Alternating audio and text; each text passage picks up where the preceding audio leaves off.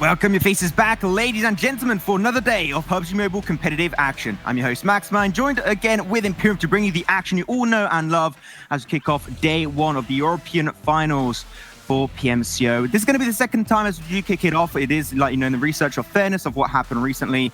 And yeah, going to be starting this off all from zero. Yeah, so look, let's get the elephant out of the room straight off the bat. For anyone who is not aware, ESL and Tencent made a decision to freeze the PMCO European Regional Finals after Game 2 of Day 2 of the competition due to internet and essentially server loads. Yeah, exactly. We want to try and be in the best settings as possible for all these teams, trying to make the competition as fair as it possibly can be. So it was the decision made by all of the factors involved to restart the tournament from zero, which is good, you know, for us. It makes more, competitive action, makes more stuff to cast and more content for you guys to enjoy at home during this lockdown. So, of course, it is still going to be entertaining to watch. And it's also for an opportunity for maybe some of these teams that didn't start on their best foot to try and make a comeback and show what they truly and potentially can do in these competitive games. Yeah, of course. Look, the benefit is that these teams have had literally more time to prepare, more time to scrim, more time to participate in other tournaments, more time to build up that synergy, learn a little bit more about the other teams around them, get that level of data and that layering of what is needed to succeed in a competitive setting, despite the RNG aspects. Yeah, like we saw some teams, because of this extra bit of time, especially the last week, what happened was the pro U scrims. So many teams have improved. We'll talk about them as we do pan over to that. But of course, all these teams are participating to potentially qualify with that extra remaining spot through to the World League West. So far, we got one team qualified through the PMCO for this World League spot. We're going to have one for CIS, one for EU, one for Turkey, and one for Germany, leaving one spot remaining at the very end. So the number one team unqualified in the overall standings will be qualified, and we'll have 5 teams representing EU fighting versus American teams and also MENA region teams in the World League West.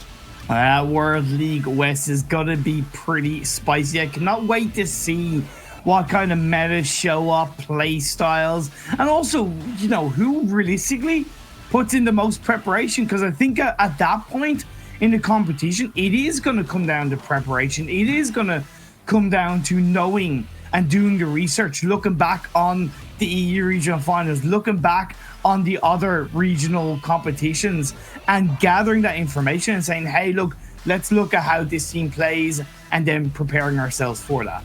Oh, of course, like also it's going to be even easier to prepare because you had already the first set of regional finals, and teams will be able to improve and learn from that. But of course, if you did not follow the PMCO stage of Germany, EU, CIS, or Turkey, here's how it's worked out. In the entirety of EU, we started with a grand total of 128 teams. That is huge, but not as huge as the teams that actually signed up. Thousands upon thousands of teams made it through, but even just making it now to the top 16, to the regional finals of the European region, is still such a huge achievement. So even if you do not potentially make it through to the World League West, you can still be like so damn proud of your achievement, because not many people can do that and flex on their friends at school that, yes, I made it to European regional finals. Yeah, I'm a big boy. Yeah, exactly. We've cutted through our way through the competition of each individual region. Now we're come down to the best of the best. In my eyes, you're talking about the top 4 teams in Europe, the top 3 teams in Germany, the top 5 teams in the CIS region, and then the top 4 teams in Turkey. There you go. I can do quick math. Good stuff, Imperium. But yeah, and that means that, like, obviously, you know, you're having that different level of play style. You're having the kind of the aggressive CS teams going up against the more passive European teams, and that's going to make for some interesting plays. Yeah, like definitely the meta is going to be just clashing a little bit into these games. We'll have to see which teams will be coming out on top. But not only in this spring split, we've got the fall split also later on down the line. So if you do not make it through, you still got a backup plan to try and fight your way back into the World League. And potentially even at the end of the year, that will be happening at a later date. It will be the World Championship. And all of this 2020 season has racked up a total of $5 million, the biggest prize pool to date in mobile gaming history. PUBG Mobile, they don't stop setting standards. They don't stop setting records as they look to raise the bar in mobile esports all across the world. And this is it, right? This is where the teams are kind of thinking, okay, and the players are thinking, okay, this isn't small boy league. This is the big boy league. We want to get there. We want to aim for the world championships. We want to set our history in the world of PUBG Mobile. We want to like etch our names in stone, so to speak, and be known as one of the greats. And definitely, like, that's what you're going to try and hope for. You want to try and get high up there. You want to be just like Team Unique. You want to try and be about all those squads already made it to like big LAN events throughout 2019. It's going to be happening again in 2020. We'll have to see how that's going to be working out. But you're not only fighting, you know, for that World League spot, you're also fighting for a pretty hefty cash prize. First position at the very end, even for teams that are currently qualified, it will be 15,000, then 7,000. No, slowly trickles down. Then from 11th position and below is going to be 1,000. So it does also force these teams to like potentially fight, even if they are not in the spot to be qualified. That extra few $100,000 in your back pocket, always a good thing to get, you know? Yeah, it's going to be an element of thought. I don't think it's going to be the main focus, especially in the actual games in the heat of the moment, but in the overall kind of in between each game, in between each day, the teams that are in the lower half or the teams that pretty much are not guaranteed mathematically to qualify for that Golden World League spot available, that prize money will be a good motivator, will be a good incentive for them to really pull it out of the bag when they can get that clutch chicken dinner, of course, put them up in the overall standings. Maybe even with that prize pool, just buy yourself, you know, a really good phone, and like they can just dive into it with some epic graphics at the same time and be extra epic while you are playing those PMCO games. But here we go. We're going to be also checking out the point system. If you're not too familiar with the current format, you're going to have, of course, one chicken dinner is worth 20 points. Trickles down from 11th position is going to be 1 point, and below it will also be 1 point. But the most interesting thing about this rule set is that 1 point per kill that's been coming into action during the first set of the regional finals and also during the scrims for the past week. Like, we got like double point digit kills every single game almost. It's incredible. It has a massive effect in the overall standings because we not only have at the end of a stage, we have multiple teams that are very close on points, but even within those individual games, you can have teams that do great on standings, finishing 3rd, 4th, getting nice double digits, but then the 7th, 8th, 9th place teams, they don't get the best in standing points, but they get 7, 8, 9 kills, and that perks them up. It means it great for a very even, tense situation for some of these teams. And here are the teams qualified for every respective region. 5 for CIS, 3 for Germany, 4 for Europe, and 4 also for Turkey. So the respective qualified teams for the World League spot for each region is going to be UDRKILLERS for Europe. For CIS, it is Team Unique, also known as the GQ. Beforehand, you also got for Turkey is going to be FUTBOLIST, and Germany was number 1 that already qualified through their respective regional PMCO set. So that's your 4 teams currently qualified. It will be followed up with another team at the very end of this World League, at the very end of this regional final spot. So, you know, these teams are all, of course, like really, really deserving of making it through. And I just can't wait to see what they can try and do to just fight for that extra prize pool and just also flex like, yeah, sure, we already qualified, but who cares? We're going to get also number 1 position in the regional finals. Yeah, it's about kind of sending a message. It's about setting a standard. It's about setting a presence and saying to the teams around you, look, it doesn't matter if it's hook or by crook. It doesn't matter if it's 1 Euro prize pool. It doesn't matter if it's 1 World League spot, 2 World League spots. Hell, it doesn't matter if you've already qualified. We are out here to win. We are out here to dominate. You want to send that fear into your opponents around you, and there's no better way than getting those results needed. And also, it's really good training, right? Like, even scrims, you can't really replicate this kind of scenario in your scrims. So just keep on going, and you're also going to be fighting against a few teams that you'll be just seeing later on down the line as you go over the squad rosters of this regional finals for Europe. If you want to see where your favorite player is, where your favorite team is, you know, you can also see it here. And also, we have a few change of teams. Like, for example, you're going to see OVN, they became Red Reserve. You also got GQ that became Team Unique, and also MKers that did change team. Yeah, indeed. Going back to Nomad Gaming, we know this team going all the way back to 2009. Got history. And PMCO, they started at Nomad Warriors. They then changed to Nomad Gaming for the fall split. Then they became Goskilla during the fall split. Then they went to MKers, and now they're back to Nomad Gaming. So kind of going full circle. But I tell you what has never changed for them: their consistent, well rotational play style and how they perform in these maps. I mean, definitely, like, they are one of the favorite teams going into this tournament. They showed such a good potential threat to most of the squads on like respective PMCO. Also, during the regional finals we had a few weeks back. So definitely want to keep an eye out for this team, as we're going to be also seeing FUTBOLIST. You know, FUTBOLIST, the team that is one of the best in all of Europe, and they are ready to shred the competition like they did a few weeks ago. Yeah, football has really set some fantastic standards in the games that we had seen previously. They were not afraid to compound breach. Reminded me quite a bit of the Middle Eastern teams in how aggressive they played, and it did pay off multiple times. But like we said, you know, we've seen a change, a shift, an improvement from a lot of these teams from the first attempt of the regional finals coming to here in terms of the more scrims they participated in together, the more maybe tournaments they played in, and that will show coming into these 6 games.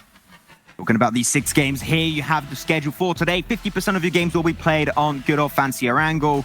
Game 1 will be played on Erangel, so just a good way to put yourself just easy way through into the tournament. 1 on Miramar, 1 on Vikendi, and also 1 on Sanhok. So a lot of variety. Being good on one map sure is good, especially if it's Erangel, but don't forget about the other maps, because if you have one bad performance on their respective maps, that could completely mess up your chances of going to the next stage. Exactly. You still have to be good on all maps. Yes, you can have a favorite. Yes, you can have a map which, look, you know, you've studied more, you've really prepared more heavily for. That's great, but you still got to be able to pull out a bag on the other 3 maps, because consistency is going to be key. You mentioned that one bad game. If you have that one bad map and you don't perform well on the 2 games of that map, that's 2 bad games. And we all know you've really only got kind of 1.5 games, bad games in your back pocket before it really starts going downhill.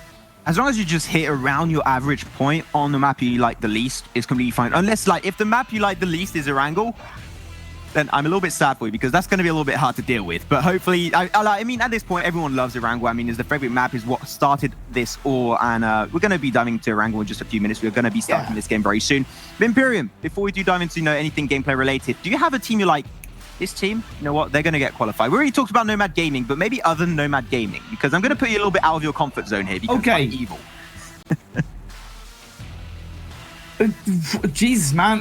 Okay, 1218. 1218, okay. 1218. Because I've been casting the semi-finals of another tournament, the Rescue tournament with Jaguar, another amazing caster, and 1218 have been showing up. They've looked very strong. They've looked very consistent as well. And like we talked about, that level of competition that you don't get in scrims, I reckon that's put them in a damn good mindset coming into these games. You know what, 1218, like also called like 1218, like 1218 is like a lot sexy, I do have to say, so we'll keep on going with that name. But 1218 definitely a team that's been improving a lot throughout scrims, throughout also the past regional final set we did do a few weeks ago. So definitely a team you want to keep your eyes onto. You want to definitely look out for their performance. But I'm going to go for another team, and that's going to be Konina Power. You know, they had some up and downs during their respective, you know, actual regional final games, but the past week of scrims, they have been absolutely shredding the competition. They got 4 chicken dinners upon 2 days, and 2 of those chicken dinners were back-to-back. So I got to say, their team, I think, has been extremely good on their rotations. They improved on their weaknesses that they had during the regional finals and just shown that potential, you know, the work they put into this game. It shows just so much potential for this squad. And I'm going to say Konina Power, maybe a little bit of an underdog situation. Fair enough. I think they have what it has to, like, topple down the top teams of Europe. Yeah, no, I'm not gonna lie, they didn't really cross so much on my radar, and that's a really good point. But let's look in the opposite direction, Max. What about a team that you think is going to fall apart? Oh, okay, you're asking me to... Oh, no, that's a little bit... Okay, that's way more evil than me, Imperium. But you know what? I'm going to say one team that has to step it up today because we saw them, unfortunately, during the scrims, also during the regional finals a few weeks ago. They fell apart completely. That is, I think you know what I'm going to say, WSK. WSK, okay. They're synergistically, they are definitely not too on point. The rotations are a little bit delayed, not really well organized. WSK, after they have been showing some really big improvement during the scrims, they showed some really good, you know, just glimpse of absolute pure insanity as they go in their games, or like good insanity, not bad insanity, good insanity, like insane moves. And I think they have what it takes. Is just they need to work on their consistency. If they can do that, I'm sure they can get some really consistent results, even potentially a chicken dinner. But how they've been playing so far is not good enough, in my eyes, to move over to the World League spot. Fair enough. I wasn't going to say WSK. I was going to say DreamEaters. Looking at the preparation in scrims before the first EU regional finals attempt, DreamEaters looked really good. They looked very, very strong. They're so consistent, right? Yeah. Then they kind of fell apart, and then in the scrims and what I've seen from them in the lead up to this weekend, man, they haven't looked good. They're missing something. I do have to agree, like in the scrims before the actual regional finals, they were like popping heads off, and then they just kind of lost steam, a little bit like Red Reserve did in a way. So hoping to see these teams being able to put the performance of a lifetime. But oh my god, that is a southern playing path, not good at all. And you know what team that's not going to be really happy about that? That's going to be, of course, Red Reserve. They normally go for Saverny all the time, but they've been working on some secondary drops on Erangel. We'll have to see if that comes into play.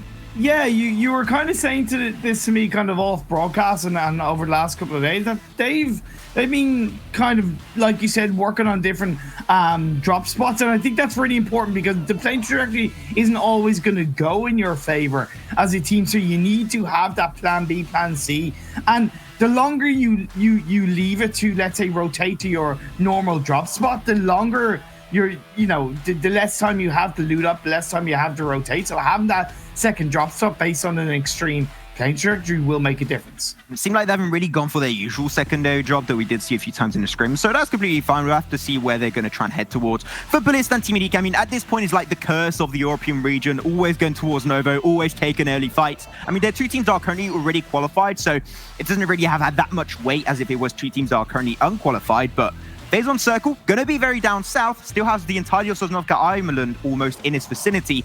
Not a bad circle, seeing how bad that plane path actually was.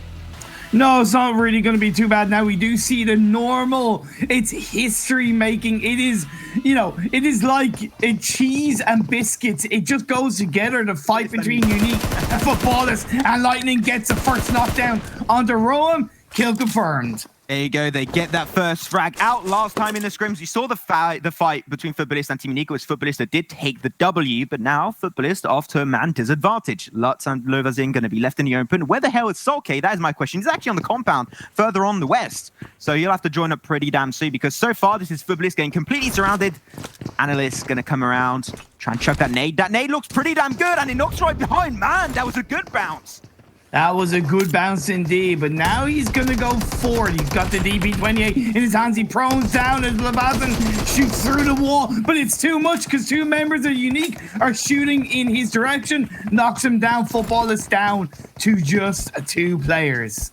FUTBOLIST absolutely falling apart, and they're going to have to try and potentially move away. I mean, Solke was, as I said, on the compound on the western side. He's just completely leaving. He does not want to be involved. He's the last member of his squad, and Team NGG now don't know if they have too much information on where Solke is located. They might expect him to still be in Novo, so they're just going to try and scout the area as you go and pan on over to the mainland. But yeah, still, FUTBOLIST, unfortunately, they're going to have the short end of the stick on that Novo fight.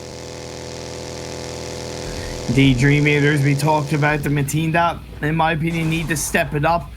Hitting a hay bale isn't really the way to step it up, but they're rotating down from Yasnai, or in the direction of Yasnai, should I say. So they're going to loot up. It's on the edge of the circle. It's not going to be too bad. But let's kind of talk about the areas which is going to be pretty important. You've got that coastline by the mainland. That can be a really strong element to rotate to. But Potato Hill is also going to be a really nice place to hold on to because it's kind of in the center of the mainland circle for now.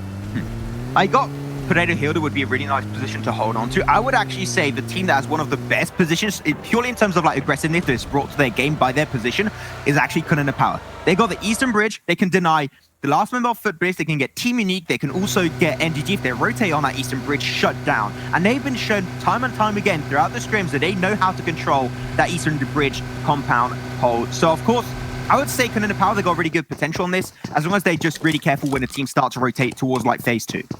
Talk about rotating. Okay, so we are what? Roughly about 4 minutes into this game, Max? Yeah, we're 4 minutes into this game. Red Reserve have yet to loot up.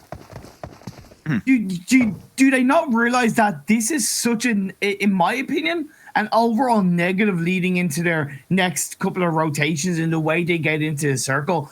Time is everything in the world of PUBG Mobile. You time your rotation, you time your engagement, you time your position, and that can all fall into place in such a good way.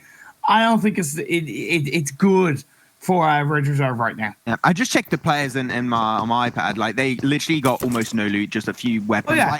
And they tested a drop. They went to the spell out names. They went to the compound on the west of military base, and that game worked out actually pretty good for them during the scrim. So I'm surprised it didn't go for there. That would have been like such a good drop at this stage and such an easy potential rotation early on to just get on the Eastern Bridge, even potentially get boats to get over to the coastal line next to Milta Power.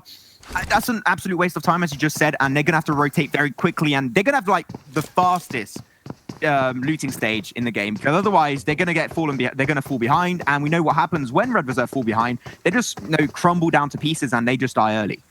Yeah, but we'll see. We'll see. Reserve judgment for now is just something that I did want to mention up, as we are seeing teams, like I said, go down towards that coastal line. Heroes X, M1, they're all kind of shifting on that coastal line region, whether it's between farm or ferry pier. They're just looking for that coastal line position, which will give them a little bit easier access should phase 2 shift down to Military Island.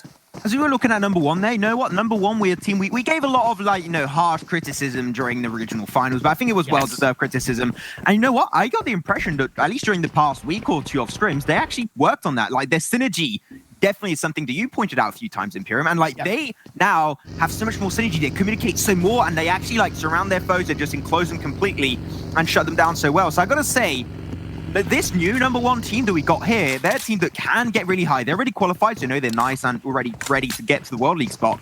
But still, they potentially, in my eyes, have a chance of making it in number 1 position at the end of the day. Yeah, now look, let's not forget that they are already in the World League. They have that directly secured spot from the German region, so that's something that it's less pressure, so they in theory can focus under synergy because they don't have that pressure on their shoulders. They don't have that weight kind of potentially weighing on their minds, so they can have that little bit of better focus. They'll feel a bit more relaxed knowing that at the end of the day, when it's all said and done, they still have that World League. As we pan on over to UDRKILLERS, on the cliff side towards the South River. Normally in the scrims, this is a team that used to drop was WSK and Pachinki, but they both avoided each other. Like WSK, they went completely over to the western side towards Primorsk. And I think that's good, because there's no reason to really take early game fights. If you can avoid it, just don't do it. And especially when you have the information that you have a team that usually drops with you and Pachinki, just find yourself another drop. It's like the safest option available for you. UDRKILLERS and WSK, they both did it, so nobody really aimed straight for Pachinki. UDRKILLERS, so far they got great position, a lot of visibility on teams down south on Sanhok, and also a pretty good point of pressure for teams up north.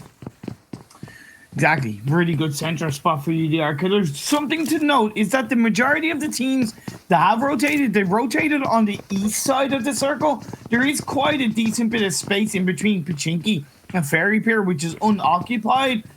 So that's something that to think about for the phase 2 shift and where it does go. Nomad Gaming going for the area of Potato Hill. They like to play around it. So does Unicorns of Love. And even Unicorns of Love, I talked about number 1, but Unicorns of Love also a team that struggled a little bit in their respective, regional finals, but they have improved so much in their games on the scrims. And I got to say, they're another team that has a really big opportunity of, taking really big performances. But Nomad Gaming, they are a really big threat. And you do not want to take a fight versus this team, especially early on, because they're so consistent from start to finish, and they're always ready to take a fight.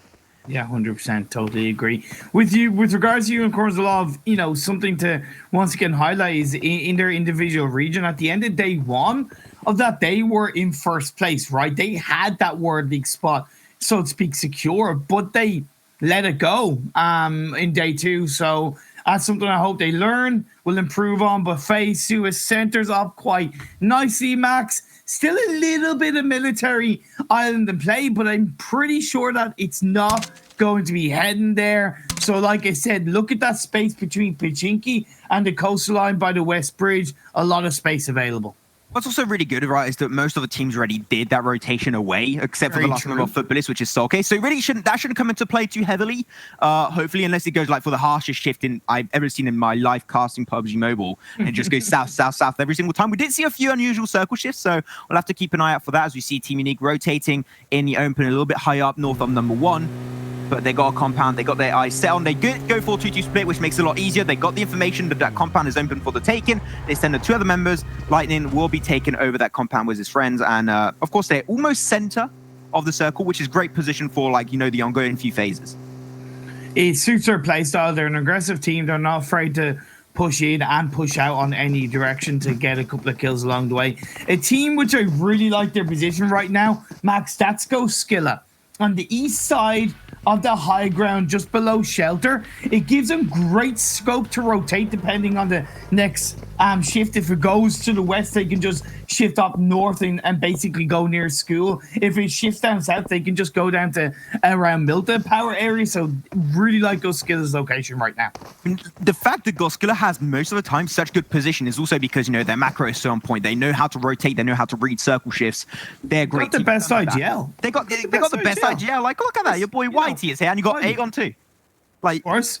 Like, just a good mashup of aggressive play and also big brain play. But also the fact that they always got such good position is they got 2 drops that are really, really important. They got the drop around Gatka and they got the drop towards Milta Power. And the fact that they got those 2 dropping locations on 2 opposite sides of the map allows just for so much variety in their rotations and their respective play styles. So I just got to say, they're a team that has the 2 best drops potentially in this game. Yeah, they're a very adaptable team. I do think they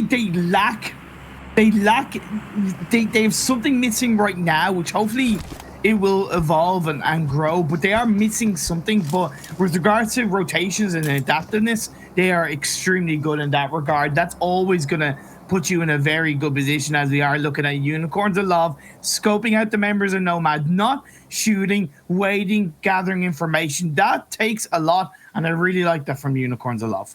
Yeah, Talon just going to be peeking out. Talon has one of the worst curses in European sports.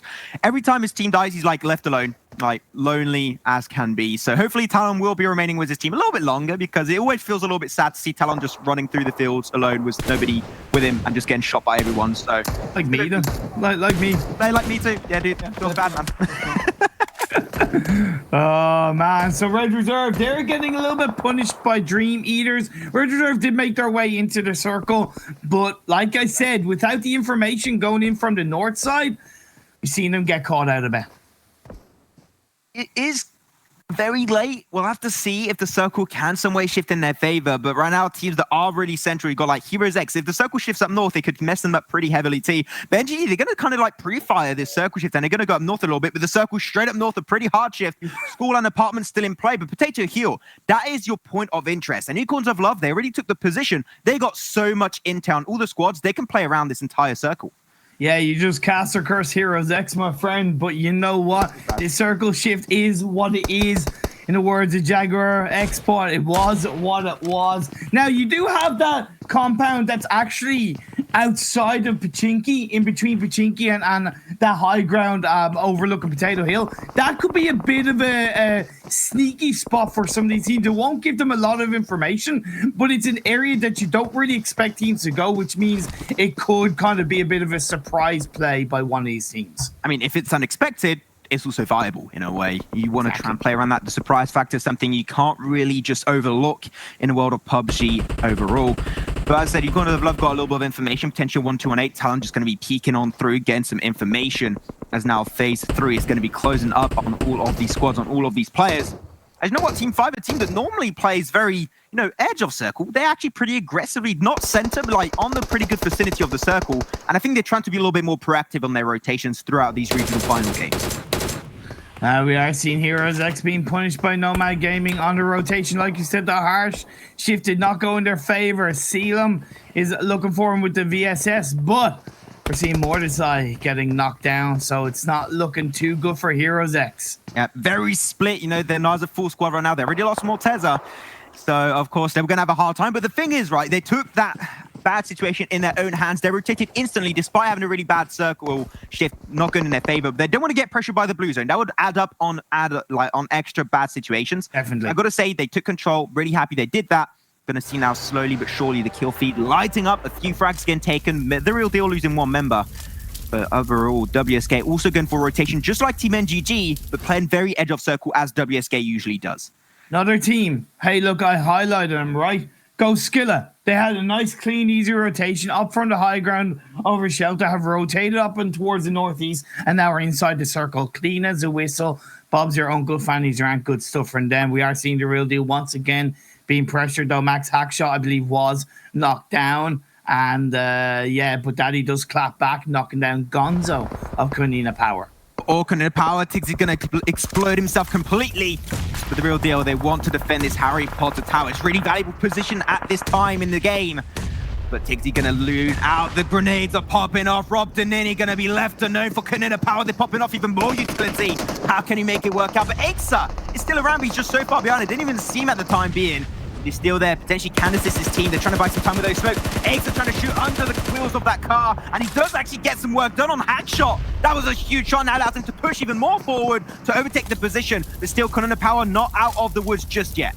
Plus, Team 5 are actually clapping on the heels of both of these teams from the other directions. That's something that the real deal are trying to hold on to. That's why they're not pushing so aggressively onto Konina Power, because they've got to think about Team 5 in the background, in the back skirts. And let's see if this can go on as Konina Power. They're flanking around. Hackshot once again gets knocked down. He gets confirmed as Namek, Azzy, and Daddy trying to hold on to this Wizard Tower.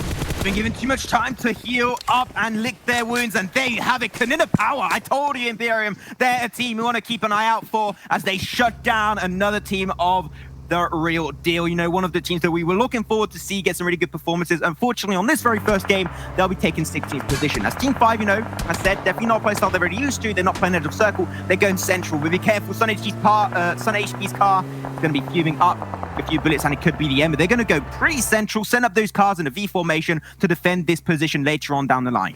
Yeah, on a side note, we did see the next circle, phase 4, shift once again towards the northwest. So a little bit of the apartments in play, but nothing too crazy. You don't really want to be in apartments at this stage of the game, to be honest, because it's dead wood, it's dead weight. If you have to disengage away from apartments on the next circle shift, that's not going to put you in a very good position at all. As WSK down on south end, they're going to look to try and take down the members of Unique, but Unique ready to clap back inside the vehicle. Nomad Gaming, they're going to be backstabbing WSK when they were expecting it the least. Unique, though, you got to be careful. UDRKILLERS, they got a great angle on you. And WSK are still going to try and clap straight back, get some intel, get some damage out there. Nomad Gaming, Lunatic sees Analysts and Frozen, but they're hidden right now. He can't really get the shot, but PRZ of number one going to come from the back, but he's going to swiftly just go the other way. He's like, I don't want to be a part of this. Plus, you do have UDRKILLERS coming in. UDRKILLERS were also clapping in a third party, and then one just trying to rotate through.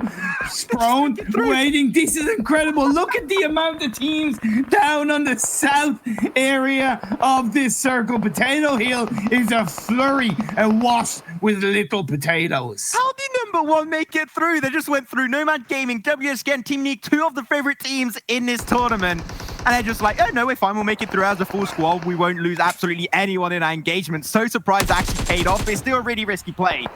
It was. Gaming still putting pressure upon the WSK. It was because there were so many teams around that the focus wasn't able to be put on. So they were able to go in between the chaos, like the eye of the storm. And then one just went right through it. And they, like, not even losing one member, that is what is actually really shocking to me right there. But Nicola, that nade, he knows exactly where Forza and Argo are located. Going to chuck it up. It might be perfect. Going to be seeing a grenade chucking towards Argo. And that's the bullseye, baby. Forza going to have time to heal back up. But because they still got that smoke, buying them a lot of time, they could still potentially pull off the heal, pull off the res. But Frozen of Team Unique can still try and go for the backstab. But now, because they do not have the high ground, this is just really Nomad Gaming controlling the entire game because they aim for Potato Heal so damn early. Yeah, but they still have to hold on. They have allowed teams to get around and due to those circle shifts a little bit closer than they would want to, but they are holding on. I've seen what Nomad can do. They can hold off 2 or 3 teams from all different angles better than nearly every other team, and that's exactly what they're trying to do. The circle has shifted up north. Nicola does get knocked down, but Satsora, along with UDRKILLERS, are punishing Unique. Communication popping up some Utilitino. Unfortunately, Soccer, the last member of FUTBOLIST, will be dying out. They'll be taking 15th position on their very first game of this regional finals. But now Nomad still doing some pressure as they go. Frozen of Team Unique doing some work on WSK, but it will be resulting in 2 knockdowns, one for Analyst, one for Frozen. WSK was only Sprone. Can he make the plays happen? Can he get vengeance upon Team Unique? I don't think that'll be happening. He wants to try and survive as a one-man army potentially, because that res is going to be extremely hard to pull off when so many teams have an angle on you. Memphis gets confirmed. That leaves a Lightning, I believe, the last player up for the side of Unique. UDRKILLERS are doing some pretty damaging work outside the circle. Now they've got to think about rotating. That's exactly what they're doing. Konina Power getting engaged on by 1-2-1-8. Sprone, the last player standing, takes down Analyst. That's going to leave Lightning 100% along with Frozen, the 2 players left. Imperium. Sprone was prone. Daddy. Okay, there you go. That's the end of that. Number one, they are very out of circle. A lot of teams going to rotate potentially through the western side. They've got to keep an eye out for that. There you go. It's going to be Goskilla going for the rotation, but they're getting gatekeep on their position. But they've got so many cars. They're going to wrap around. Avengers, roll out. Let's go. Number one, still having a little bit of a hard time to hold on to it, but all the teams, instead of just forcing through, they're going to surround it, they're going to go on the edges, leaving number one just a little bit of an easier position to hold on to. This is just a cluster. Goskilla, they disengage away from one, engaging on the rotation. Now they're going right into another Red Reserve and Konina Power. They are engaging on each other. We don't have an idea of exactly how that fight is going on. Unicorns Lob, the other team to get into Potato Hill early on. They've got to try and protect themselves. DreamEaters get knocked down. NGG holding on. They're inside the circle, but the blue zone is about to be closing up, and Phase 6 will be showing its face. The teams that were rotating from the south, were going to be struggling the most in that rotation. We knew it, and it did indeed happen. Now, even Konina Power, they got taken out. Damn, so many top teams here going to be taken out early by Konina Power and FUTBOLIST. Now NGG, they got a nice southern position, but if they want to push up north, they're going to have to go straight through the team of Unicorns of Love. With that 2-2 split, the pressure is here, and I think the NGG might just have their last few moments in this game, unfortunately. I don't know, that low ground could actually be favorsome for them, to be honest, because Unicorns of Love have to kind of peak a little bit more heavily, but that's going to be Unique being taken out. 10 teams left, 32 players, the circle's shifting up north, so all these teams down south on Potato Hill, they're outside of the circle. Yeah, and you know what? Unicorns of Love holding to that position for so long has been worthwhile, but number one, slowly position and pushing towards Nomad Gaming, but PRZ will be the first man to just push forward. I mean, he's going to be the YOLO player of his squad. The spray coming out of PRZ on the top part, on a nice sit out of Team 5. Does get a little bit of damage, does get a little bit of intel. He's still got that one member of WSK in the really back, Sprone doing his bidding, trying to keep his team alive for as long as possible to aim for extra positioning point. But for how long can he do that? Because there are so many teams on that western side, I think is going to be very, very short notice. It's actually the west and the south that are completely compounded and clustered up. Hell, even on the north and the northeast have a couple of teams as well. So we're seeing clusters of fights going on. Hidan and Perks. Perks is proning around, looking for the members of NGG. Yeah, forever being clapped on. Nice play. Repro's down. That's it. Reposition. Goes for Cupid. Nearly takes him down. Indeed knocks him down. Perks, absolute beast of a player. Now he's going to back him up. He is scouted up by Itachi, but he does not get hit by those bullets. Beast a little bit too far back. Might want to try and assist Itachi as he gets pushed. Hidan and Perks, can you make the plays happen? Hidan is going to be the other one doing the move. Leaving NGG down to only Beast. He does get an extra knockdown, does make it trade. But unfortunately, Goskilla coming from the back will be able to open himself a nice little bit of a position down south and making their push towards Unicorns of Love a little bit easier. That engagement by Perks was incredible. 2 knocks, engage, incredible play from him now as this game goes forward. Down to 7 teams, 23 players. Nomad have been able to make their way into the circle from the west side. Reserve do get eliminated, unfortunately. It was a good fight for them up in the north, but it just became too much as 6 teams, 19 players. Goskilla holding on to the south side. They got Unicorns right by, but Perks once again picks things up and becomes a man of the hour. I mean, Goskilla in the same situation as NGG were just a few seconds ago, and Perk's still going to go for the solo engage upon Goskilla. He's getting flanked a little bit by Elot, but he has time to get that first aid kit, and now he can go for an outgame war with Elot, and there you go. Goskilla, see you later, Alligator. You're out and 6, down to finally top 5 teams, but Nomad Gaming, for the first time in this game, actually getting pressured by another squad, and it will be number 1. Number 1, we've seen number 1 and Nomad engage on each other previously. Of course, 2 knockdowns being put down onto Nomad, but are they doing enough that they can be able to get those revives? Look at Nicola.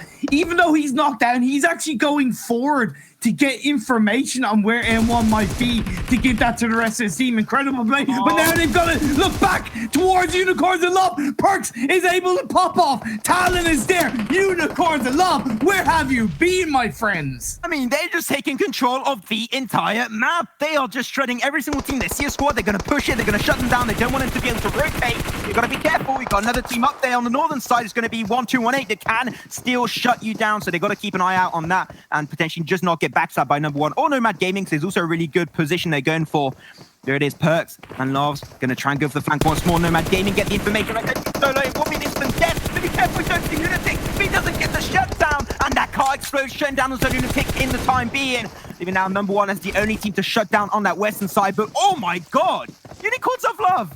Nothing against the rest of Unicorns of Love, but I don't think I've ever seen such a strong individual performance from Perks, though. Such a strong individual part. I'm actually getting goosebumps watching him play right now. But we are down to the 3 teams in this game. 1-2-1-8. I told you, 1-2-1-8 still has a full squad. Number 1, you talked about how better they've looked together as a team, and they're making it count, and along with Unicorns of Love.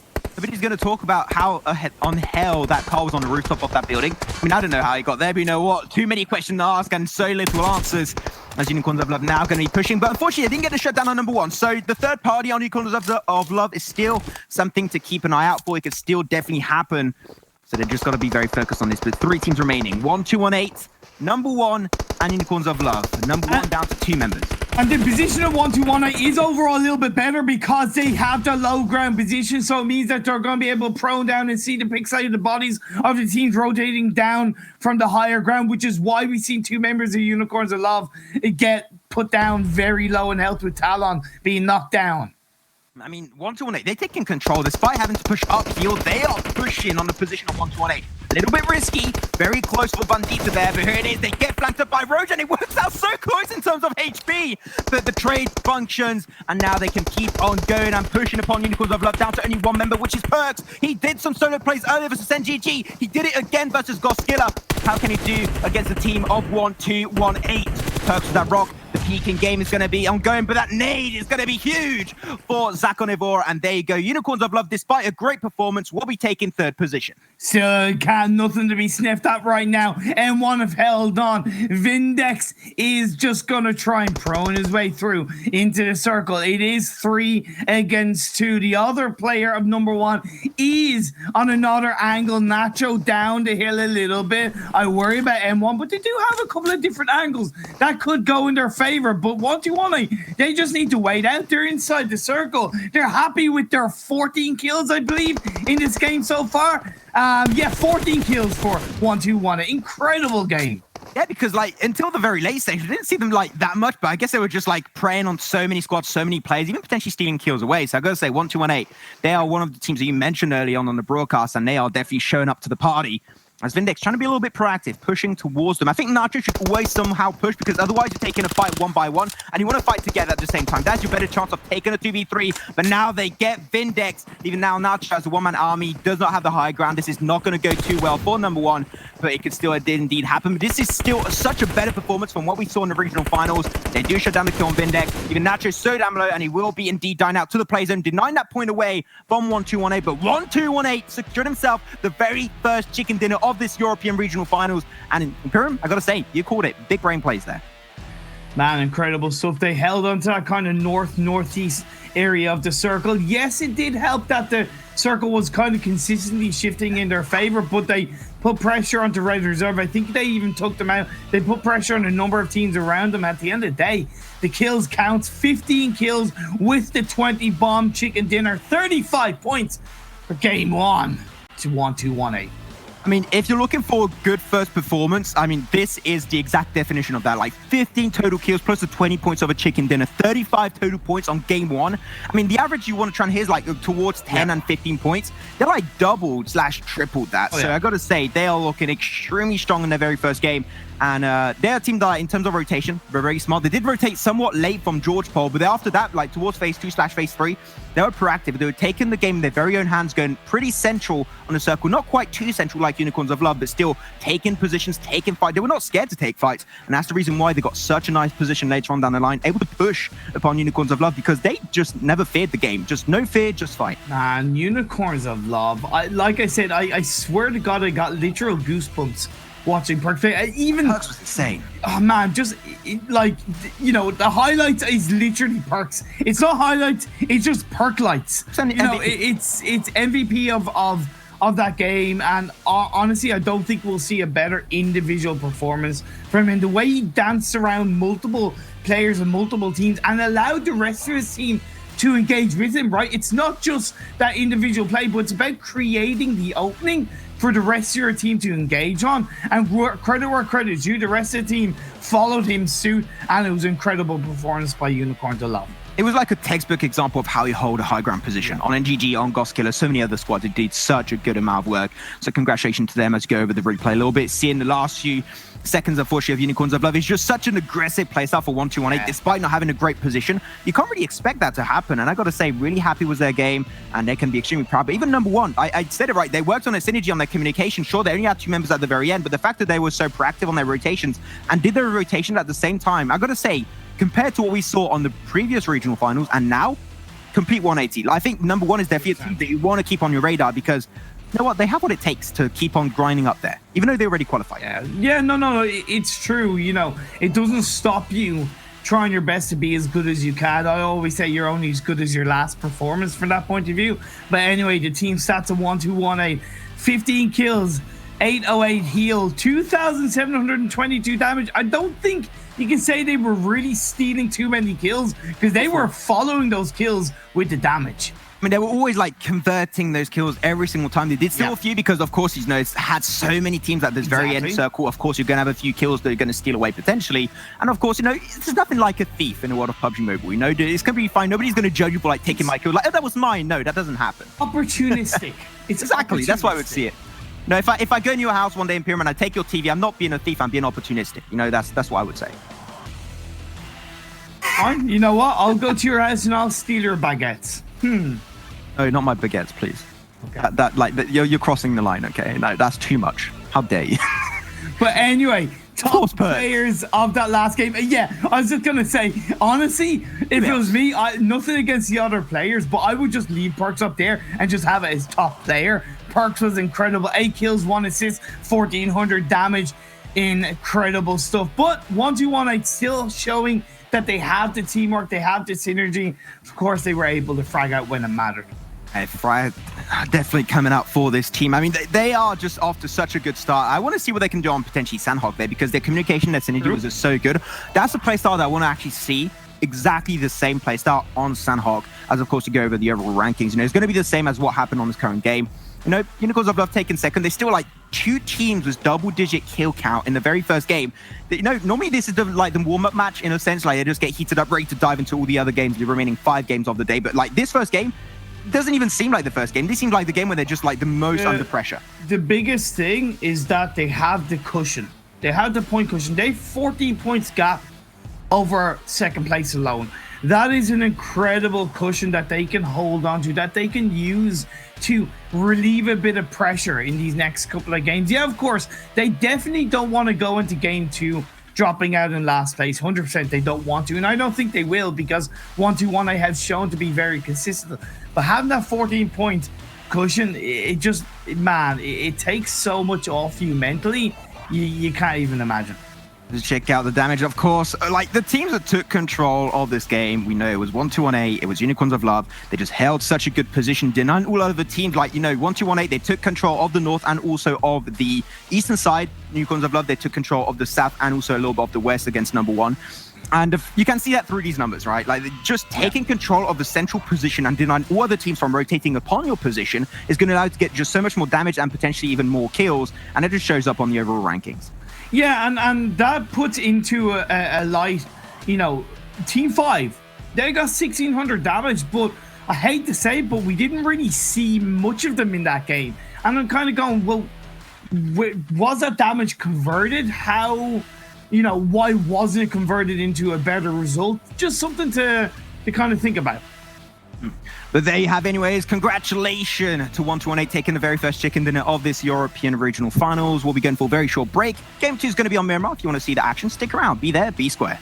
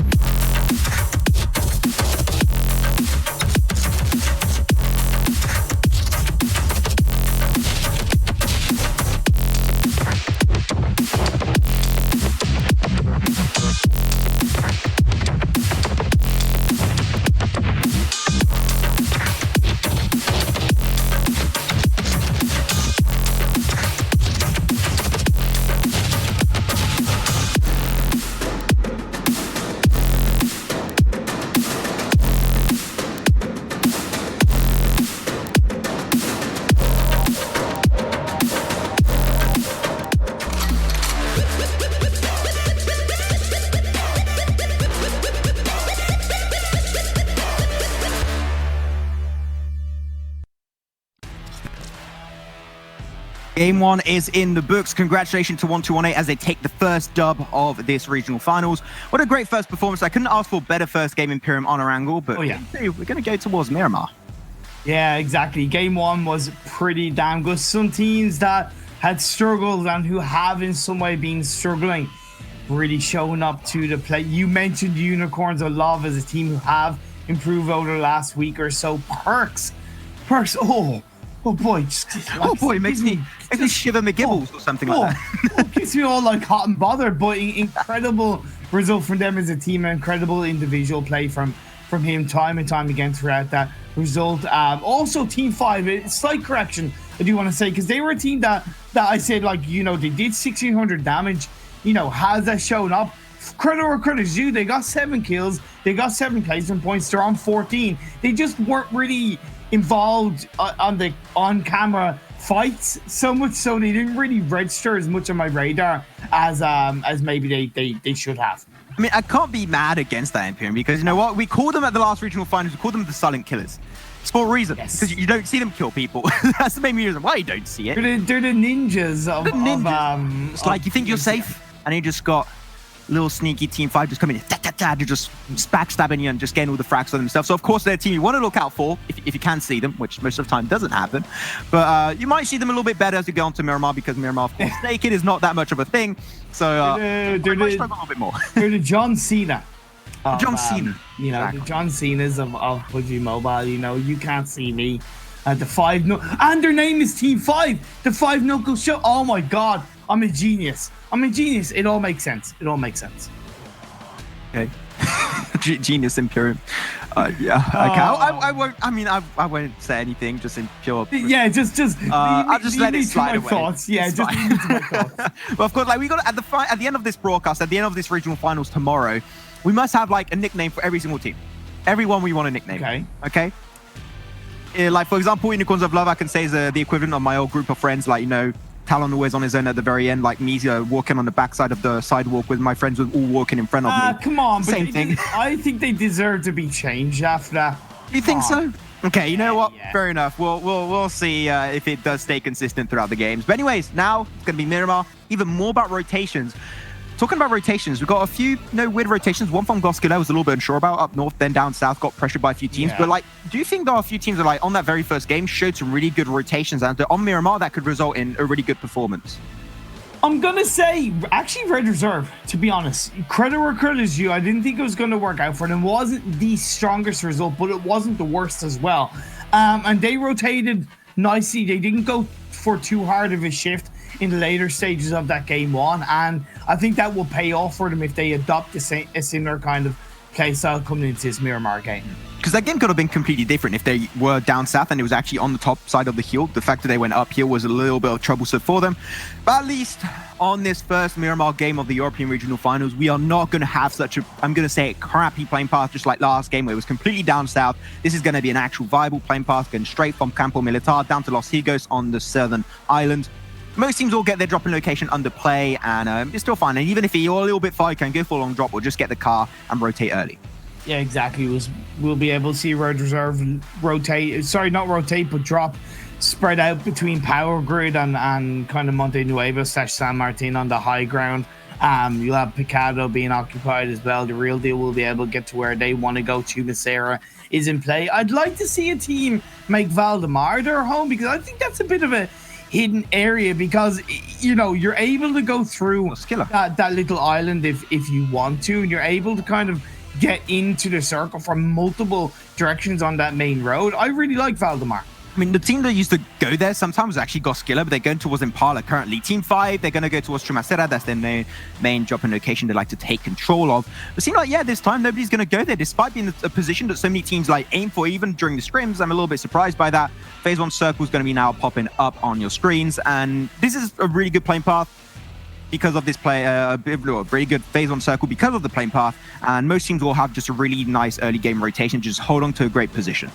Yeah, we're not going to see too many hard rotations, but because most teams are in the phase 1 circle and the way that circle is based, it doesn't actually leave too many openings for the teams that are outside the circle, or at least too many clean openings. Of course, as you get through the timer, as we see phase 1 start to close in, teams will obviously rotate more towards the center circle, so that automatically will create a bit more space. But right now, it's not the actual easiest for Team 5 and even WSK to get, you know, too far into the circle. One thing, like, you're talking about WSK, I'm going to say something I'm really happy about. You know, Unicorns of Love, they've got really big history on Miramar of always going Picado. I got to say, like, my personal favorite dropping location on Picado for multiple reasons that I talked about multiple times, so I will not be going over it once more. But wait, was that multiple times? Multiple times. Was it not multiple times?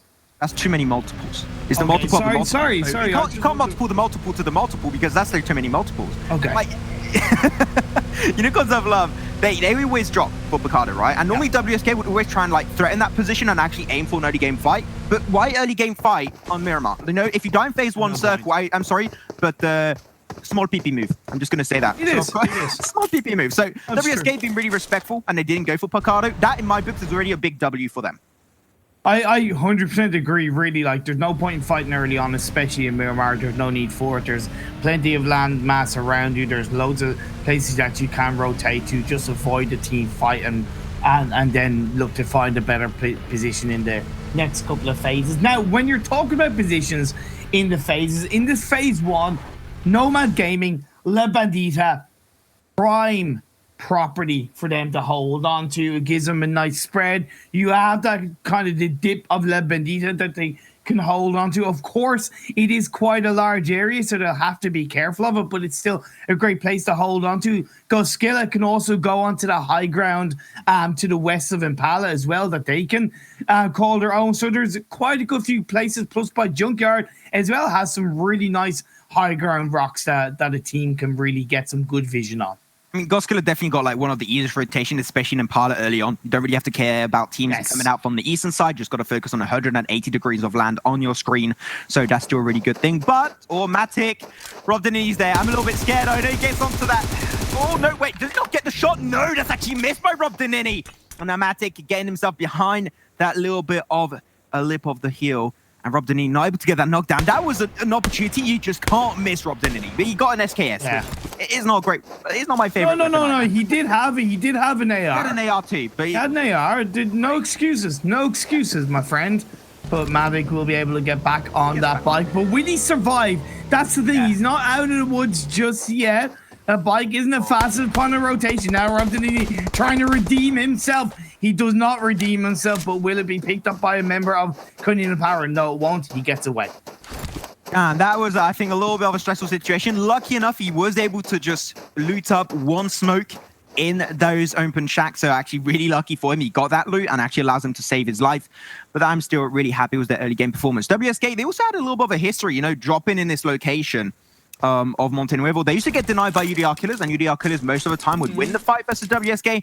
But like, team now a lot more respectful, and as I said like a little bit earlier in the broadcast, right, we already got one regional finals test, like basically test regional finals, and that's a lot of information. You know how these teams are going to play in an actual regional final settings. They knew that compound was potentially fought over by WSK, so UDRKILLERS just going to play once again the respect card, not going to aim for the compound whatsoever.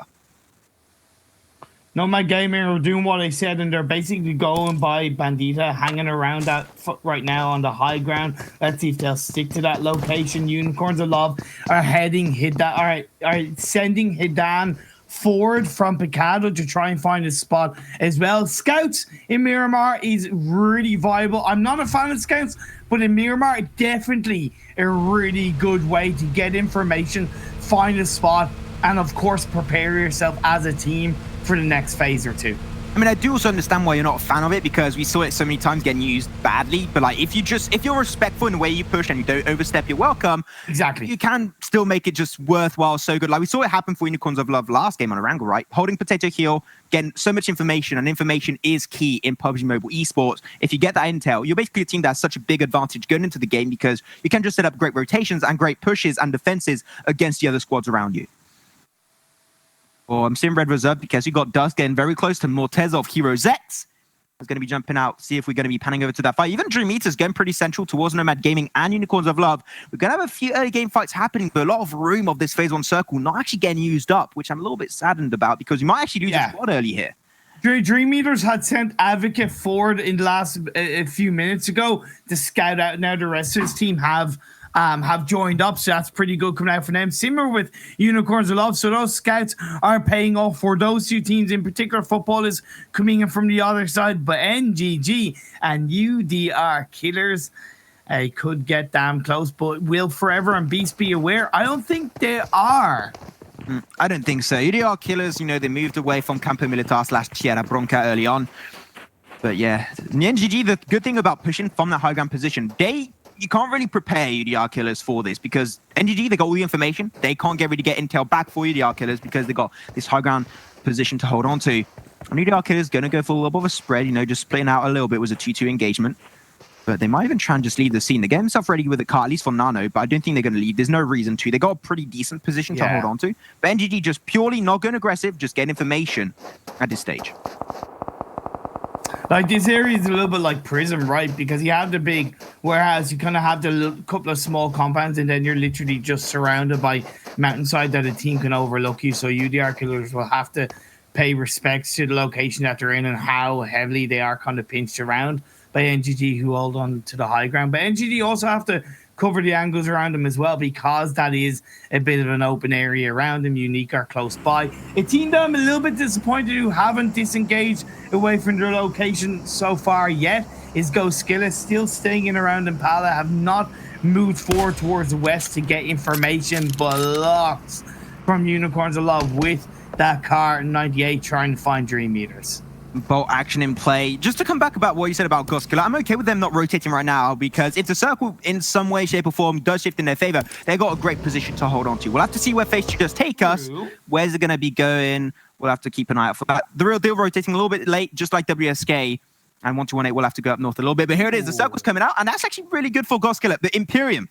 If we have a circle ending on like those eastern islands, like those are extremely, extremely rare. But I had the chance of seeing one on the stream like ages ago, like maybe 2 years ago on PUBG PC. Those are like the funniest games I've ever seen. Yeah. Like, to cast it would be insane. I have no idea how teams are going to react to that, but I'm kind of hoping. I'm holding to the slim chance of that happening. Yeah, so do I. So am I. I'm not going to lie. I'm just going to be like, please, let it end on the far eastern islands in play. But Goskilla, they do have to think about where they want to go from there. They have to get information right. So far, that's the thing. It's not that they needed to get into a strong position in Phase 1. It's the fact that they needed to get information. They need to know where other teams are around. And Nomad Gaming have instantly responded, have gotten onto that high ground that I recommended for Goskilla to go onto. So that's one spot that's taken away. Now, after Goskilla, they got positioned a little bit high up north, which is actually high ground, so they can get somewhat a little bit of information they can make up for that. Now most teams are going to be moving forward. Unicorns of Love also a team going to be pushing towards this central position. You know what, DreamEaters just going to hold on to the open. A little bit of a scary position, I do have to say, because you can get attacked from the northern side. So I would say maybe not a great position to hold on to just yet. BC takes the Konina Power, takes a shot, just connects one bullet on that Mini 14. And he's just going to be continuing on his path for now. But now Konina Power, they got information. Are they going to clap back on Matic? Yeah, but Matic... Or they get one? Oh, wait, actually, yeah. Azur was able to get a couple of shots up, but not too much indeed. We've seen DreamEaters and Konina Power go close by to each other for the majority of this game, but Futbolists and Heroes X, a knockdown on the Heroes X. They didn't have a good first game. They only got 1 point. They need to try and bounce it back. I mean, how do you end up there? That's my question. Morta's going to try and make it through, but that's the end of Heroes X. But how do you end up with team members in a car, non-exploded, in the smoke, in a valley like this at this stage of the game? I have no idea how that just happened, but you know what? Heroes X, unfortunately, going to be dying out early, going to be dying out in 16th position there. Unfortunately, you know, sometimes just bad positions do happen, and that seemed like that was the case for Heroes X. Not off to the best of start in this regional finals, but you know what? It's a little bit weird because in the last regional finals, they were like in number one position in the non-qualified teams. Exactly.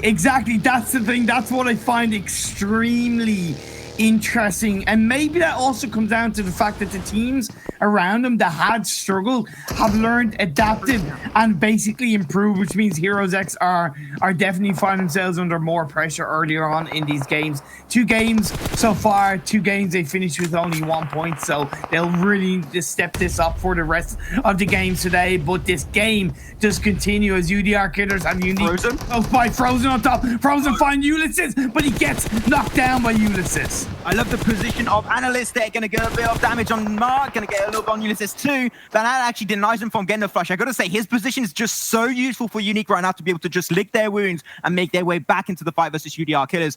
But also, you've got to be careful about Analyst not peeking too heavily. One headshot, and that should be the end, as a heal will be really, really hard for him to pull off. But Team Unique, they're going to have Memphis coming over, pulling off the res on Frozen. They will be able to get it back. But as I said, he can't push up there, but he's actually allowed to push up. And now Ulysses back on the high ground. Just get instantly denied by Lightning with the M16. I got to say, like, the two snipers of Lightning and Analyst together are doing so much work. Oh my god, as this fight kind of goes on, that circle has shifted down the southwest. The edge of Lacion is still in play. You have the edge of La Bandito, but there's not that much high ground in play on this next phase as Frozen trying to find Nano. Goes, peeks behind the hill. Now it's going to come down. Ulysses, Unique, they're just going to punish UDRKILLERS. I mean, at this point, they stayed in that dip for so damn long. It's not.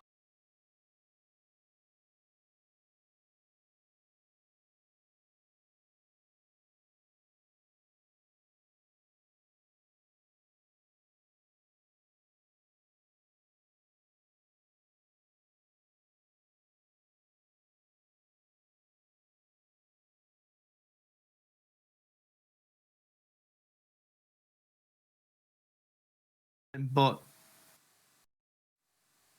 and dad jokes, yeah, of course. Don't forget the dad jokes. Now, there's quite a good few teams rotating in from the east, so we are having a cluster of teams around where Goskilla are, and that's, again, I don't think Goskilla have actually prepared themselves too well for these circle shifts. They've kind of just gone, hey, look, we're in a circle, let's not move. They really haven't disengaged away from Impala, and now they find themselves under pressure. You've let teams get too close to you. You've been too narrow-minded, and now you're going to pay the price, Goskilla. I mean, the entire point of being in Impala, right, was to avoid teams attacking you from behind. But now teams are here. That position is just completely useless for you, Goskilla. So I would even say rotate now is not worthwhile. Even Red Reserve, they're rotating from the northern side. They're coming around from towards El Azahar. So got to be careful, because right now Goskilla are in a position where rotating will also be really hard, because if they start rotating with cars, they're going to get backstabbed. They're going to take a few bullets in the head by NGG, by Team 5. It's going to definitely get really sad and really bad for them.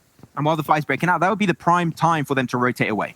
Well, Red Reserve are actually going around that team fight. They're actually looking to avoid it completely, as Team 5 and NGG, they are fighting for a position on the edge of the circle, or actually, sorry, inside Impala, should I say, which is in the circle right now. So that trying to move around the building is going to be pretty hard, but Sun HP does indeed knock Cupid. This could be the start. This could be the push. This could be the engagement that Team 5 needs to close and shut down NGG.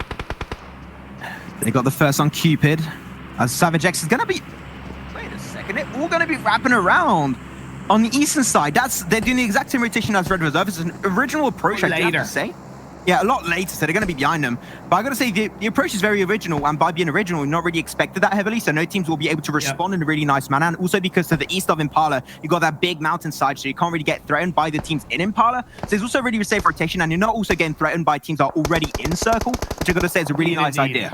But now, as you see, FUTBOLIST and the real deal need that good result. The FUTBOLIST, they've already qualified for the World League. However, they did go out first in game 1. Rome dances around, but Lavazin is going to knock down Nazi. How can Buju respond? Daddy's in the background. You do have the fourth member, Real Deal, the Hackshot, going to be able to look to try and fire out. Hackshot does indeed get a knockdown, but it's just too much. It's too little, too late, and the Real Deal get wiped out in 14th. Rom able to seal the case, shutting down Bujo from the backside. They weren't expecting a flank in that specific situation, in that specific position, and they will be taking that fight. Nicely done as 1-2-1-8. They're going to get a little bit surrounded. They were looking so good in their position, but now Team 5, they also going to have Goskilla, even Red Reserve a few seconds ago, were actually on their position. So 1-2-1-8, we're not really getting, like, expecting to get held down and pinpointed in that position. So now they're going to struggle a little bit more. Break coming out from Pete, just going to be jumping up and down a little bit, just like Mario. But of course, he's going to have to try and move back. Team 5 would say, push maybe a little bit more into the circle. I think they're a little bit too far, but they're still applying so much pressure on 1-2-1-8. It's still valid at this stage.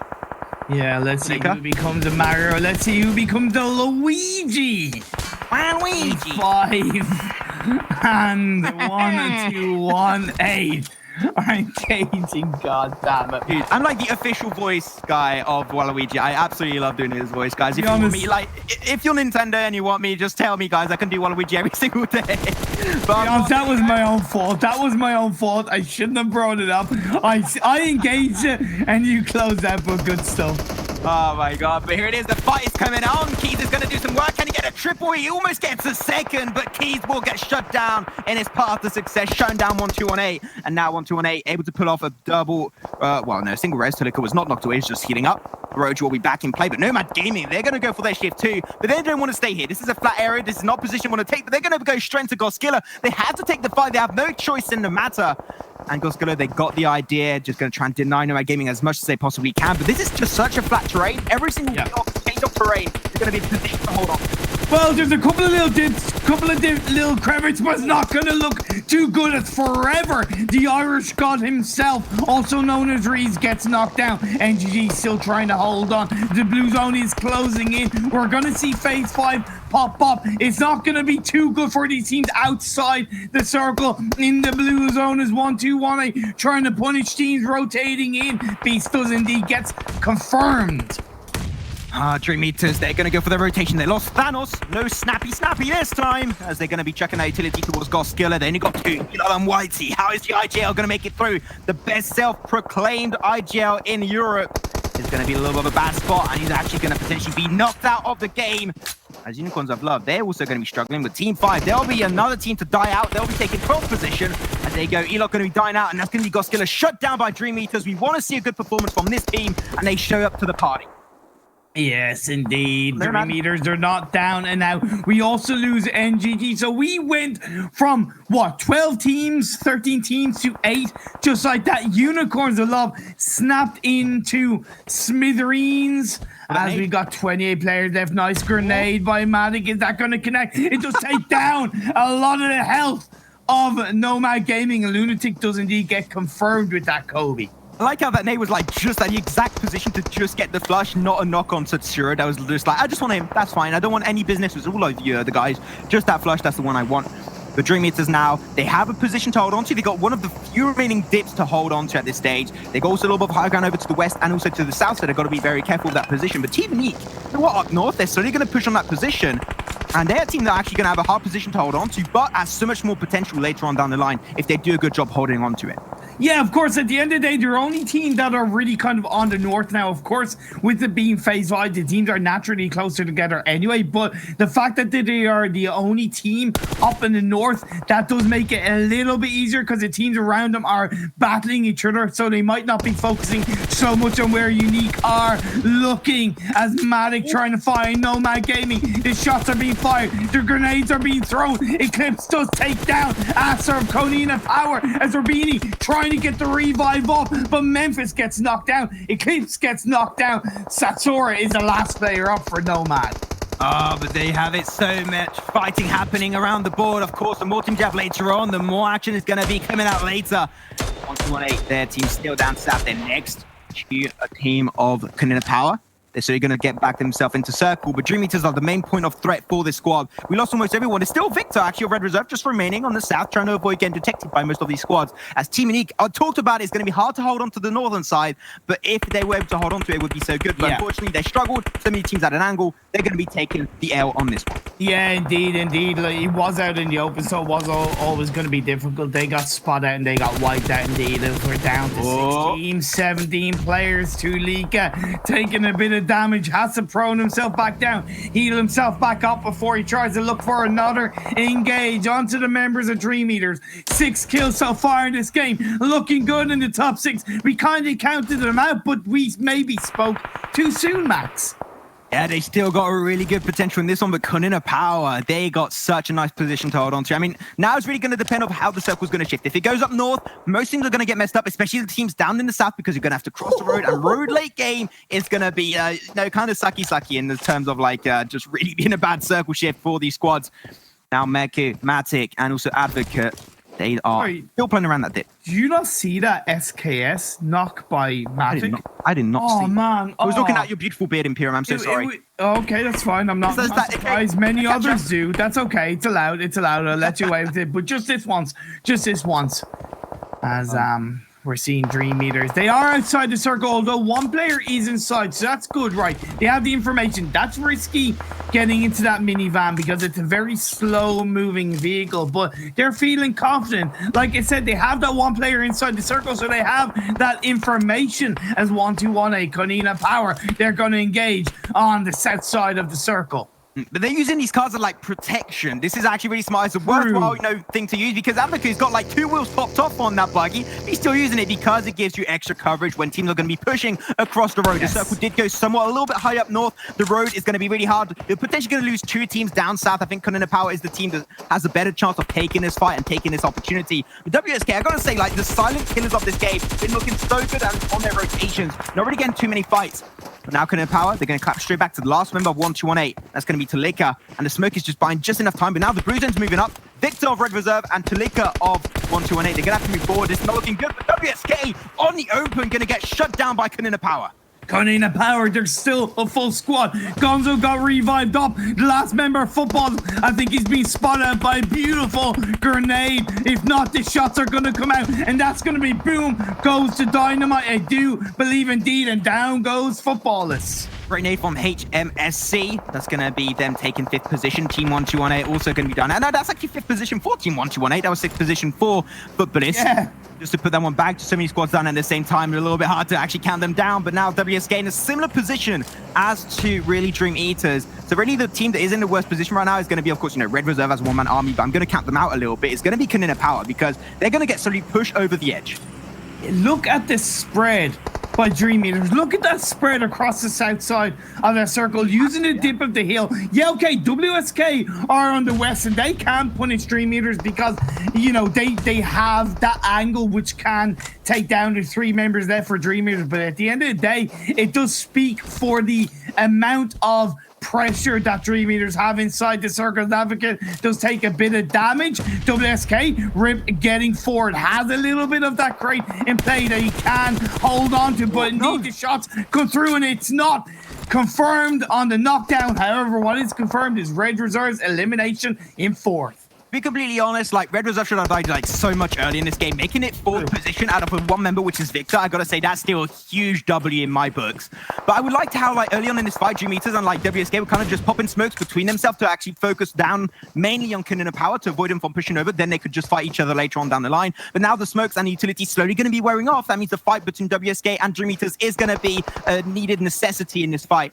And it should be happening really, really soon. The DreamEaters still has a few smokes to buy some time, but it has a timer before this fight actually happens. And in theory, that could give a bit of a distraction where Konina Power could actually rotate up towards the north of the circle and take down DreamEaters from behind. But it's going to require the absolute perfect timing based on what they hear and see around them.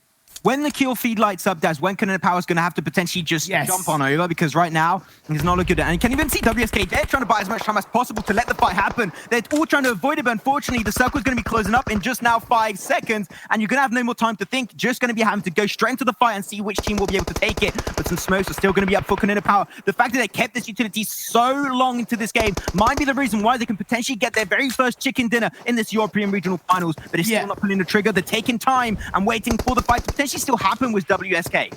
And because Meku got knocked down, that's a perfect chance. That was a call. That's the second knockdown coming down across the road. Robadini comes in. Tixie gets into the circle, getting closer. Advocate goes down. Now we're seeing DreamEaters down to just 1 player trying to get the revive onto his teammate. But Matty comes in. Lunatic comes down. Meku gets taken out, and that's the end of DreamEaters. Like I said, the perfect spot for Konina Power to get in. I mean, WSK, they avoided the fight as long as possible. Now they know that the fight happened. They know DreamEaters are out of commission, and now they're just like, oh, well, he's only taking up Konina Power. He gets scattered out, and there you have it. That's going to be Rip Sakuna, last kill of this second game on Miramar, and that's going to be WSK taking this W. You know what? I take the L on that one. I said that they were the team that I didn't think would have potentially the better performance, but second game, chicken dinner. You know what? I take it back. Congratulations to WSK. And it was the same with DreamEaters, right? The 2 teams that we highlighted that might be, down in the dumps, coming into this have really proven things. DreamEaters getting 8 kills with 10 placement points, 18 in total. FUTBOLIST as well, bouncing back after going out in 16th place in game 1, getting 15 kills, bumping up their total points in this game to 21. And then, of course, like we saw, Konina Power and WSK overtaking the top 2.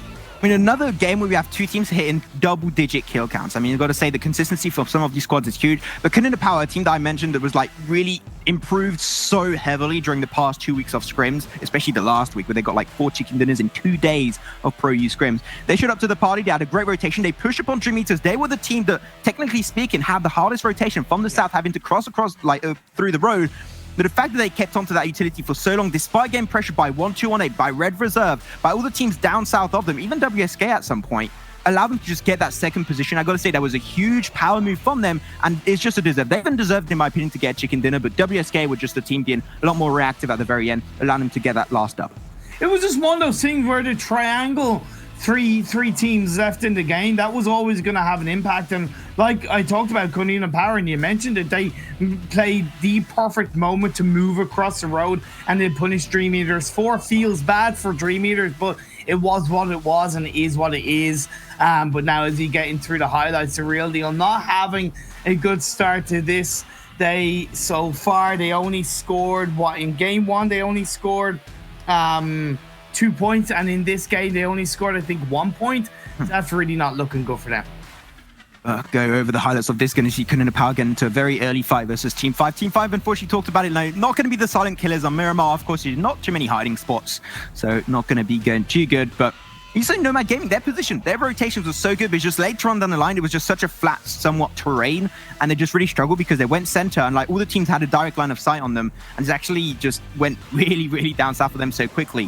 I think a little bit similar to Goskilla, they didn't look to maybe send a scout forward, or they didn't look to maybe prepare themselves for the next circle past phase 3 or so, and that kind of went against them because too many teams compounded. Of course, the circle shifts didn't really favor them, shifting down towards the south, and by that point they were just pinpointed, put under too much pressure, and it went against them.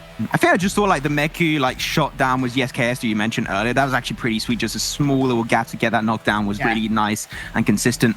But then, of course, like in these kind of scenarios where you have like 3 teams remaining, the team that fights last is the team that most of the time is going to get the fight to go in their favor, because you know the teams, they suffered casualties, which did happen there. Konina Power only had 1 member remaining after the fight versus DreamEaters, came in with a third party, got the last member down, got the chicken dinner. That is how you usually play it. WSK, very by the book kind of play style, but that's why we call it like very by the book, is because it's just so normal and yet so effective. Exactly.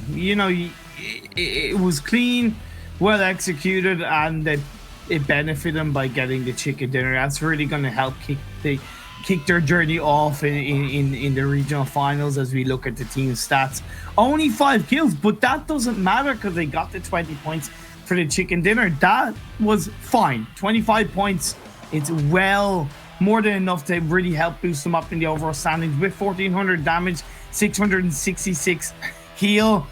You know what, that's a sign of a devil, but that was some devilish play that they pulled out in the end. I mean, definitely, like, you gotta it's just so weird when you see like the actual proper 666. Like, I just need a 420 and I'll be happy for the day.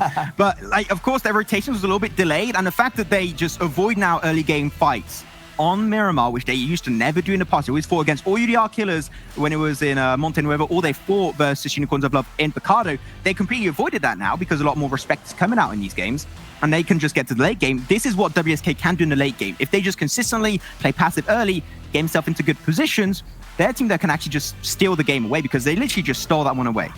Yeah, and bar seeing a couple of mistakes here or there, and seeing a few teams maybe go out earlier than they should, a little bit surprising. Like, for example, the real deal. One thing I've noticed is that teams are playing a lot more intelligently in these games. They're playing a lot more cohesively, and they're kind of respecting each other a lot more, and that's really great to see. I'm definitely really happy to see the rotation and everything. Like, especially the macros, it's a complete, like, it's night and day compared to what we saw in the first regional final set. Like, the rotation was so much cleaner and so much nicer to see. We're going to be seeing, like, Solke again, just going to be, on the top 4 because he just survived for so damn long in that game at the very end. Even though it was like Lutz was there at the very, very end of the game, but still Solke doing a really good impact overall. But Matic, Tulika and also Tiggsy. Tiggsy at this point, we're not really surprised. Like, Tiggsy's just been so good in the scrims. He's just such an insanely talented player, and I'm really expecting him to see him more than once in the top 4 players. I actually think he's probably one of the most, even though I firmly believe that 99% of these players are as mechanically skilled as each other, I think Tiggsy is one of the most underrated players in the EU regional finals in my eyes. He's really kind of risen up overall, and he's shown himself to really shine out in moments where it counts, and has really helped carry his team to these good results. I think I would even put him on, like, in terms of level, like almost towards this area of Perks. I think that, like, those are 2 players that, like, have so much, like, similarities in the way they play, and, like, especially their aggressiveness and how they use positions to their advantage. So of course, you know, Tiggsy, keep an eye out for him. He's going to be coming pretty heftily in some of these games remaining, but of course we're going to go back over to the overall standings, and Team 1218 still in number 1 position. 2 games, number 1 is going to be a chicken dinner for them, with also a few hefty kills along the way, 15 total in that first game of Erangel, and this time they got actually 5th position. You got to say, 2 games, 2 5th position, well, 2 top 5s. Once again, consistency is key, and 1218, they're proving that by just sheer pressure on these maps. Yeah, and they, you know, still making for pretty close from 2nd place onwards. And what is interesting is that the top 4 teams, okay, the top 4 teams have not qualified for the World League. The closest team is qualified directly for the World League in number 1 and 5th. I'm not gonna lie, I kind of prefer to see that. Nothing against the teams who've already directly qualified, but I want to see, like, the top 3, top 4 teams, you know, literally fighting for that World League spot, not having a team in between that's already qualified. Make it that, like, obvious that, look, you need to gain 1 place and you're in the top spot. Definitely, but there you go. That's going to be Miramar for the day. I mean, definitely was an interesting map. It was a very interesting circle, few circle shifts, and I think that these teams, you know, acted accordingly to that kind of circle. Map number 3, of course, we're going to go back towards Erangel very shortly, and Erangel, you know, circle shift, went for potato heal. I want to see, like, a kind of, like, usual, like, open area kind of finish there. I think there's going to be really interesting to see how these teams can potentially play around that, and I think it's going to add a lot more, you know, variety to that play style. But with that said, thanks so much for watching this Miramar game. We'll be going for a very, very short break, and we'll be back for some Erangel action very shortly.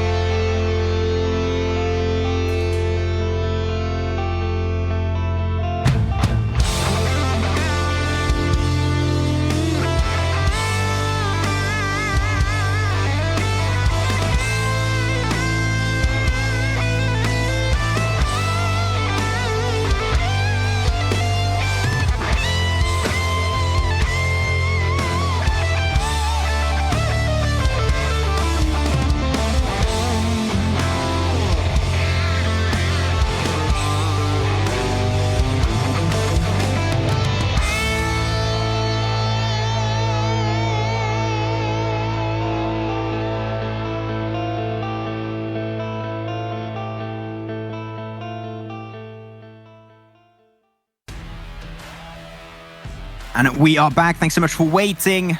We'll be going into game number 3 of this regional final. Damn it, that was a short break. That's, you know, that was no time at all. But I think it comes down to the fact that, look, these teams are raring to go. They're ready to get in. I don't think I've ever seen players get into the lobby so quickly with the room codes being announced. Normally they wait, leave it until the last minute. Normally they kind of go, yeah, look, we'll join.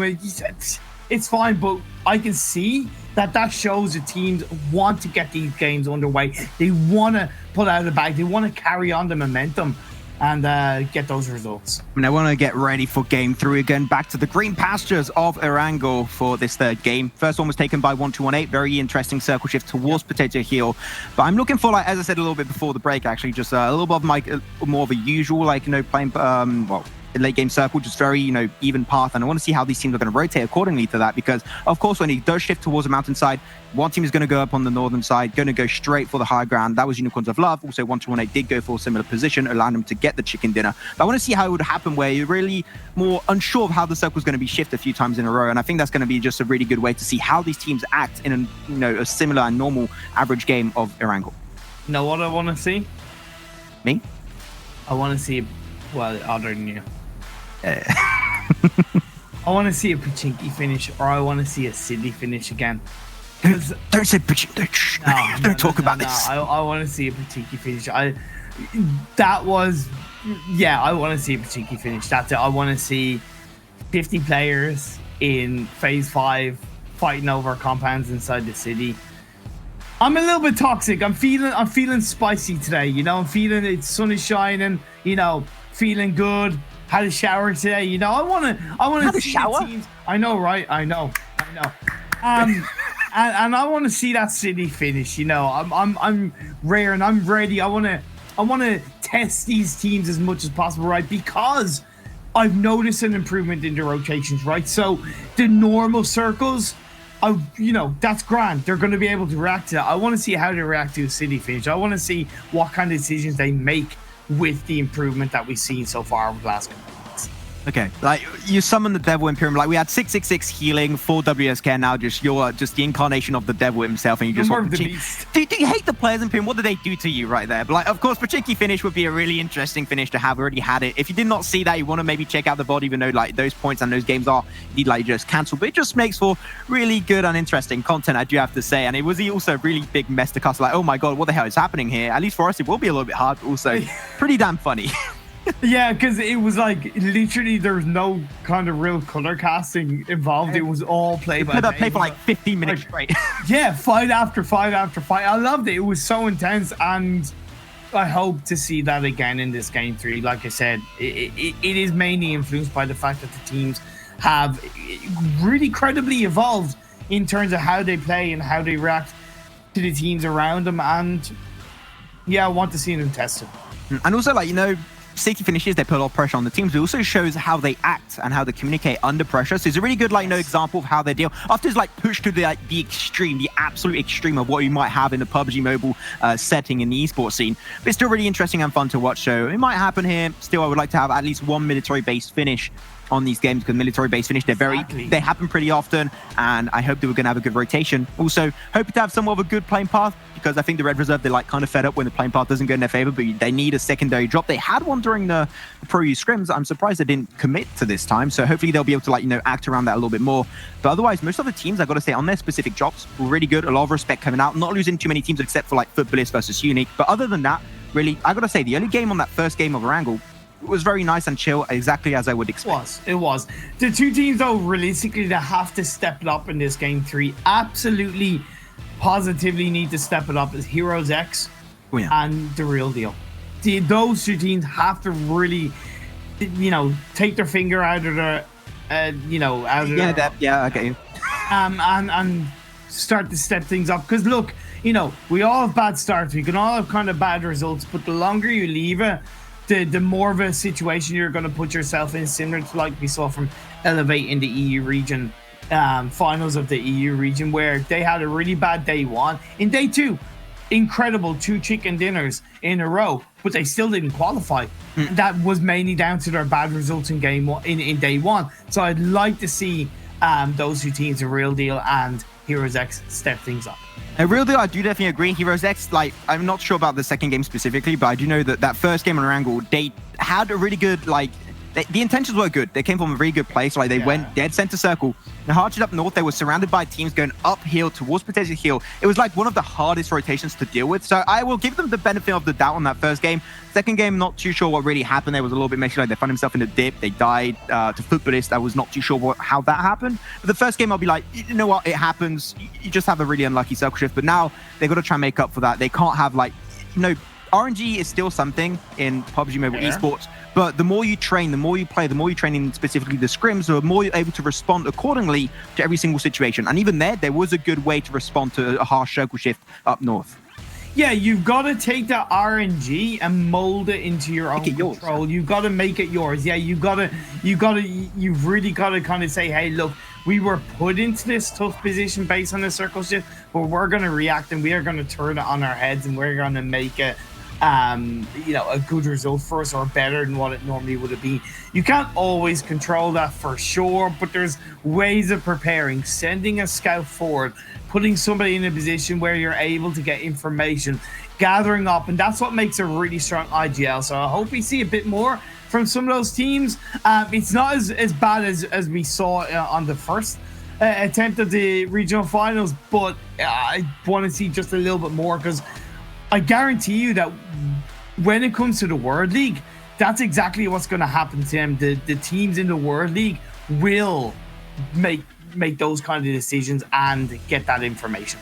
Of course, the further and further you go in this spring split, the harder it will be getting. But here it is, the green pastures of Erangel going to be dropped upon by some of these squad, well, maybe all of the squads, of course. The playing path's definitely a lot better than what we had on game one. Like the first phase, the first game playing path was just completely south from Primorsk towards Milta. Really just, you don't want to have this kind of playing path. But here it's going to go from Novo straight up towards shooting range Shaverny. So that's going to be meaning a very late drop for Red Reserve. They'll be getting down to control. But, you know, Unique going to go, of course, for Novo. But I don't see FUTBOLIST. I don't think I do. Let me check on my map. Oh, they are there. They're just hidden behind. Okay. Of course, it's going to be Unique versus FUTBOLIST in Novo. Okay, so let's see. Of course, Red Reserve are going to be able to drop later on and get the Savarni. Yeah. I think they'll be able to do that. Absolutely no problem at all. 1-2-1, we'll be able to go to George Paul. No problem there. DreamEaters going to Yaznai. Goskilla, of course, Milta. Pretty standard stuff. I like the fact that FUTBOLIST aren't going to Nova. Maybe they're kind of going, hey, look, I know we've already qualified, but we still want to get that juicy cash prize. And look at that phase one circle. Our prayers might be answered. Military Island finish? I say yes, please. I mean, definitely going to be an interesting one. Like, I think a lot of teams will potentially, you know, take the gamble of going for military base, but of course you want to try and diminish the risk of that by happening. Like Konina Power, they got a great position. If they just hold on to the Eastern Bridge, it's really hard to set up a gatekeeping position from Sanhok Island itself. So the two teams that hold to the compounds next to the two bridges have a really big opportunity of taking that W. But UDRKILLERS and WSK, I talked about it very early on in the broadcast. They like to normally go for Pachinki. They didn't do it on game one. And now they're going all in, baby. WSK, they're confident. They got themselves their second chicken dinner. They are going all in on UDRKILLERS as Argo gets the spray. Where's the Uzi? Gets Ulysses down, and Rip will go in, hands down, punching out Ulysses to get all of his loot. Not cool, but damn funny. Hey, look, you know, it's actually funny because somebody put a tweet up there, which I saw, of a team that actually got banned in scrims for punching an opponent to death. And the way I look at it is that, look, that's fine. It's a legitimate way of confirming a kill. Is it a little bit disrespectful? Yeah, but in this game, when you're talking about competitive setting, it's part of that mental game. It's a part of saying, hey, look, you know, we took you down. It's a way of kind of just putting it in, you know, just kind of twisting the knife, and that's fine because it plays into the mental game. I mean, yeah. Also, that maybe just to keep your bullets. I mean, that's another reason why. But be careful there. They're going to be pushing up. Sandro gets the first, but unfortunately, the second will not be coming through. Sprone will be getting that revenge. Rip will get healed back up, but now UDRKILLERS don't have really the man advantage anymore. It's going to be a 2v3, but it doesn't matter. Going to still have a little bit of a pusher coming out from Argo, trying to get a little bit of a knockdown on that one member that was Mark of UDRKILLERS. He's going to be healing himself back up. Rip back in action, back in play. Hoping that he does have a few meds to heal himself back up. One thing I'm noticing straight away, and I absolutely love to see it, teams are reacting a lot more. Okay, wait, sorry. I'll shut up because Mark just got a fantastic Kobe to knock down Rip. Boy, oh boy, Mark, that was good. But can you turn out to something extra? I mean, where the hell is Nano right now? I mean, Mark, seeing how he's playing, he seems like he wants to play aggressive, but like Nano's not there. Like, sure, you might want to play aggressive or passive. There, you got two ways to play it. But like, you got to commit as a team to like one specific scenario. And right now they're just split and they're not doing the same move. Nano's got to join up. He's getting himself into a car. You can see on the top right of your screen on the minimap. It seems like he's just leaving. In this situation, you either engage together or you disengage together. Mark is leaving. So at least that's the thing. But like, it seemed a little bit like messy the way they were doing it. But like, at least Mark is going to be leaving, getting back towards Nano, and they'll be going potentially to the compound next, or already maybe rotating early towards the other area of the map. But getting a nice replay of that spray of Argo. Like that, like, no, use your red dot. I got to say, man, like, best weapon in the game. Just to once again finish what I was saying, teams are reacting a lot better to that phase 1 shift, that phase 1 location of the circle pretty much being a military island. We see Nomad Gaming rotate early on. Heroes X actually sent 2 players into military island on the west side of the circle and 2 players initially in the mainland, and now they're joining up as a full squad. And one are rotating into the military island. Unique are already there. Although Unique had gone into Novo anyway, Konina Power are rotating in front of the east side. So a lot better reaction from these teams. I mean, like, they're all taking a gamble of going down there. You appreciate it like that. A little bit of a lesser chance of getting gatekeeper. It is a few shots taken over by UDRKILLERS. They're left. Pachinki, they're trying to shut down the rotation of the Real Deal, but the Real Deal just going to be continuing like nothing happened there. They're going to go straight for the compound I mentioned earlier, which is going to be gas station, holding to the compound next to the western bridge. And just great to rotate through because it's so hard to set up once again a bridge camp from Sanhok Island itself. It's a really valid option right now. Yeah, but the gas station is a tough place to hold on to. You can really get pinched. I would recommend they go up to onto the hill overlooking Ferry Pier. That would be a much better spot. Yes, it's in the open, but it's high ground and you actually get more information. Yeah, I think they might actually be doing that rotation. We're seeing on our screens that they are indeed moving forward. They're doing exactly. So not really the high ground position, but they're going for the compound that's a little bit more over to the western side. Yep. So I think that's also actually even better for them because it's so much closer to the bridge itself that you can just cross so much faster from there. And there you go. Going to commit to it, get himself into the building. I think it was just like, you know, a temporary stop just to make sure that nobody's there, nobody's in the building. We can commit. Indeed. UDRKILLERS, Mark and Nano, 2 players left standing. They lost 2 in Pachinki. Let's see if they can use the 2-man team to get a strong result as N1. They went right from the mainland to Military Island via the water. Now they're going to look for Konina Power, who also rotated relatively early. PRZ, we're looking to cook the grenade. Going to low blow it. No, he's not actually because he sees Tixie to the side. He's going to pre-fire and shoot, but it doesn't connect. PRZ's alone without the backup of his team there in that Harry Potter tower. But you know what? Konina Power, they're not going to take the gamble. It's not worthwhile. They're just going to be leaving, getting that 2-member cart rotation away. And Konina, like, I got to say, they're aiming a little bit more for like the mid-game stage. They're just going for the high ground, getting information, and potentially denying the push on number 1 later on down the line from the north. I'm completely for this. By the way, the pro strat so far, Unique.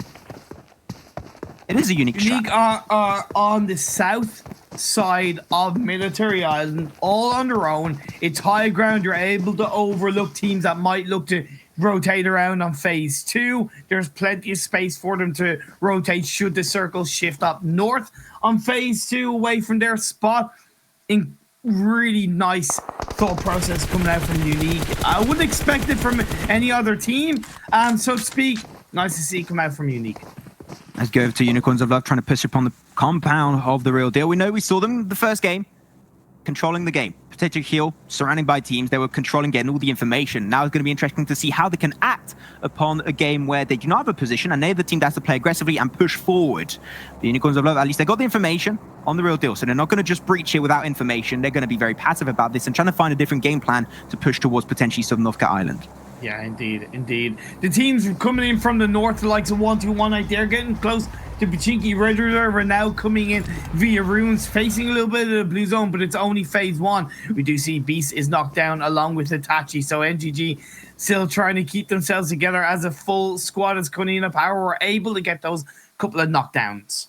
Unfortunately, not going to be converted into points as of yet. And Konina actually going to go for a car rotation there. They seem like they really want to push upon NGG. A little bit risky. They don't have enough time to heal up there, but they're going to get shut down. That's such a risky move, Konina Power. But can they make it pay off? Gonzo going to be the first one knocked away. And even got Beast back up, but of course, he's 1 bullet down. He's going to be knocked away. They get maybe a second hit, so they're going to get Tixie too, but they hide behind the car. If they're going to explode it, this could be huge for them. Ector will be following suit. Grenade from Cupid. And NGG just controlling the vicinity of this fight. Konina Power have no idea why they went for such a ballsy move.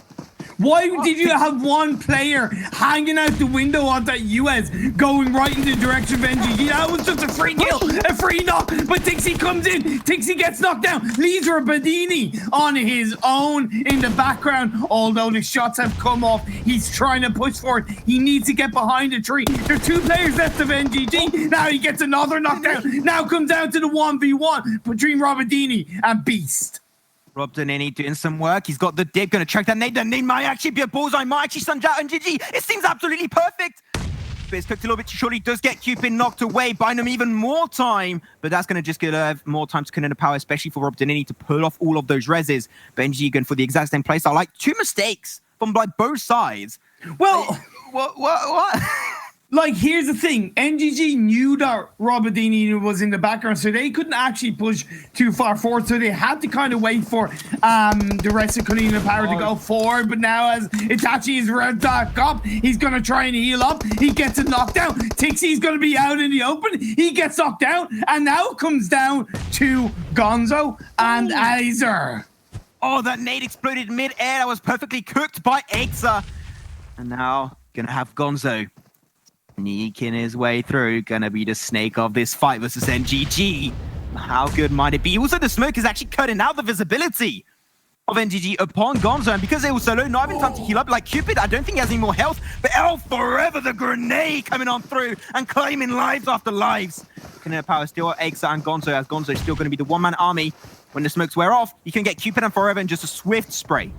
Yeah, the members of NGG, they're not able to hold on just yet. Azer gets a knockdown on the Beast. You flanked around. Now Gonzo's going to get one. Going to get the other. Oh, no. He just about misses Cupid. Is he going to find it? Indeed, he does. And down goes NGG. What the hell was that fight? That was... Jesus Christ. I mean, Konina Power, you know what? They started it off. They went for such a bad engagement. They were able to make up for it. Nice shift and rotation forward from Gonzo. But like Beast... from NGG, why did he push forward like that? There was no reason to do that kind of move, and they could have easily just shared that high ground on the northern side of the Sanhok, but they didn't do that.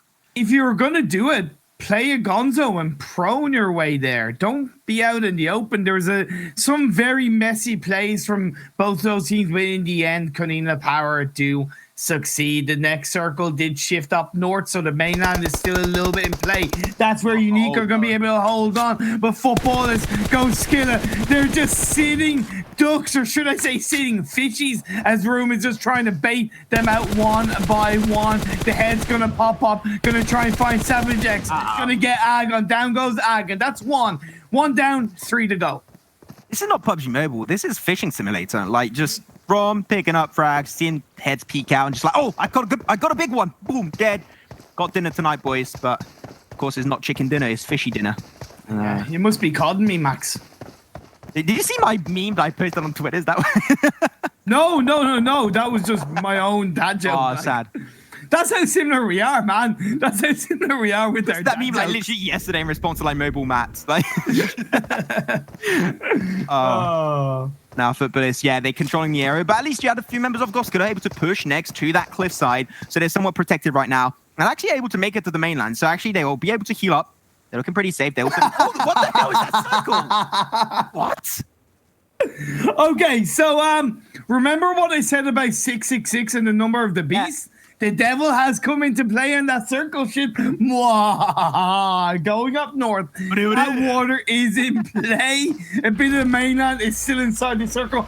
I don't think it's enough that should force the team to stay in the mainland or even rotate to the mainland, but it definitely does take away a lot of that landmass in Military Island.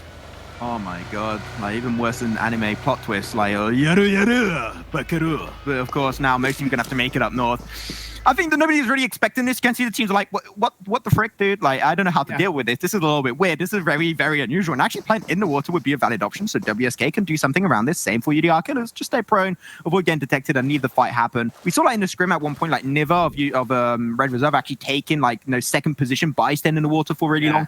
So it is a play style for sure. Like not a great one, but he can also play for it. Like UDRKILLERS and WSK could stay there. And what's really interesting is that the majority of the teams on that circle shift have ended up on the west side of the circle. There's very few teams on the east side. You're only really looking at N1. To be honest, everybody else is all either in the center or the west.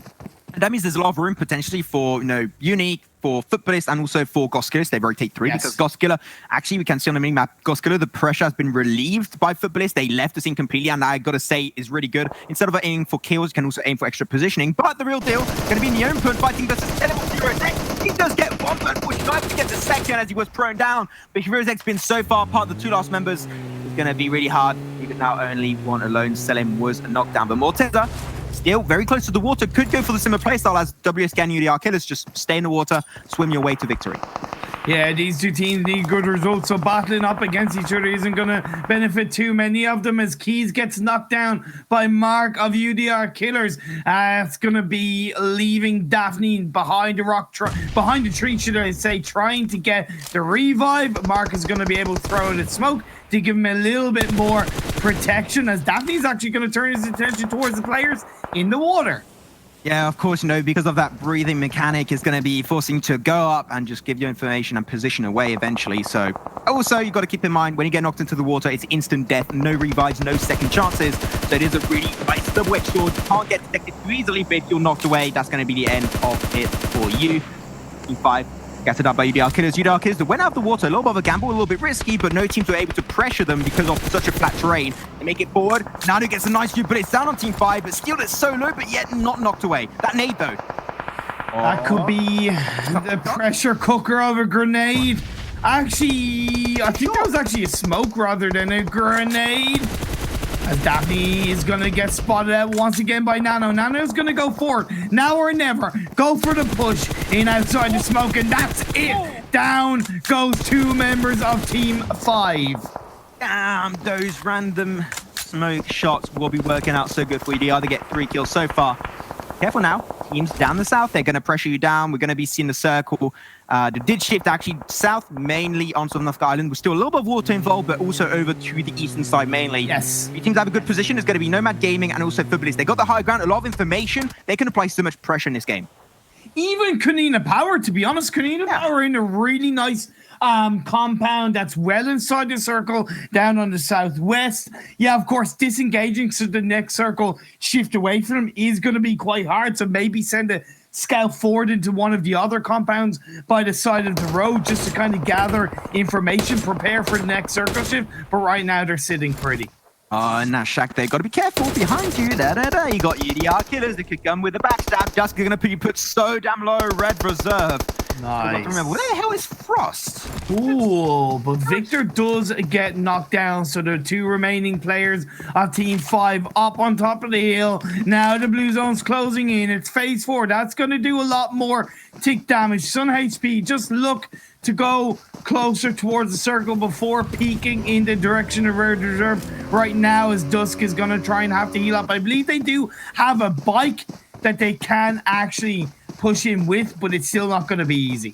So just to confirm, I saw on the map, like Frost, the IGO is actually in the water up north. So he's just trying to, put their eggs in different baskets for their team. But along with, loads of other players. Yeah, a lot of fishies here. It's definitely a really good time to play Fishing Simulator. But you see Savagex of Goskilla, when you're prone down, it makes it even easier for you to get headshot. And that was the case there. Savagex will be going down. Goskilla, unfortunately, no second chances on that one. But I talked about it, Nomad Gaming on the southern side was FUTBOLIST, one member of Team Unique. Things could get pretty sweaty down here. FUTBOLIST sitting down on the south edge of the circle, but it is high ground. You've got Nomad to the west of them. You've got the last player of Unique down below you. So kind of 3 teams in play. Goskilla do indeed get eliminated. So we've lost NGG and we've lost Goskilla. Still 14 teams and 35 players left in the lobby. 5 teams in the water, though. Got 5 teams in the water up north. What the hell is happening? UDRKILLERS, they took the gamble of leaving the water because it's such, I gotta say, one of the worst beaches and coastline areas to play around are going to be, of course, the northern beaches on Sanhok Island. They're just so flat terrain, and you're going straight away uphill with such a small amount of trees and rocks to hide behind. When the circle goes down south, all the teams, I can bet you, all the teams are currently in the water. They're all going to die to the hands of all DreamEaters, all Unique, all FUTBOLIST, all Konina Power, all the real deal. They're all going to die because of that. Yeah, pretty much. They're just They're buying time. Yeah, it's a matter of when they will die rather than if they will die. Nargo did get knocked down. Nargo did get confirmed. So that's really nice play from Meku.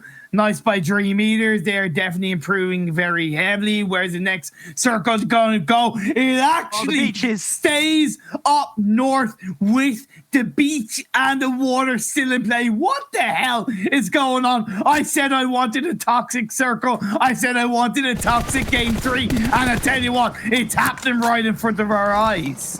Ask and you shall be delivered. Exactly what you asked for. DreamEaters, of course, they're going to be very proactive. They've got one of the better positions. You've got to be careful, though. Don't focus too heavily up north because you've got the real deal right on your western side, right on your left, and they're going to try and potentially push on your position.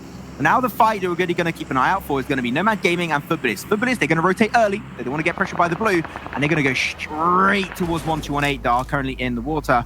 And now they're just going to hold on to that rocky position. But also, they got another position to be careful about. That's going to be number 1 on the east.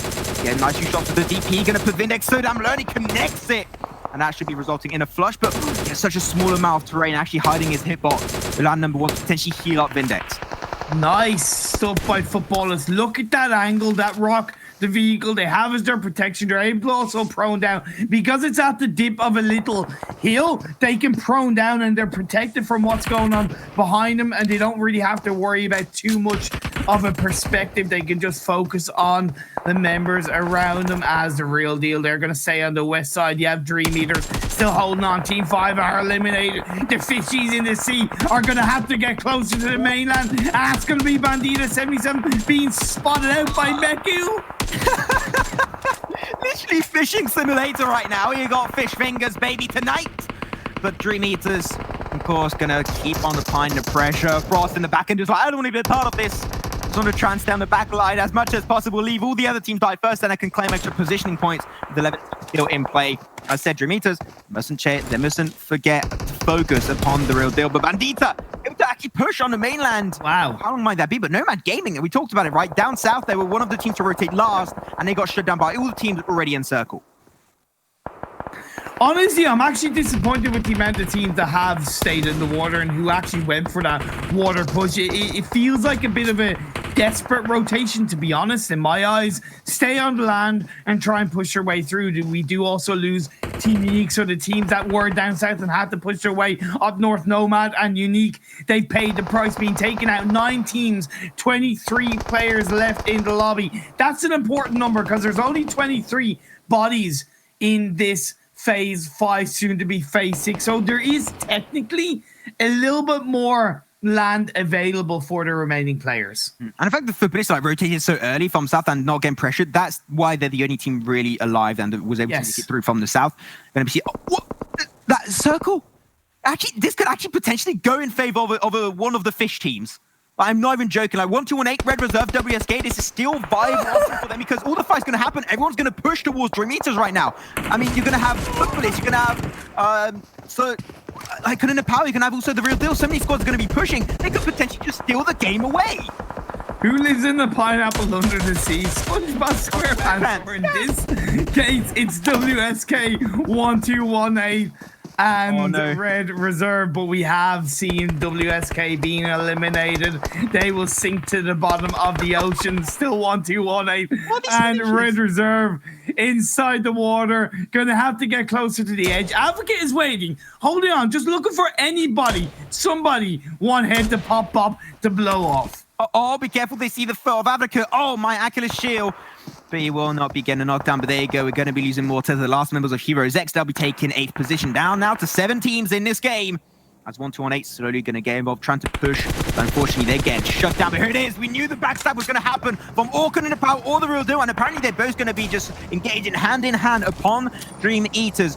And now, there's no more time for them to focus on the water and focus on the teams that are swimming in that location. Now they've got to focus on the south. And that means that potentially, as I said, right, the teams that are in the water currently can steal the game away.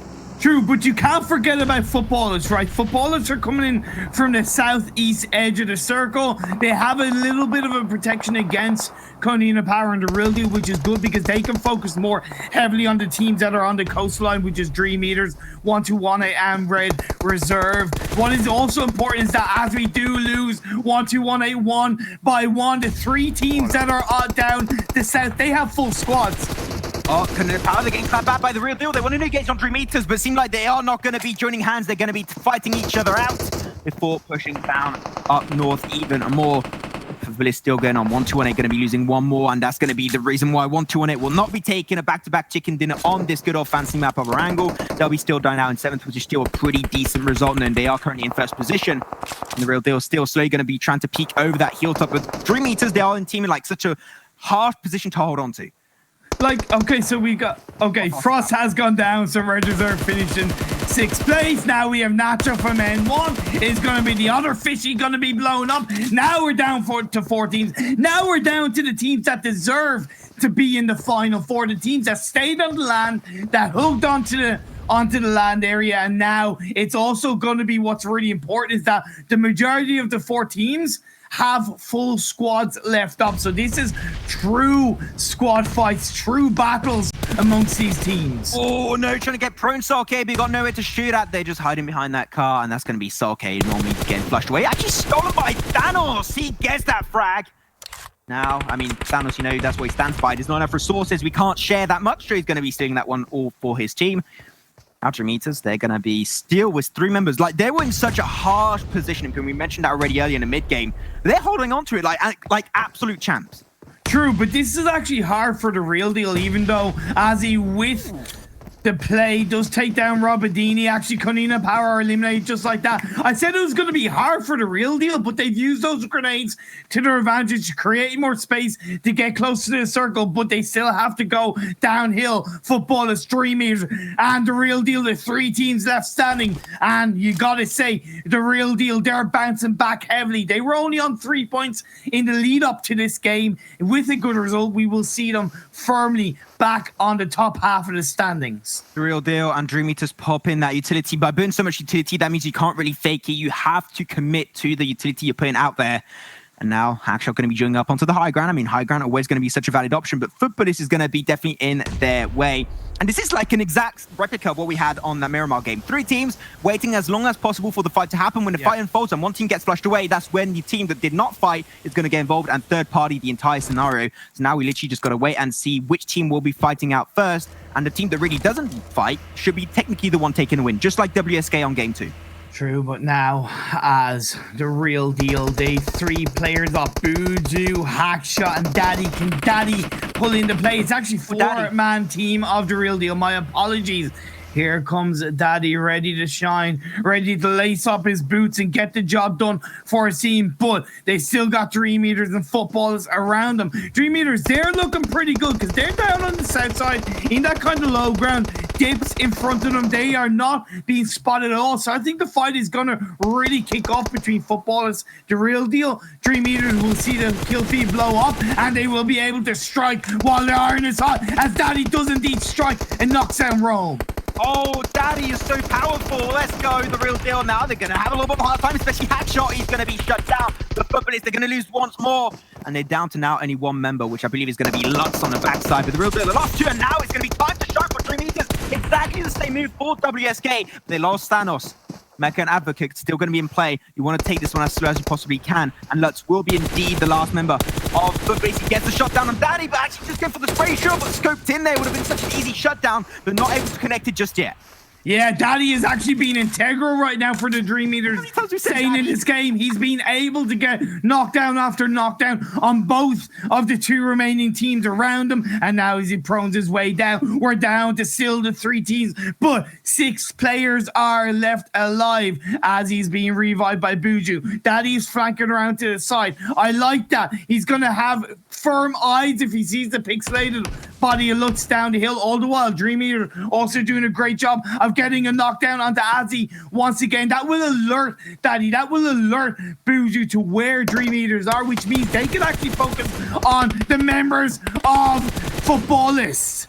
Oh, there you go. Lutz going to be waking out. And actually, you can't really see that too much, but phase number 8 actually went somewhere in favor of DreamEaters downhill. So now that means that all the teams, the Real Deal and also the last member of FUTBOLIST, Lutz, are going to have to go downhill in the open arms of DreamEaters. As he does die out, that's going to be DreamEaters getting an extra kill. I would love to see how many he got so far. But even FUTBOLIST, they got 7 frags right now. And as with the last member standing up, this is going to be huge for them. But between Bujo and Lutz, who will be taking that fight? Hey, so it's 2v1v1. Lutz has done great to be the last player up for Futbolist and still get a kill at the hands of Daddy. Miku has a Groza. We know how powerful the Groza is, the damage it can do in close range in these late game situations. It could be the firm play behind DreamEaters closing out this chicken dinner and really proving us wrong in the overall standings. Circle's going to be closing up. This is going to be the last one, boys and girls. So something is going to happen here. The circle's slowly going to be closing up. Lutz is going to be peeking and moving forward as a snake, just like the last member of the real deal.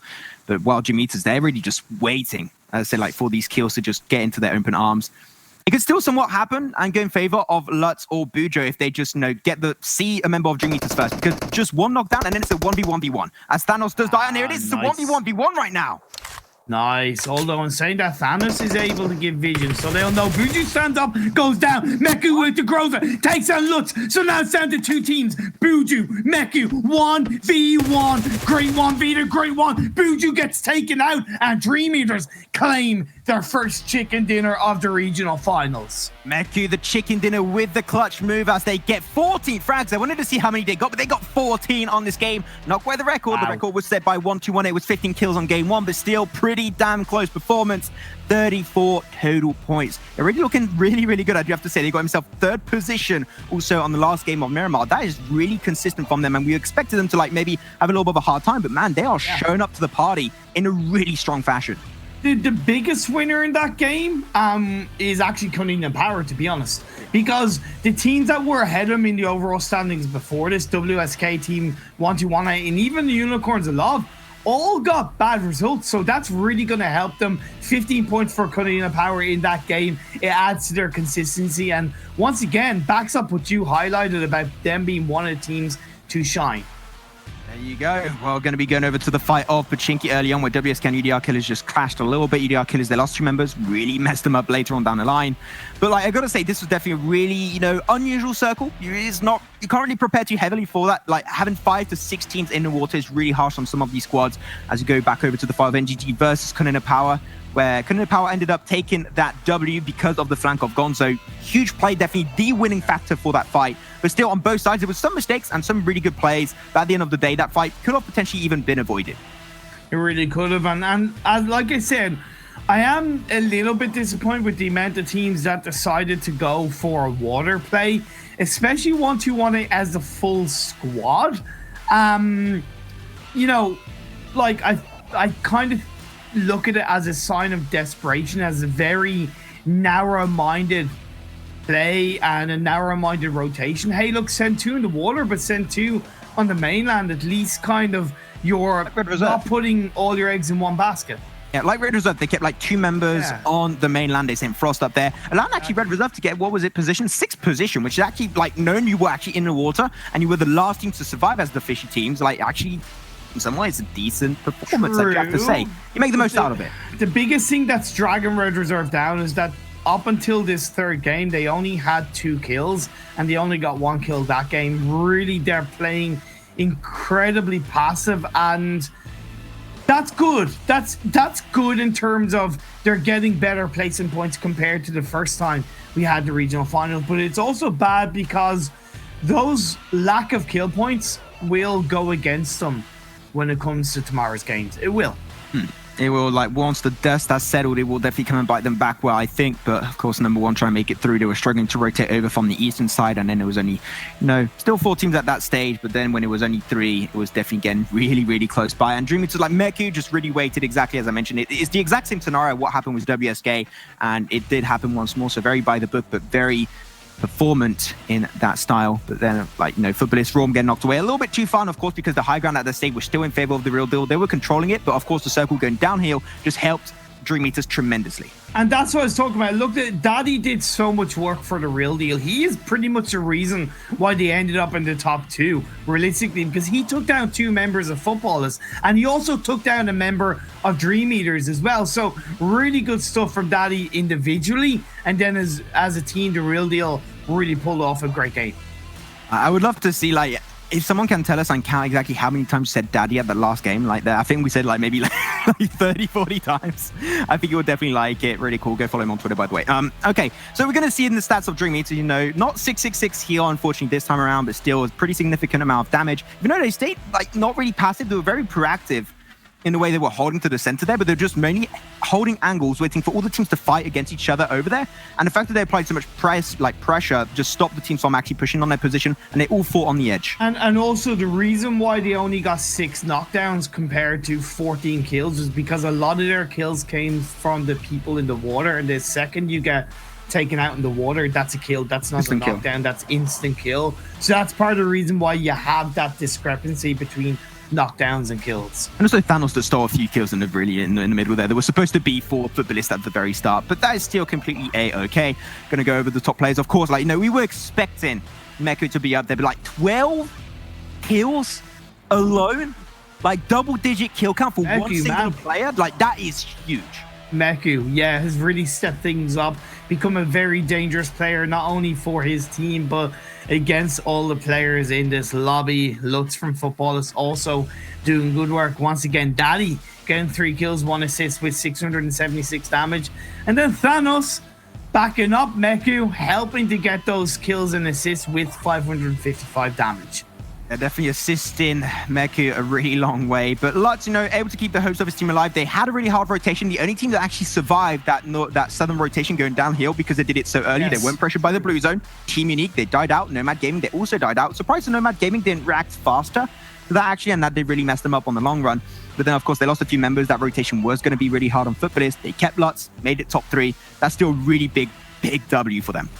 It was again, what I'm noticing with Nomad Gaming is that, and I didn't expect myself to be saying that, is that early game, the first 3 or 4 phases, they rotate brilliantly. It was great. They rotate fast, but it gets to a point in the game where they just don't really react or rotate, and that goes against them. And I would like to see them being basically consistent throughout the whole game on their rotations. What the flip am I seeing here? Literally, Team 1218 was going so well. DreamEaters like, oh, 1 game.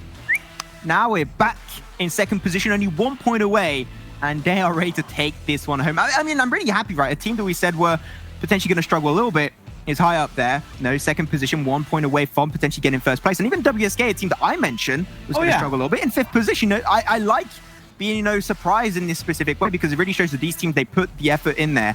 And WSK and DreamEaters, I mean, if they keep on going, they could potentially qualify even Konina Power. Like I said, they were the biggest benefactors of the teams around them overall, and that put them up in the 3rd place overall. But look at the damage dealt.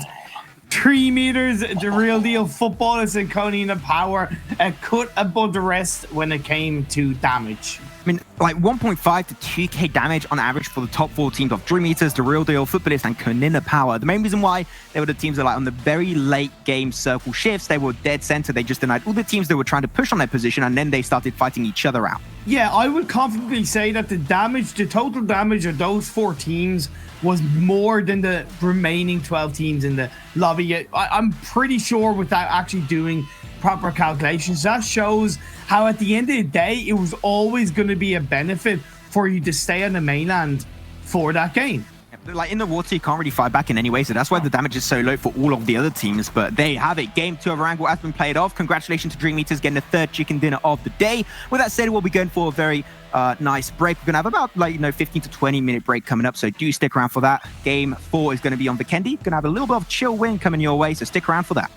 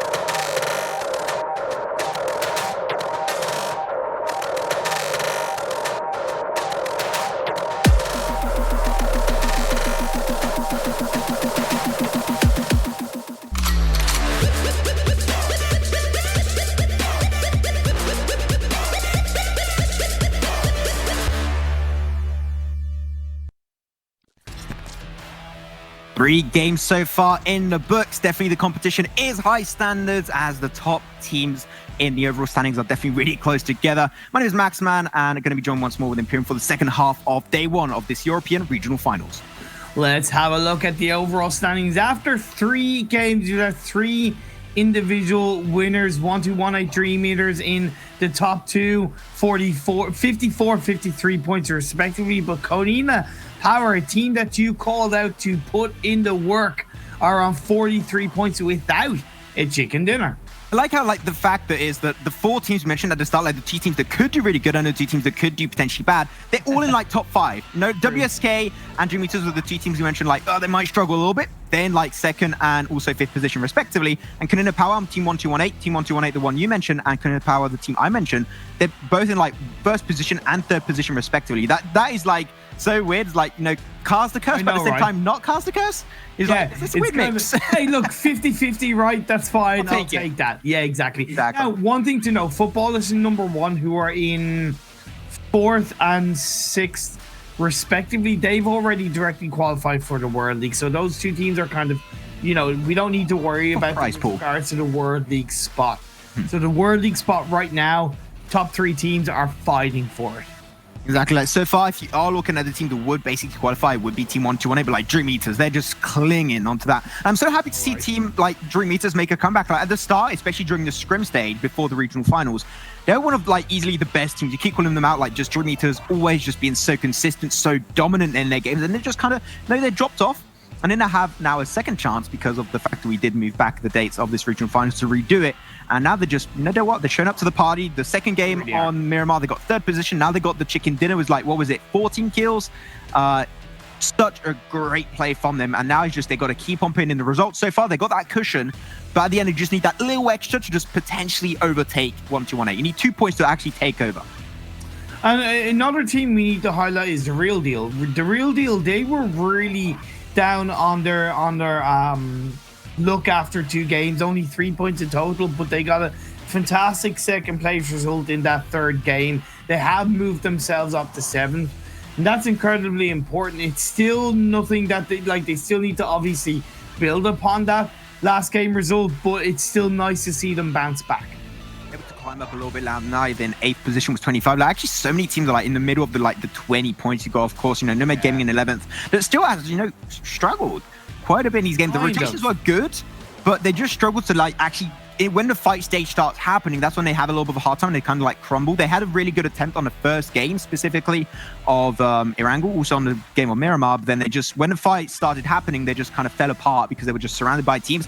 Going central is good, but as long as you're able to deal with the pressure, and unfortunately there most of the time the pressure's too much for them to deal with and they just crumble apart. So hopefully this time they'll be able to just communicate and synergize a lot more in those scenarios. Yeah, I'm sure. I know that they will they can do bounce back and they will come back stronger, 110%. Another team which I've been definitely happier about, and of course their overall result isn't nothing to hugely shout about, but Red Reserve, compared to what I saw from them in the first attempt of the regional finals and from scrims, they are not making rotational mistakes. They're playing safer. They are really performing a lot better as a team, keeping multiple players alive left towards the end. Yeah, okay, they've only got, 3 kills in 3 games. That's not enough from a kill point of view, but it is much better when it comes to play some points. Yeah, after that game that just happened a few minutes ago, if you guys did not see that, definitely want to go back and check out the VOD. That was just fishing simulator once again. But they had such an unusual circle that I think that a lot of teams, not only them, but a lot of teams struggled. They tried to go for the Bell Pen Frost, in the water and having 2 other members. It was Victor and I don't remember who else it was, but they stayed towards the compound. I think it was Neva, there you go. And they tried to stay around there. Of course, it was going to be really hard. They did their best. Frost was actually able to get in, 6th position, 7th position, somewhere around that. I think. Yeah, it was around that ballpark. So still, they get the most out of that because a lot of teams did struggle and they were the last team to remain in the water. But there you go. But Imperium, now, enough talking about what happened in the past. What's in the past is in the past. And we're going to focus on the team that's going to be, the game that's going to be ahead of us. It's going to be on Vikendi, the only Vikendi game of the day. Both our favorite maps, Imperium, we absolutely love it. And it adds a lot of, variety. And it's such a different playstyle compared to all the other maps. And I'm really intrigued to see who can take this one, because literally seeing how all these teams have improved is literally, I would even say, anybody's game. Honestly, I biased, but there's never a bad game of Vikendi. Vikendi is very biased. Awesome. I'll agree with you. Very biased. Never a bad game of Vikendi. Every single game of Vikendi is the best game ever. That's, you know. I mean, if Imperium says it, you know it's true. So there you go, guys. Go for it. If you want to just go in queue right now and just play a game of Vikendi, just go for it. I mean, I got to tell you, it's definitely an interesting map. And dude, it's going to be, guys, there's going to be trains in the future. Like, how insane is that? Like, trains, dude. I can't get it better than that. Well, no. When you're talking about Vikendi, like, it is, I think it's kind of anybody's game, right? Of course, where you drop and how you rotate, always going to be an element, the RNG, the circle shift, but I do think it's a kind of map where it is divided, and we do see quite a few teams going down towards a certain direction of the map, but I do think anybody can get an absolutely strong result on that map. Really, Vikendi is all about how you rotate early and in your mid-game stage. If you're able to hold on to a valuable compound, you're good to go, because compounds are pretty scarce later on down the line, and also they're very spread from each other. So if you rotate too late, you're pretty damn sure all the compounds that are remaining, they're going to be occupied. So if you rotate early and take control of your fate in this game, you have the better chance of taking a really, really big performance on this game. But here you go anyways. Vikendi going to be coming out on your screens. Some chili action is going to be coming up. And I'm not talking about the meat meal. I'm talking about the actual, like, no, chili is cold. Yeah.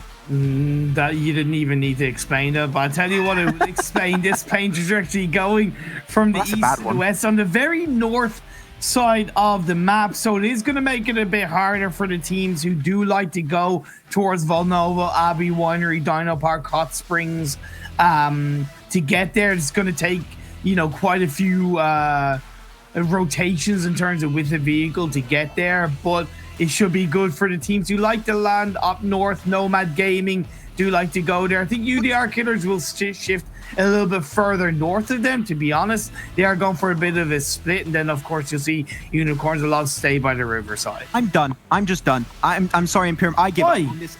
Every time this circle, every time they got like 50% water, almost every single time. Told you, Max. You can't have a bad game of Vikendi. What is it with phase one circles? They happen all the time. Northwest, east, south. They don't care. It's always 50% water. It's great. It's great, Max. Honestly, it's great. I mean, it's great for content, but the team's like, oh, what, again? Come on, stop it, guys. Give us a break. We don't want this.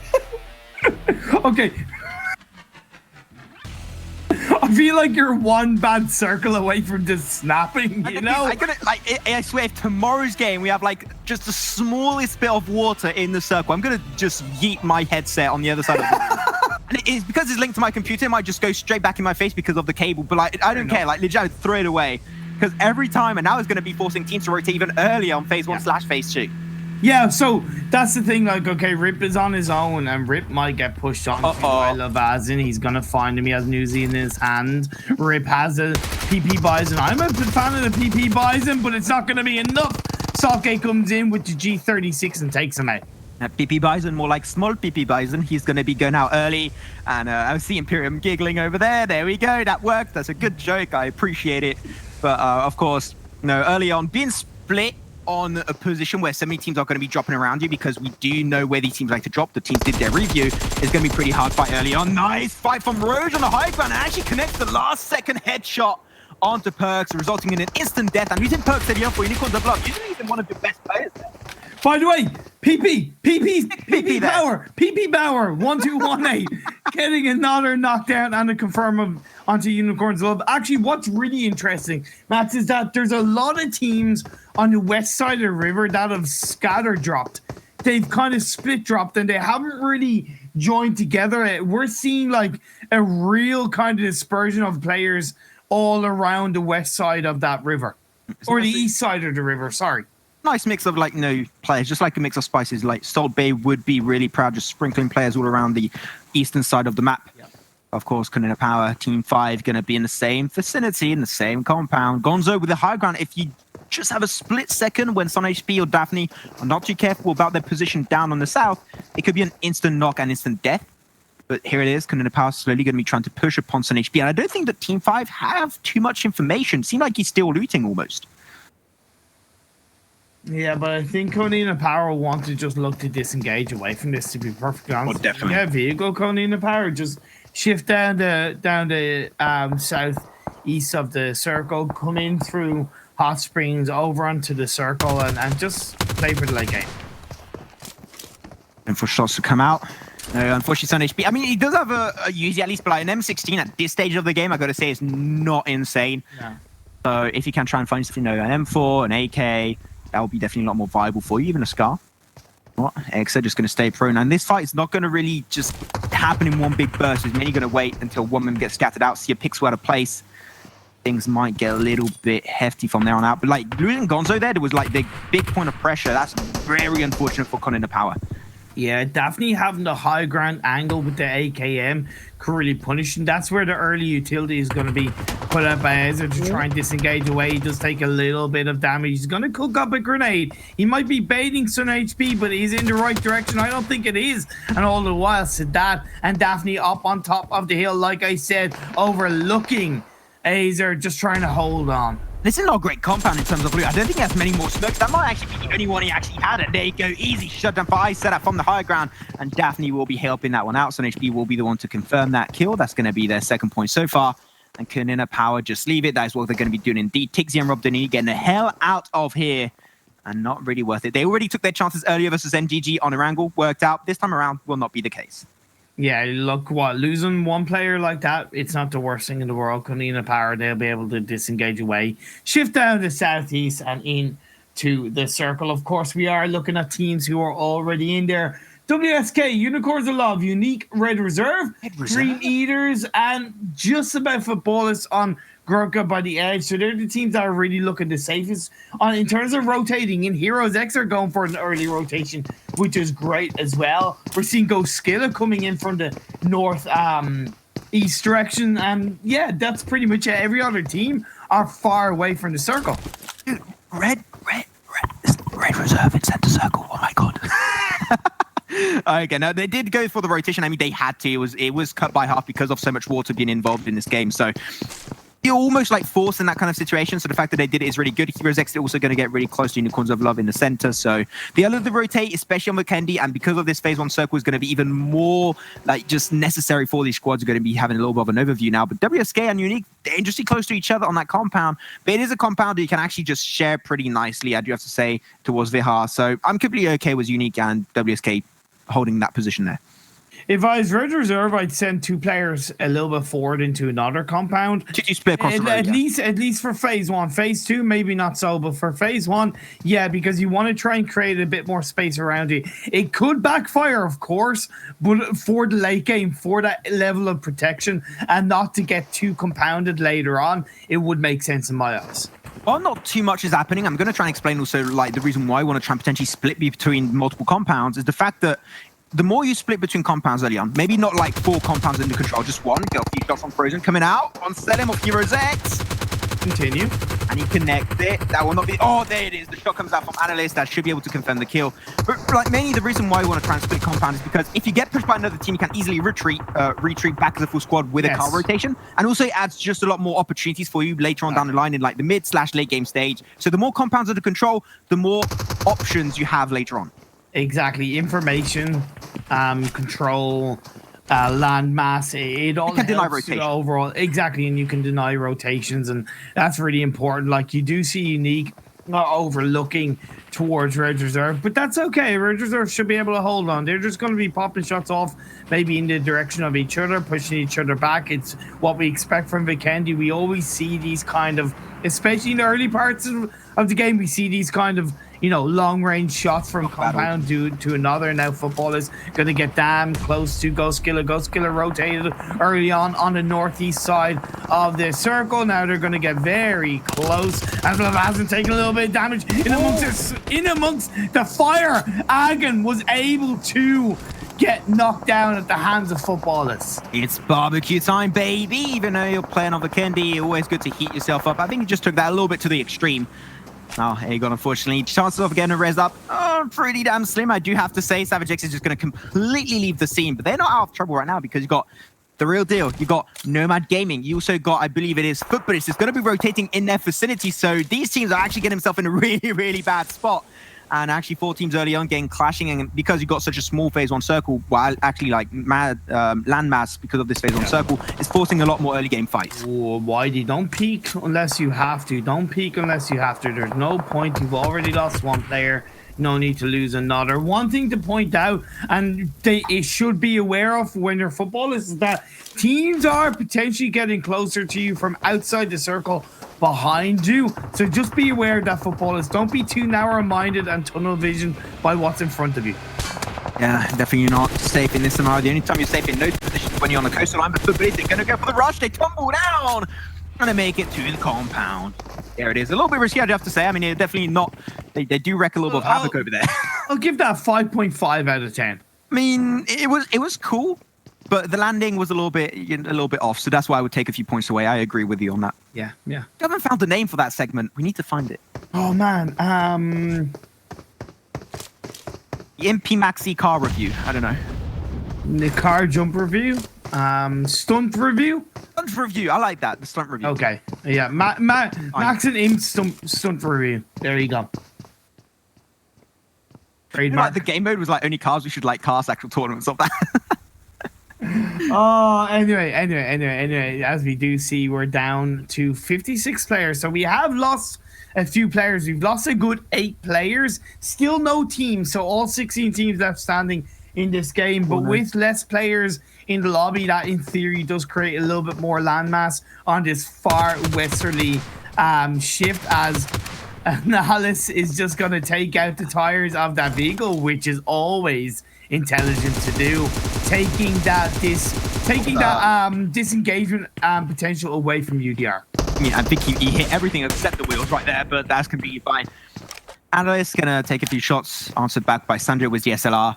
But of course, I was surprised we were actually pushing from that position. But now that they got the full squad around there, they're going to be actually doing a pretty good job. And also, like, cars are so important for Vikendi, because if you have to run your way between compounds, you're going to almost instantaneously die. The circle going to change almost nothing. Just a little bit less water involved here, about like maybe 40% right now. But look at all the teams in the compound of between Vihar and also Jobro Mesto. Yeah. Like so many squads. You got Unique, you got WSK, Red Reserve, and UDRKILLERS. It's good now, but like later on down the line, that could mess them up. And also, look at the difference in rotations between Konina Power and Team 5. Both of those teams landed in the same location on the northeast of the map, and they rotated in opposite directions. Yeah, I mean, definitely they took different takes. They maybe also saw each other like rotating a specific way. Like, I'm just going to go the other way, just avoid it as much as we possibly can, and it'll be completely okay. But Unique, they're going to be taking a fight with WSK. WSK chicken dinner already on Miramar. And they take the fight versus Unique. I mean, Unique still has 4 members, but I say that Neff is going to get shut down. And now it's going to get pretty sweaty for WSK as Frozen joins the fray, joins the fight. He could potentially get a backstab on Sprone, but Sprone is ready. He sees it, he hears it, and he's just ready to fight right back. But unfortunately, with only 2 members, this is going to be a hard fight to take versus Unique. Yeah, Lightning is going to have to come in and be the bolt of action for Unique to come in as a grenade is cooked. It nearly takes down Sprone. Sprone has to disengage away the pre-fire from Frozen. But Lightning, like I said, came in, struck, and took down Sprone, leaving HMSC to make a desperate move into the water. Yeah, that dive was pretty nice. We should do also like a dive review, you know. Even though that was like kind of like a belly flop, so that would actually... You should take damage when you do a belly flop, to be honest. Like it would add to realism in the game. I think that's a little bit... There you go. Let's go back over to the fight when Aegon just got burnt up to a crisp, unfortunately. But it was a little bit of a weird fight. Normally, you don't have those kind of fights on the hilltop happen, but because of this, you know, very unusual phase 1 circle, I mean, unusual. At this point, it became usual because we have them so many times, but it was definitely a little bit harsh on Goskilla. Yeah, definitely. So we are down to now 53 players in the lobby. Halls got knocked down from N1 at the hands of NGG. A lot of these teams are, pretty much all these teams are actually inside the circle, to be honest, Max. And even though there's a lot of water in play, about 40% of phase 1, the teams are very well spread out. And that simply comes down to the fact that there's a lot of compounds in Vikendi. Yeah, there's a lot of compounds, but like the more and more the circle shrinks, the more compounds taken out. And because there's not many like structures to play around in between the compounds, that's when things can get pretty tricky. Right now, no, we're not expecting to lose really any squads. You're going to expect to lose squads potentially towards phase 3, because right now the circle is still closing up mainly on the water, so you're not going to see too much of a shift on the mainland. But that is when you can expect things to get a little bit heated up. You know, many getting scouts. Scouts are extremely important, though. You talked about the fact you're on Miramar, you're not too much of a fan, but like, when you play Vikendi, it's not you can, it's you must have scouts. You must have information. Because if you don't check out a compound beforehand, before you breach it, and there's actually a team there and you don't think you're going to get battered. And look at the typical example of that, Tulika. Tulika 1218 preparing for that next phase shift. Really good stuff indeed. Same with Daddy as well. Although Daddy was less of finding a spot and actually just driving around trying to gather information for the rest of his team. T5 also rotating. As the blue zone is going to be closing in, we are going to see phase 2 popping up. NGG and M1 down on the south side. You have Unicorns of Love inside Mavatra for now, and phase 2 shifts down south. The only team outside of the circle is FUTBOLIST. Yeah, and Tulika 1218 scouted the information, as you just mentioned. Now they know the circle moved a little bit away from them. They're just going to move on the position of Tulika because they know it's open. Very by the book, but because it's by the book, that means it's also very effective. Works out perfectly for them. Unique after that 5 versus WSK, still leaving that one member in the water. I mean, really, you can just not really focus on it too heavily, but the water is still going to get someone involved. The circle shift is not going to really have an impact. I thought it might on this third phase, but actually almost nothing.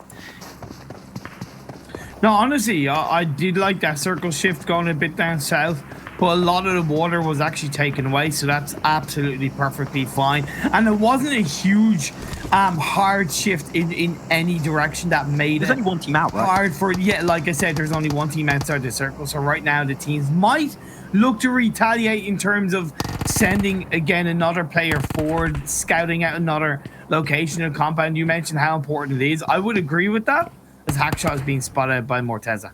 Oh, I mean, rooftops are meta, but as long as you're not scouted out, and they definitely got the information on the Hackshot, and you know that Morteza wants to try and get the shot. It's not, you know, a DMR, it's not a sniper, so you're pretty sure you're not going to get the knock on that, just a little bit of damage through. Really, things are slowly slowing down. The Bliss, Goskilla, really, like, not much is going to happen in this stage because not a big portion of the mainland has been cut away. So that is when really big fights are going to be happening. That's when you're going to see the information gathered by the teams are going to be turning in useful because you can actually aim for better positions as, ooh, Konina Power trying to push down south. On Team Unique, they want to get a little bit of a more central position, but Unique, they're ready to deny that repositioning for Konina Power. Well, the scout... And you got Tigsy now.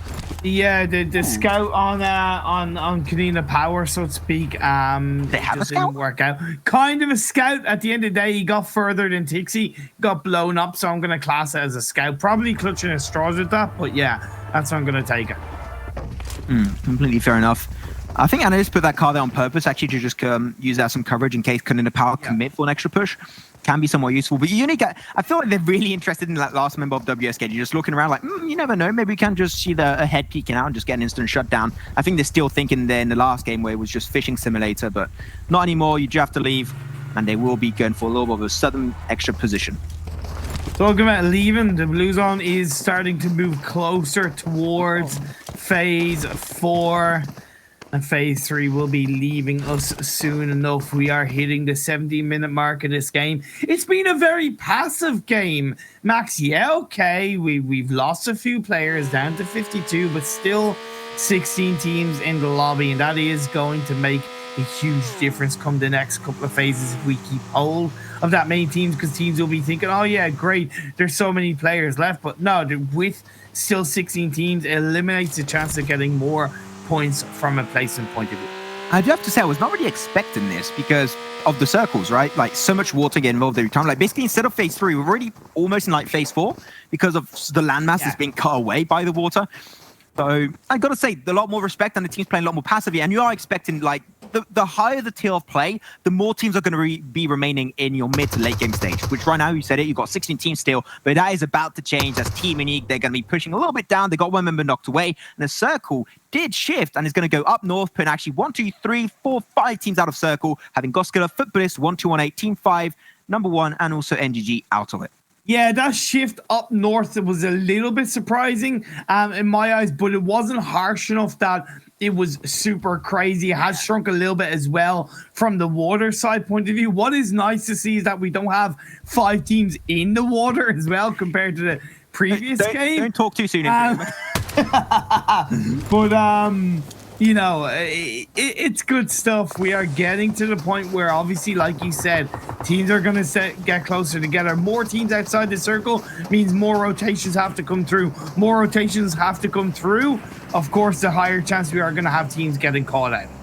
I mean, there aren't many compounds really remaining at this stage. There are like a few a little bit scarce, but like many of the teams are going to be playing on the coastline, like Konina Power, UDRKILLERS, Team League that were there a little bit earlier, and they are still currently there. And also number one that took the position. Even NGG from the south are going to push. So really the coastline is a big point of pressure. If it does shift a little bit over to the eastern side, that will put a lot of pressure on some of these squads. Because now Unicorns of Love and Team 5, two compounds pretty close together towards Movatra, or actually in Movatra.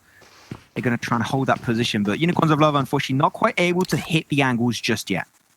Nomad Gaming, they've rotated really well and they've done a great job, but now this is the point in the game where they have found themselves a little bit weaker. They're on the edge of the circle on the northeast. I'd like to see them push a little bit more, whether it's one or two members of the team go for that higher push in towards the center of the circle to do a bit of scouting, get that information. 5 getting himself into the car. Seem like they want to go all aggressive on Unicorns of Love, or maybe try and wrap around, because they're on the very edge. You're pretty sure that, unfortunately, phase 5, you're not going to be in there. So I would say getting the rotation in without getting pressured by the circle or the blue zone would be really valid and valuable for Team 5. Yeah. After they're going to commit to that, I'm not sure. I think set out also a little bit further up. It's actually there to give information. It's a little bit more high ground. Is actually really good for them. But it seems like Team 5, they're really committing for the fight, especially against Talon on that rooftop. And now we're going to see the next circle shift coming up soon enough. Phase 5. Where is it going to go? Is it going to stay up north? Is it going to shift down south? Hell, we could see even shift to the west and occupy more of the water. We'll find out soon enough as UDRKILLERS get clapped onto by Unique.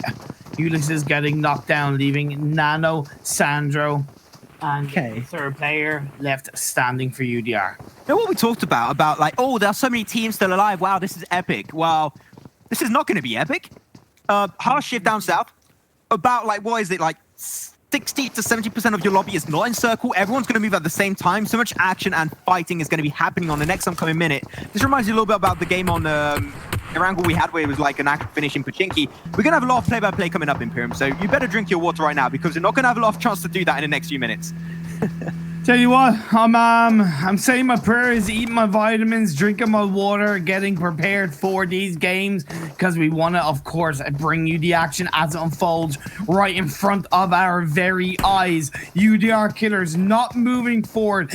They're in the kind of position where they actually are better off not and moving into the circle and trying to catch out teams that are rotating in from above them. Nomad Gaming making a similar push. They're going to get very close, but Satsura knocks down Roma FUTBOLIST. Oh my god, a 4-man car rotation at this stage, it must be absolutely mental. But still, they're able to survive for a little while longer. They do get a few knocks on their side, but it's completely okay for the time being. As for Bliss, Lovazin just going to be jumping down. Not too sure about that one. I mean, okay, he's a goner. Now Soke is going to get also knocked away. FUTBOLIST will be taking 60th position.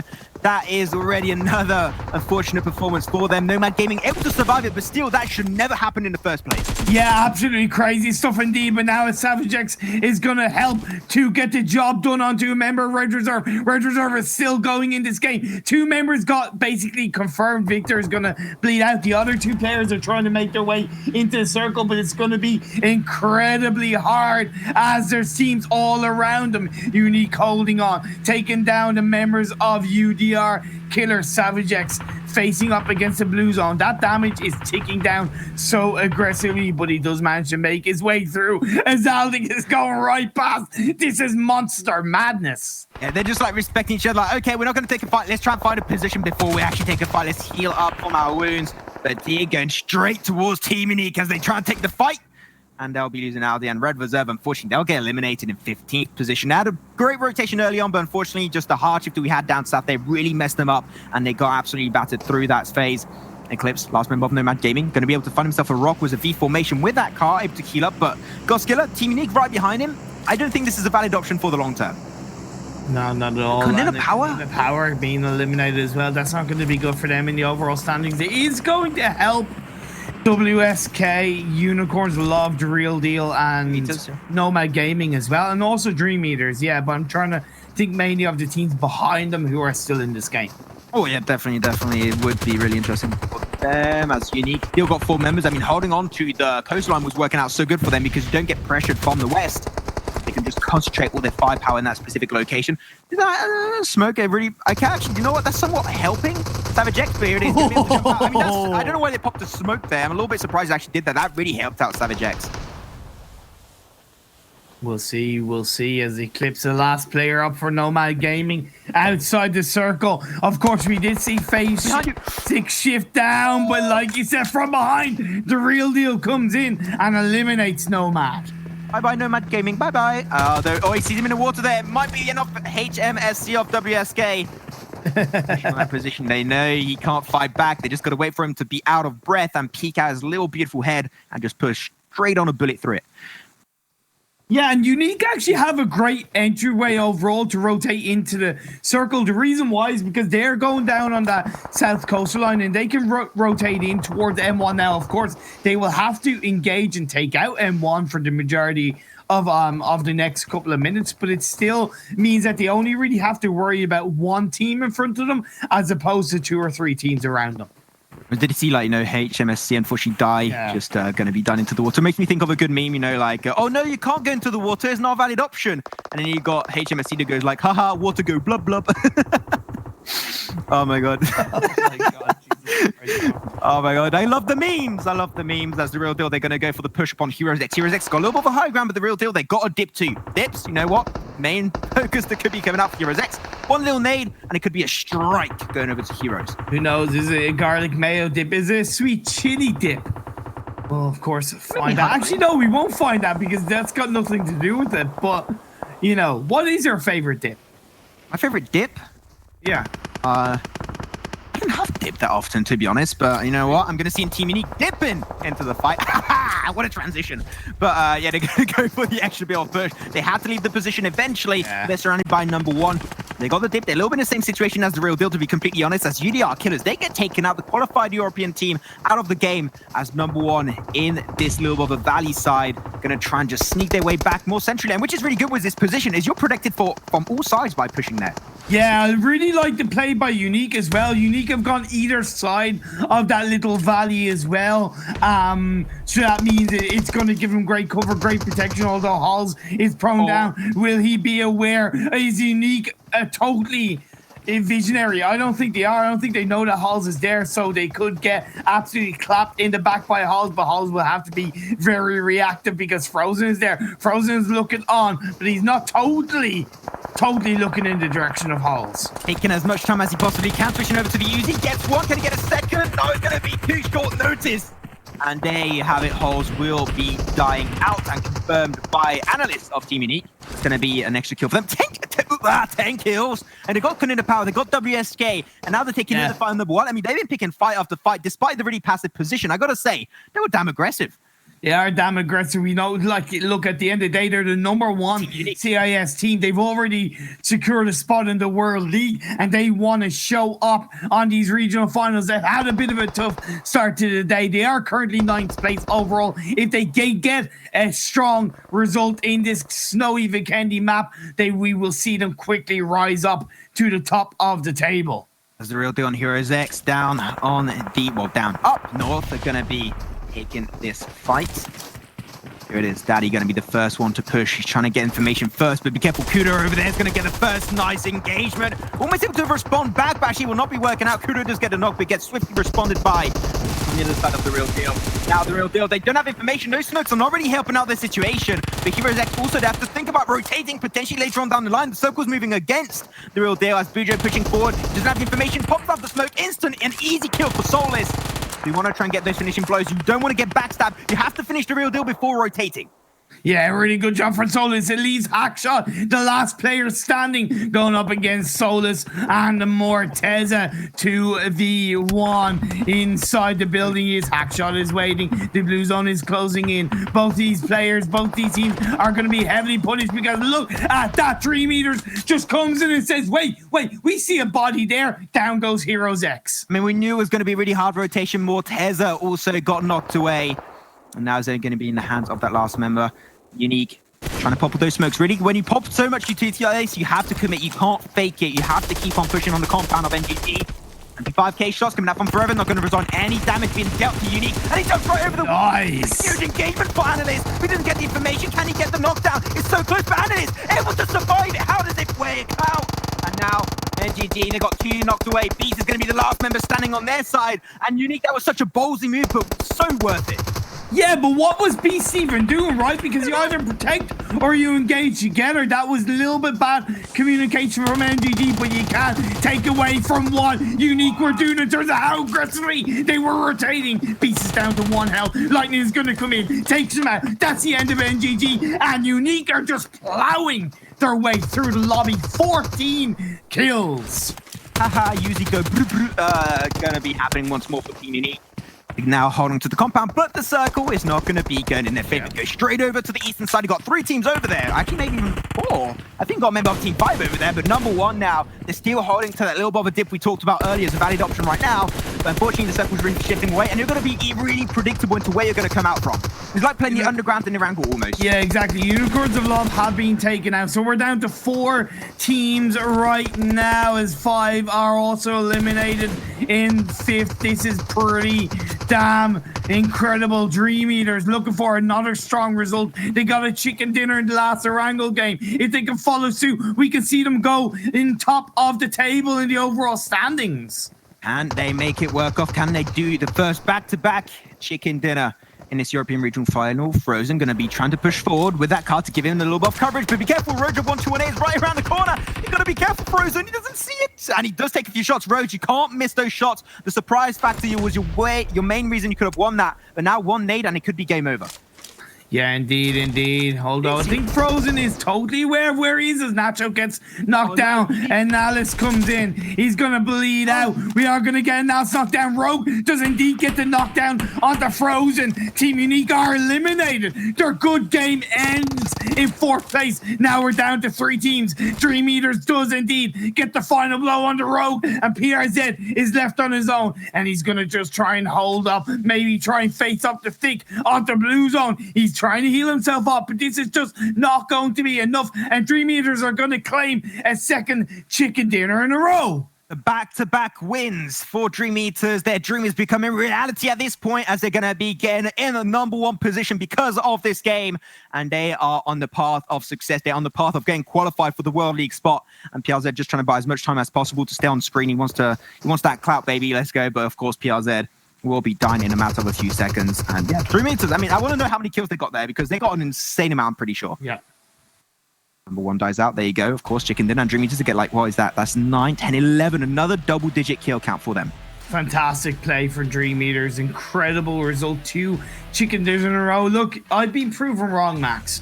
I have been proven wrong. I said coming into this that DreamEaters weren't looking too good, that they had fallen down the pecking order. They had really failed to light up between the regional finals and even the scrims after that. But you know what? They stepped up their game, and that is incredible. I gotta say, like, look at Team Unique. They got in 4th position, right? But because of the kill count, they got 15 kills so far, and they are now in overall 2nd position in terms of like raw points they got from that game, so 23 total. But Team Unique slowly coming back up. I mean, we know the team. They are the currently qualified team as GQ, now over to Team Unique of CIS. And I'm not really surprised, but DreamEaters, like, as I said earlier, like, their dream is becoming reality. They deserved it, and they just had a little bit of a hard time, you know, on the first attempt of the regional finals. But man, this is like the team that might actually be like getting the most out of this rematch. Yeah, and DreamEaters will overtake 1st place. They will claim that top spot, and of course put them in the prime position to qualify for the World League spot. But hey, look, it's not over till it's over, right? We still got another 8 games, so really anything can happen. Things will change. Teams will fall down. Of course, nobody is perfect, but for what it is, 4 games in, DreamEaters getting 2 chicken dinners, I'm pretty happy with that. I mean, we already saw a bunch of, like, you know, back-to-back wins in PUBG MOBILE Esports if it was in PMCO in the regional finals, but can we see a back-to-back-to-back? I think we haven't seen one yet, and it would be a really big first for DreamEaters if they can do that achievement. Let's go over the highlights of this game. You know, the early fight when Aegon just got burnt up to a crisp. It was barbecue time over here on Vikendi. You know, Goskilla, unfortunate rotation. They got denied by a few squads around them. It does happen, but also you got to say that it's a very unusual situation because of that circle, and there's a lot more chances of you encountering teams early on. Yeah, and look, like, I do have to put out a huge amount of respect to all 16 teams on the phase 1 circle shift. We had, like I said, a few players go down, like 8 players went down, but no teams went down. Every single team were respectful of each other and actually respectful of the circle shift. They didn't panic to the middle of the circle. Of course, it did help because it's Vikendi and there's a hell of a lot of compounds, but there wasn't that panic play that we saw in the previous game. I gotta say, like you talked about it at the very start, right? There's never a bad Vikendi game. This was just such a fun game to watch. Like, by the way, even though the start of the game was like, what the frick is happening right now? But after it just came, it regulated itself on its own, of course. And you're going to be seeing Team Unique as they went for the push. They had a very, very unfortunate phase 8 or phase 7 was it circle shift and did not go in their favor at all. They had to force towards teams that were on the other side of the road. They had a compound. It was not going to go good. But still, I got to say, the area that number 1 aimed for actually saved them from like the pressure up north and down south. And that's what allowed them to get second position for PRZ. The team I want to point out that are doing a better job is a real deal. They haven't gotten that they haven't got the consistently really strong games, but they are definitely hovering in the top, 8 most of the time. They are really looking a lot stronger and actually as a team looking better than I've seen them in the past. We're going to be seeing now DreamEaters, the overall stats. And just realize, like, somewhat the DreamEaters logo is like a little bit of a devil. So, like, since the 666 healing of WSK, you know what? Maybe that's been the buff. They got 666 and now they're just, like, absolutely shredding the competition. But, like, 1.5k damage, still really good. Like, they stole a bunch of frags, actually, from that. They got only 6 knockouts, 1 headshot, and all of that for, like, 11 total kills. That's huge. I think what that logo is meant to be is, like, what he's holding is, like, the little dream thing. Yeah, that's it. Yeah, like the dream catcher thing. Yeah, the dream catcher that is meant to catch people's dreams. Right, and then DreamEaters are trying to eat those dreams, take away those hopes, take away that chance. And you know what? They're doing a damn good job today. 2 wins in a row. Pretty good. And shatter other people's dreams to make yours flourish. That's what they're going for with Team. Wow. I mean, yeah, Team Unique, we know. Wow, Luigi. Luigi. We knew they were going to be really good up there. Team Unique, we know, got Frozen. They got, how many is that? Like, total damage, like 1k. Like, some teams struggle to hit 1k damage as a full squad. He did it as a 1-man army. That is huge for, of course, Frozen. Yeah, and like, as 3 players alone, roughly about 2,500 damage. I want to see the damage graph. Yeah, because just for those 3 players of Team Unique alone, never mind the 4th player, to be perfectly honest. So that's incredible play by Team Unique. They just plowed through their opponents left, right, and center. They were kind of holding on, but they weren't. What I loved about Team Unique is that they weren't staying in, let's say, one building. They weren't staying in one compound. They were constantly moving up and down that small area in terms of the, a zone that they held onto, and they were punishing teams around them, and that helped to create a lot more space. I was about to say, like, real quick, those rankings on our right, we'll get them all fixed up. It's completely okay. But because I said Red was not there, there's no way. But still, like, wow, it was, no, it would, no, I didn't know. No, I was not putting shadow. I was like, that's a little bit weird. Like, come on, you thought the same, Imperium. Don't put me on like the. No, I was talking. I wasn't even looking at the leaderboard. I was looking at the camera. But like, yeah, DreamEaters, of course, they're in a more position. Now, you talked about a cushion. That's like more like a mattress. I mean, DreamEaters, 84 total points, 2 chicken dinners, and they are definitely running away with the lead. Yeah, 17-point difference from team 1218. And then actually 1218 have roughly about 21-point gap behind Team Unique. So, there's a lot higher disparity in the top 3, top 4 than I kind of thought.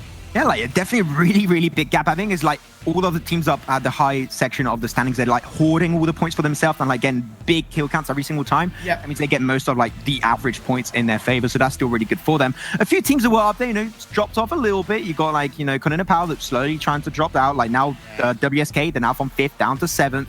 The real deal, though, you know what? You talked about the fact that they're potentially climbing up. They're 9th. They're like in the gray zone. Like they can make it back up or they can drop back down. They just need to hit the results. But I mean, Team Unique, like 3k total damage. Look at that graph, baby. Oh my lord! Like when you look at that graph alone, and this is nothing against the other teams, but when you look at that graph alone, you kind of think, were they in a lobby full of bots? But no, they were just really aggressive. They controlled their area really well, and they didn't let teams get too close to them. Yeah. And that's how you control your zone. That's how you control your area. And at the end of the day, the damage speaks for itself. The kills speaks for themselves. And yeah, the result was what it was. Brilliant play by Unique. That's the use of like playing coastline like later on down the line. Like when you do that, you can just concentrate all your firepower on like the few teams. Every team that got past them, they just like absolutely lasered them down and got all the damage, all the frags, all the knocks.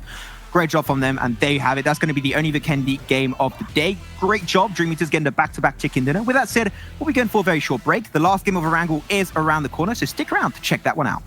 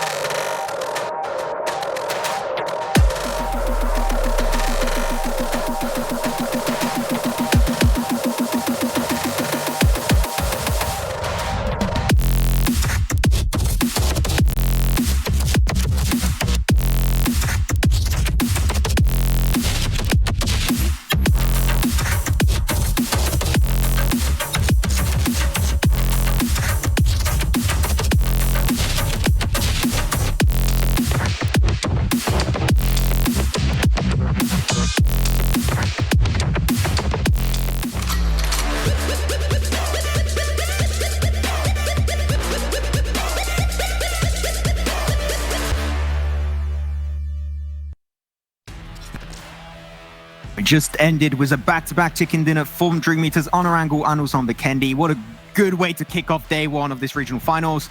I'm ready to jump back onto Erangel for the last Erangel game of day one, and going to be joined once again with Imperium for this game. Is going to be absolutely insane. Imperium, the Death Stars started to settle now. We're starting to have a little bit of an idea of which teams are going to be on top. Yeah. Well, yeah, okay, 100%. There is that discrepancy. There's a good 30 to 35 point difference between first place and third place. So that's definitely strong. But then below that is a lot closer, right? So I haven't done any kind of quick math, with regards to, but I have noticed it is a lot closer than I thought. Plus, when you kind of take into account with what we saw for the MENA regional finals, like Yali Esports were 8th after day 1 and they ended up on top after day 2. So by no means, you know, is it out of the running for any team. It's just going to require them to really pull something out of the bag and get the results needed. Your main objective is to get as many points as you can on your first day. Also to be like, have that peace of mind that, for example, DreamEaters might have if they do another 2 consistent games or really big like point games. Also, again, that could happen for them. So, of course, you want to try and get ahead as much as you can on this very first day to just be chill tomorrow and just be like, okay, we're not under pressure. We can go into these games normally as we usually do and just do our best performance overall.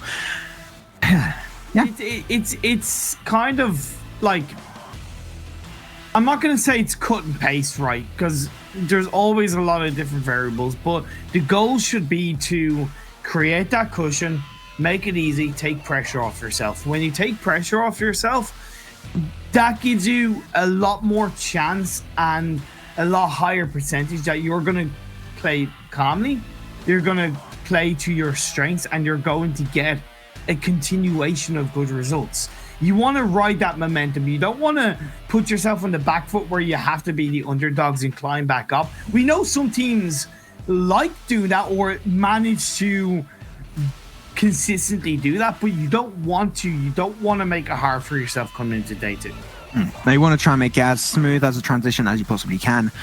With that said, we have 2 games already played on Erangel. Number 1 was taken by 1218. Second one was won by DreamEaters. We had 2 games where the circles were, in a very specific location, like a lot of too many fishes happening definitely in that last Erangel game. So hoping to not have like that much water involved. And even if it is the case, hoping to have less teams commit for the water, because I think that was a little bit of a mistake. Or you can just like split yourself like Red Reserve. I think Red Reserve did the good move, having some members on the mainland, some members in the water. But it's still like such an unusual circle. We can't really prepare to that. But at least teams will know and will be able to respond to it in a better manner if we do happen to have another water finish. Yeah, of course. That's what I'm saying. Like, they're going to make mistakes. Mistakes are going to happen. Issues are going to crop up. It's a matter of adapting, learning, evolving, and growing. And when you do that, and that shows in your performance, it's going to show in the points. It's going to show in the results. And we have seen that from some of these teams. Like Unicorns of Love, in the first attempt, like they really weren't doing anything. But we've seen them really show up a lot more in these games. They have fallen down the pecking order a bit. Right now they are 8th overall. But, it's still much better compared to what we've seen them in the first attempt. Definitely, I gotta say, like the passiveness they got in their playstyle, but yet still like aggressive in like the way they seek for information and deny team rotating is actually so nice to see coming out from them. And I think that's what they really lacked, is like just putting pressure around the map. And the fact that they do that now, I mean, they got themselves such a good first game, right? They got themselves Unicorns of Love in 3rd position, mainly because of like Perks was doing such a, like, man, that guy was absolutely mental in the first game. Now can they just keep that up? Because 8th position is just a little bit like the real deal that I mentioned before the break, right? Then like the gray area where like they can go up if they have a good game, they can go down if they have a bad performance. So they need to keep on hitting consistent results around 10 to 15 point average and then just really get that one chicken dinner. One chicken dinner is exactly what you need, because right now all the teams with a chicken dinner, even though there's only 2, currently that got a chicken dinner there, well, no, 3, sorry, got also WSK. They are all almost at the top side, except for WSK, of course, because they did fall off a little bit on these last games. Yeah, and we are seeing that, generally speaking, the teams that finish in the top 2 are getting a lot of kills with that, right? I think it was only game 2 or game 3, game 2, sorry, that where the winner didn't get that many points, but we are seeing that, that difference in the kills correlating from the top of to the bottom of the standings. I even proves it, right? Like Team Unique, a team that's got so far 0 chicken dinners. They got themselves so many frags there, 30 frags, and they're actually in 3rd position currently without a chicken dinner. So playing aggressive is rewarding, but how far are you ready to go to try and get yourself qualified? Sometimes you have to take a gamble, you have to take a risk, but what the hell is just another Southern playing path? And I'm just hoping this time around, I know which team I'm going to talk about, that Red Reserve are not going to hopefully commit to go over to Saverni, because they lost so much time on that early rotation on game 1. I hope they're not going to repeat that. We'll see. I hope they don't as well. We'll see how it goes. Of course, will FUTBOLIST go to Novo? I don't think they are. I believe they dropped already, if I'm not mistaken. Actually, no, sorry. They actually are. I think it's the other Unique. are Unique. They're not there. Like Unique. No, Unique aren't going there. For now, we will see NGG go down to military base. That's pretty standard. Goskilla are choosing to go for the Milta split drop, which is pretty standard for them. Team 5 heading towards Lipovka. It's all overall standard stuff for now. DreamEaters will rotate up to Yaznai. It's going to be about that phase 1 circle and where it ends up. As Unique, they're going to go actually towards Gatka / again towards Primorz or Fairy Pay, actually. That's something you don't see. Oh, you don't see very often, but this is it. We're going to have, you know what, this circle, we're pretty used to it, especially the European teams. We had this circle so many times in the European PMCO.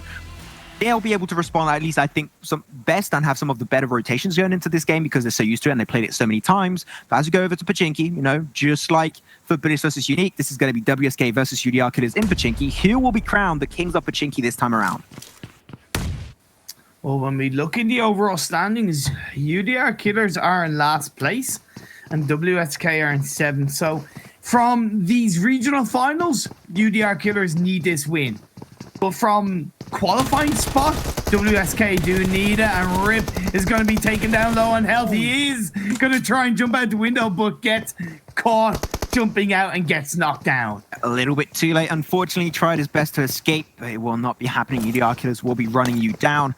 The WSK, you know what? They got 2 members up north, 1 member down south. Argo could be a really big surprise factor. I see his mark on the rooftop. But I think that here, really, WSK, and also the positions they're on, that's where normally cars spawn. If they're lucky on the car spawn, they can just get it, rotate out of there. That's what UDRKILLERS did on that first game. I think that here WSK should try and learn from that a little bit and also do the same kind of rotation. Yeah, indeed. Now, like, obviously with the circle shift on phase 1 being down the southwest, which is a lot more normal to what we've seen in the past, right, Max? It does mean that it is going to make it a bit harder for the teams that are on the east area of the map. It's going to be easy for NGG and FUTBOLIST because they're a military island. They can just rotate, come in via the west bridge. But it's definitely going to be a lot harder for the real deal, Goskilla and Team 5. Yep, UDR seem like they definitely want to go for the fight. WSK, have they found a vehicle yet? I don't think so. I think they sent 1 member actually out a little bit further to get it, but no, Sprone. I'm still having to hold on to that position and try and shut down the push of UDRKILLERS. I'm seeing a nade getting cooked up by UDSS. I do believe that is a nade at least. There was a bit of smoke to allow them to push a little bit further. But their line of sight is actually really good from UDR, I do have to say. But like Argo is not doing anything with that position and he's got a car right in front of him. I would even say Argo, get into the car, wrap around up north to get with the rest of your team. And pick them up and just try and disengage. Pick them up or like at least take a fight as a 3-man army because you're not going to sandwich up with like 1 member back. Especially because time's ticking, right? And Pachinki is kind of not on the edge of the circle, but it's right on the rotational line. And with a lot of teams on the east, as time moves on, Blue Zone starts closing in on phase 1. Teams are going to be rotating past, and both of these teams could actually be punished by staying in Pachinki. There it is. Nade's getting cooked up. Nade's getting exploded. The Arcade is still going to continuously try and push and corner up WSK. I mean, they got nowhere else to really run away. What are you going to go in, like, Pachinki Fields? Of course not. You're going to go Pachinki Fields. So you're going to have to take this fight head on. And UDRKILLERS is putting the exact amount of pressure and pushing. I gotta say, they're pushing really well. They're not like peeking too heavily. They know exactly where they're located without putting themselves in too bad of a spot. Sandro! Woo! That's like 1 or 2 HP remaining. Sprone will not be able to do anything, but Sandro does get knocked away from Argo in the back. And actually, you know what? I might actually have to eat my words there, as Argo's got a great angle from that dip on the backside. Perfect angle on Sandro, Mark, and Ulysses. Ooh. That nade was damn close. That was very much damn close, and this is where it could be falling apart from UDRKILLERS. They've allowed WSK to basically rotate and reposition in an accurate manner, putting UDRKILLERS closer together. Look at Argo. Argo is actually rotating around, but nice play by UDRKILLERS to get a knockdown onto HMSC from the flank. And get Sprone. This is all in the hands of Argo. Argo, don't commit. Please just leave or stay there. But he took a few shots early, right? Give his position away. I'm pretty sure they're going to go for the fight, and that will indeed be the case. I mean, UDRKILLERS, they're not going to give up on us. Trinity Team's got right pound. There we have it. Cornered up in the dip, and now be WSK taking last position. So far, they were looking pretty good in terms of overall standings. You know, they got themselves a chicken dinner on Miramar, but here they'll be taking the big L, dying in 16th position. That's not going to be good for them in the overall standings. Came into this in 7th place with 37 points. That's only going to give them 1 point, 38 in total. Teams are going to get closer to them in the overall standings. Teams ahead of them will create a bit more of a cushion. Come on, WSK, be a little bit more intelligent than that. Yeah, I mean, no reason to really take a fight. You can avoid it, do it. They did it on game 1, and it ended up like somewhat decent for them in terms of like repositioning, but this time they took a fight early. UDRKILLERS, I gotta say, props to UDRKILLERS. Like, they pushed it so well. They had a great engagement, just cornering up the members of WSK and corner up Pachinki. They could not escape from through the fields. They had no car spawns there, so really unfortunate. As Goskilla and the real deal, rotating towards No Potato Hill. Not really going to encounter each other, but at least both teams got multiple cars under control, which is always just a lot safer. You know, we talk about it many times, but it feels nice to see it still. Oh, Konina Power. Definitely. Oh no, Pananova. I wanted to see Konina Power in the real deal clash. No. I would have had some Mad Max style plays.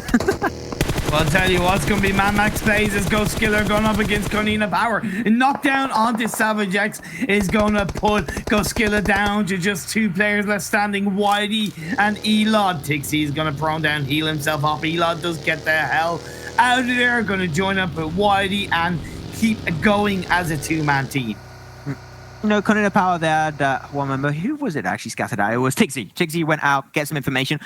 Not really useful as like a scout. It's not really like how a scout would actually play that, but he just went out to get some information and came back to his team without dying, luckily enough, as NGG. And Heroes X going to be sharing the same map inside. I said it was going to be hard for the teams rotating in from the east, and Goskilla have actually been punished for that. It's very unfortunate, right? Because they like to drop towards Gatka, but they took a gamble of going for Milter Power. Didn't work out this time, but it seemed like Milter Power somehow became their main drop-in location. Like, they dropped in it like almost every single game today on Erangel. So I'm intrigued to see if they're actually going to commit on that for the long term also tomorrow. Of course, NGG, on a side note, they sent Itachi forward earlier on, who actually got a kill, I believe, on the Heroes X. And that not only was that obviously a kill in their favor, but it also gave communication for the rest of their team to join up in the high ground location. And it's a really nice place that they're holding on to. It's just on the outskirts of Quarry, but it's still high ground. So let's see if it works out as Tixie knocks down a Nacho, but Asser was knocked down in return. Yeah, for example there, Nacho was the scout of number 1. Unfortunately, just had a swift rotation coming up from Konina Power. No way for him to respond. No way he's going to get rest back up by number 1. But at least now, number 1, despite losing 1 member, they still get somehow something out of that trade-off. They get information. They know that there's a team there. That means that they can try and set up a better rotation later on down the line. As we do see phase 2 shifting on up. Where is it going to go? Is it going to shift still down south? Is it going to center up? Time is ticking. This is the kind of game where I do start to get frustrated with Red Reserve. They should know by now that 1-2-1-8 go to George Paul. They don't need to rotate too far away from George Paul. They're gonna, and that means Red Reserve should be really more prepared. They left it too late to rotate, and they're gonna go right by. But phase 2 did go down a little bit south, but nothing too crazy. Nothing too cray-cray. It will be still okay for them as DreamEaters are going to go for the bridge troll compound to just hold on to the bridge. But like, there's no team that's going to really rotate from the north. There was going to be Red Reserve, but they already passed that segment. So I'm hoping the Red Reserve will be able to make it through 1-2-1-8 without too much of a hassle as we check out the map maybe really soon. Yeah, indeed. Meku going to be looking for 1-2-1-8. So it could be a bit of a pinch. Nice by DreamEaters. DreamEaters did rotate from Yaznai on the north side of the river to come down via George Paul as they try and make their way into Circle. Footballers looking for some work, but Rogue actually knocks down Meku, and then Bandita takes down Frost. So it's a 3-way blow as Tuleka cuts back and confirms a kill. DreamEaters down to 3 players. I mean, yeah, losing Frost there could have been easily avoided. Like you mentioned it, right? Rotate earlier could have been fine, but we talked about it many times. I'm not going to cover it too much. But yeah, DreamEaters, they're going to leave. They know that the other side of the bridge is held onto. Why push through a bridge where you know that someone is holding it up? Even if it's just one person alone, you know it's still not a position in your favor. One person can literally 1v4 if he holds on to a good position across a bridge. It's not worthwhile. DreamEaters, they don't want it, and they want the back-to-back chicken dinner. Was the 2 last chicken dinners in their favor?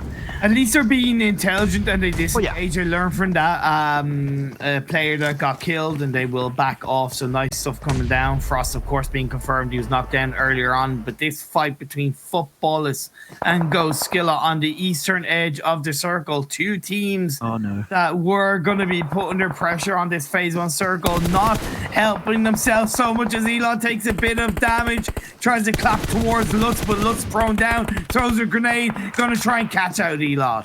I gotta say, despite this not being a great position for FUTBOLIST, they've been very methodical. Oh, very aggressive on that push also. They've been very smart, and there it is, 1 and 2. So swift, and Goskilla will be biting the dust. They get taken out in 15th, but like FUTBOLIST there, despite having such a hard position to play around, they pushed it so smart. They were just peeking out, get information, peeking back down, trying to set up a game plan, then just push out as a full squad. Got 1, get the 2nd kill, instant shutdown on Goskilla. Like, FUTBOLIST, their team that like just shine in terms of like communication and synergy. What I find interesting is that the majority of the teams have actually committed quite heavily down the south side of this circle. So when you look at between Gatka and Everest, and actually, sorry, even between Quarry and Everest, there's very few teams there. As in, you know, Gatka completely unoccupied. The 2 hotspot compounds just down the south of Everest, completely unoccupied. I find that really surprising. Now, definitely, there's a lot of room to play around. I understand why you maybe don't want to aim for Gatka. You want to go down southwards. There's a few more buildings, a few more high ground positions, because really, if you rotate away from the compound and Gatka and they've got a few teams around you, it's gonna be a really hard position to rotate from, and because a lot of teams will have information on you. So I somehow get it, but we'll have to see where this phase 2 circle is going to go, because that's when it's really going to have an influence. 2-2 split, preparation. Yeah, that's what will really work. And where's phase 3 going to go? It shifts up north. I hate to say I told you so, guys, but I told you so. Who's going to be the first to go into Gatka? Who's going to be the first to go into the compounds that's hot down the south of Everest? Yes, you called it. 1-2-1-8. Yep, 1-2-1-8. I mean, they did the late rotation. It's somehow going to be actually rewarding for them. But now, Heroes X, NGG, all the teams down south, there's extra, Konina Power, The Real Deal, Team Unique. Given Team 5 and number 1, they're going to have to rotate through that position. But DreamEaters got also a pretty easy rotation point just to get north, eastern side under control. But really, this is the point in time where we're going to start seeing some fights where you might actually see a few squads actually dying out. In fairness, we have already lost 2 teams, Max. We are down to 52 players, though. So even though we've lost 2 teams, we haven't lost too many players from the other teams, right? As in the majority of the teams have 3 or more players. So that's something to take into account. As Unicorns of Love and UDRKILLERS, they are looking to engage as a grenade gets thrown at Ulysses. Might feel the brunt of that. Not as much as I thought he would, so is able to hold on. Throws out smoke. Gonna look to try and disengage, but Parks, the man of the hour in game 1. Gonna look for Ulysses, but in amongst the smoke, Ulysses gets clapped. Oh, that was, of course, going to be a hard one. Ulysses gets confirmed. Instant shutdown by Perks. And this time, not going to get flushed. You can actually play some PUBG this game. And he's going to get here some good action done. Of course, like, these are 2 compounds where it's like weird he would push. I'm a little bit surprised if they send a member out like that randomly. But you know what? They're going to be paying the heavy price of death. As UDR, they're not really willing to stay. They don't want to really take the 5 versus Unicorns of Love. They do not have the man advantage anymore. They're going to go a little bit more over to the western side. Of Unicorns, and they go for the dip that I personally do not like in Gatka. I don't like this. 1 nade and it's over. It is indeed, but you know what? Desperate times calls for desperate measures, and because they're not committing to 1 dip to 1 kind of strip, I don't mind that. But Red Reserve on the kill feed, that is I don't want to say that's unusual, but so far today, it's unusual. I mean, yeah, definitely today, the kill count is not really high up there, so I'm really interested to see if they can actually get, like, you know, a team squad wipeout from that. That would be great for them, a good way to do a comeback. And the power also for their rotation. They lost Exa a little bit early in the game. They're going to go very, like, on the edge. They're trying to wrap around to get up in the northern side. They're really reading the circle extremely smart, and I think the Konina Power is not going to be the only team doing that. A few teams also did it, I think, on the eastern side. And they're just avoiding every single point of confrontation. They're avoiding Team Unique. They're avoiding also The Real Deal. Like, this is great from Konina. It is, but they had attempted to get into the location that Red Reserve were, but Red Reserve said, no, you're not going near us. You get the hell out of there. So they responded by shifting really far up on the east. And like you said, going past Konina Power, going past Unique, going past The Real Deal. But the next phase is going to be showing up in the next 10 to 15 seconds. Red Reserve and Team 5 engaging on the two hills down the south side of the circle, but the next phase does shift actually towards the central area with Gaka still in play, Max. Oh boy, that circle is not really like great. it. I love it, to be honest. There's a lot of teams that are like going to have to rotate through. At least it cuts away a lot of the section of the north. They're not going to have Everest. So a lot of teams are not, like all the teams that were trying to go for up north, at least they know they can't really focus there anymore. But now Red Reserve, Team 5, NGG, they're going to have to push in the field segment. And that is always going to be a scary thing to do, especially in the mid to late game stage. As Nomad gets scattered out and does get knocked away, but he has a little bit of terrain somewhere going downhill. So Reds is still going to be happening, luckily enough for them. But now they're going to have to rotate to not get pressured by the blue zone. They only got 15 seconds. But yeah, and that's the thing. Now they're wasting time in rotating. Team 5 has already been able to get in there ahead of them as 1-2-1-8 engaging onto Unique. Tulika confirms a kill onto Memphis. Good stuff from them. Frozen is inside that building, but the real deal and Heroes X are hovering around 1-2-1-8 outside the circle. Are they going to commit? I'm not sure if they keep an eye out for the kill feed. They know that Frozen is going to be potentially the only member. I think he's actually the last member of his team, to be completely exact. Let me check that. He's actually the last member, so he's no one around the map. But again, nice third party coming on through. But they almost got Frozen. They almost opened up the compound for themselves. Like I said, the third party coming through. I'd mentioned that they were hanging around the real deal on Heroes X, and as he found an opportunity to get a knockdown, of course, Rogue is able to join up just in time to get the revive. So that'll be good stuff coming out from 1-2-1-8 as Red Reserve are going to now rotate right past Team 5. It's risky, but you know what? It is paying off for now. It's working good. Team 5, you know, they went for the rotation through the fields I talked about, but at least they found themselves with a few rocks. But as we lose Team Unique, you know what? Frozen going to bite the dust, and they will take, you know, unfortunately, 14th position. It was a little bit troublesome for them. They had a little bit of a hard time. They had some really good rotations early on. It's just, unfortunately, they got shut down on the edge of the circle on the western side. It does happen. Yeah. But now there are quite a good few teams on the east, and guess who's in the center of the circle? Nomad Gaming. Nomad Gaming in the center of the circle, but there is quite a good few teams to the east. You've N1, you've NGG, you've Red Reserve, UDRKILLERS, DreamEaters, and Unicorns of Love. So that's going to be incredibly hard for them to hold on to all those angles. Although in saying that, they can sit back, relax, and let those teams take each other out and maybe pick off a couple of kills here or there. Exactly, like that position is great for just information gathering also. Yeah, look over there in the distance, that means that there's a team over there, there's a player over there you can potentially shut down.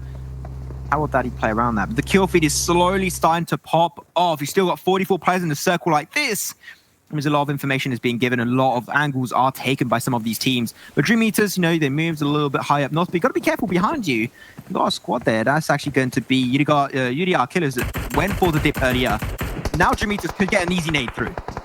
Indeed. Plus you have Konina Power as well up on the north side. So like I said, third, fourth party is going to look to try and shine through as Malik goes into FPP in the smoke with the DB28 sprayed through onto the members of Unicorns of Love as Hidam was knocked down. The blue zone's closing in. Where's phase 5 going to show up? It's going to shift down the southwest. The majority of the teams on the east outside of the circle. This is a feels bad man kind of situation for Red Reserve. They took a gamble of going down south when they were already on the western side. Now they're going to have to read the rotation, go straight through Team 5 if they want to go through the same entry point. Unlucky, sometimes you take a gamble, it doesn't work out, but that is fine. That is how PUBG works for you. As Piazza gets a nice ned, and here it is, a fight between FUTBOLIST and number 1 is going to be happening right now, but number 1, they're the team with the compound, they're the team controlling this team fight. But you know, FUTBOLIST, they're not going to let this go to waste, they're not going to lose that opportunity, but Holes are just going to push like in the open upon Sokan. He's not going to be able to do anything there. That's so weird it actually unfolded that way. Indeed, indeed. Two of these teams, they both qualify for the World League, so it's about pride. It's about money on the line for these two teams. PRZ with the grenade. FUTBOLIST are not looking good in the dip. A couple of grenades and they will be blown to smithereens. Although I'm saying that, number 1, they have to think about trying to make their way into the circle themselves, right? Because the blue zone's closing in. They don't want to get pinched away. FUTBOLIST are right now, so they are thinking about it as in one. Unicorns a lot, should I say, tried to rotate in, but they get blown up by 1-2-1-8. I mean, at one point, you have to do the rotation. Teams that luckily enough had the circle somewhat good in their favor, they're going to be the team to go down. Whoa! 1-2-1-8, they get the information. He's just rocking in, he's just playing games at this point, but the car's going to go boom, boom. And that will be Konina Power getting out in 12. And then we I think it was number 1 that dies up, and the kill is absolutely popping up. No! Oh my god, that is why you don't do the full car rotation. But at that stage, if you didn't have other cars, it was going to be hard. Oh my god, Imperium's dying on his screen. Oh man, no, it's just kind of like, it's literally like one of those carnival games where it's just kind of like, it shows up and it's just like, boom, boom, boom, 1-2-1-8, just picking up kills left, right, and center. We suddenly get put down to 8 teams, 26 players left standing as Nomad try and look for the teams into the west of them inside the circle. Yep, they don't have center circle anymore, but they got to get rid of the other squad that's over there on the side. FUTBOLIST, how is the fight going to be going on their side? Also, UDRKILLERS, they're going to be pushing on Nomad Gaming. A lot of action happening on the edge of the circle. Things are getting pretty sweaty. Well, Dustport is still doing some work and actually shutting down Team 5 entirely on his own as an absolute legend. That's what you know him to be. Now, FUTBOLIST, they have to commit for the push. They have to go for the compound engage. Not doing some work. They get some knockdown, but unfortunately, will not be enough. And Nomad Gaming will be winning the fight, getting all those frags for themselves, and will be keep on pushing forward. But unfortunately, the blue zone's upon them, and Eclipse might die out, or can he barely make it through? Oh, Red Reserve die out in 7. Yeah, Red Reserve indeed die out in actually 8, should I say, of FUTBOLIST are down in 7, 6 teams left, 19 players. Hey, you know what? NGG, they're looking pretty good. They're still going to be up as a full squad. We are going to see a field finish as the circle has shifted away from Gaka, the only compound that was held by a team outside Nomad Gaming, which is, of course, 1-2-1-8. So all these teams have to disengage, find a way. Heroes X are inside the circle on the west side, but like I said, because it's field, you can't really push too far forward. That's forever knocked down Satsura. There's a few minutes, like, okay, there we go, 1 headshot. Now we can continue. But what's really good is they're not committing for the fight because it's not a valuable compound, and they know that now they're reduced to firepower potentially coming out from Nomad Gaming. They're going to push forward. They want to get closer and closer up the circle. Unfortunately, they lost their only way of rotating faster. And now 1-2-1-8, they're not going to let that rotation happen. And now Nomad Gaming, they're going to be pushing forward. They're doing exactly like Unicorns of Love did earlier. But was the only difference is that it actually worked out for them. They get to the rock, they get thrown down. The cars might explode. You've got to be careful. And the car will be exploding right into the face of Aldi. Yeah, but the good thing for Nomad Gaming is that they didn't send the full squad there, right? They sent 2 players forward. Aldic should hopefully get revived by Eclipse, but Aldic is being clapped in the back from the opposite direction. I believe Heroes X and NGG, they're engaging on each other. 1-2-1-8 are slowly getting into the circle now as DreamEaters do get eliminated. As in, no, I think they went out earlier on, should I say? As a final 5 teams left in this game. Yeah, you still got Heroes X, NGG, Nomad Gaming, 1-2-1-8, and the last one of UDRKILLERS, which is Mark. I don't know why those kills are popping up back on your screen. Those are not really valid, guys. Do not pay attention to them. 1-2-1-8, they sent 2 members forward with the V formation with those 2 cars. Trying to get a little bit more coverage in the map, and they actually got the position of Nomad Gaming basically under control. Yeah. Now Heroes X, still, they got 4 members. Solace could potentially still get res back up, but they got the only compound still in play. This is the game for Heroes X to take. It was Team 5 that went out in 6 base, I think. If I'm not mistaken, maybe I'm wrong, but either way, we are going to be put down to these final 4 teams, 10 players left standing. UDRKILLERS, you know what? They've held on. Mark is still in this game. Credit is due to this game as Nomad Gaming. They want to bounce back. They want to get the good result, but 1-2-1-8, they are stopping them in their tracks, driving themselves forward still as a full squad. I mean, definitely it is looking absolutely insane. 1-2-1-8. Can they get Eclipse out? They're trying to get some utility. They got those mollies coming out. They got a few nades also, but they're still not quite able to get him down. And same for UDRKILLERS. You know, you got Mark just snaking his way through. Can potentially get a backstab. And at this stage of the game, one snake could get 1v4. I mean, okay, cast the curse right there. That's completely fine. But yeah, Mark is going to go out. UDRs will be still taking 4th position, which is picked up. You can bet nice by Heroes. Oh my God, sell him. I said it. This is their game to win. Get 2 members off of 1-2-1-8. Absolutely shredded to pieces. And Rooftop at this stage of game, getting any kind of high ground is just so much more valuable in a nice field finish. Oh, Kobe. Bandita with the Kobe taking down Nomad Gaming. Now we're down to the final two teams. It is 4 against 2. Bandita 77 and Rogue against the 4 players of Heroes X. Mortaza is flanking around on his side. This is going to be the blanket rotation from Heroes X. Although saying that 1218, they do have a couple of vehicles. Right now is a bit of protection. Going to throw out a couple of smokes as well, but a grenade in the way as Bandita gets knocked down by Mortaza. Great play by Mortaza. I mean, at this point, you're just locking down the entirety of 1218. Can he try and go for the rest? No, he has no time to do that. Still trying to get some damage on Mortaza. Almost able to get the knockdown, but now he's just completely surrounded by foes. And this will be indeed the end. It was a great nade from Kuder at the end of Heroes X. Heroes X finally coming back and able to get himself their very first chicken dinner in this regional finals adventure. I mean, they were starting off so good on the first attempt of the regional finals. They kind of fell off a little bit, but now they're coming back. Look at this. 15 kills for Heroes X, 17 kills for 1218. Like, that's 32 kills between the top 2 teams. That's like half the lobby. That is literally 2 teams taking out half of the lobby. That's incredible.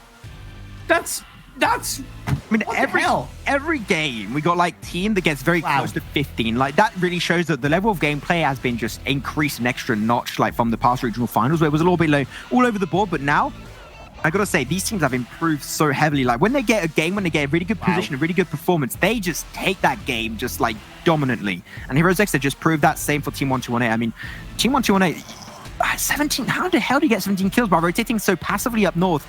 And they just controlled the entire position. Well, of course, the circle did favor them a bit, right? The circle shifts went in their direction from like phase 3 onwards, but at the end of the day, they didn't rotate in a silly manner. They didn't kind of go outside of where they needed to go, and they also punished teams around them, and that paid off. I definitely did enjoy their rotations. Very passive in the attempt, but also every time they got a team that they got information on, shut them down every single time. Great attempts from them. Let's go over the highlights of this game. I mean, the 3-man car rotation of DreamEaters, of course, especially in the open fields of Gaka, that is never going to work out.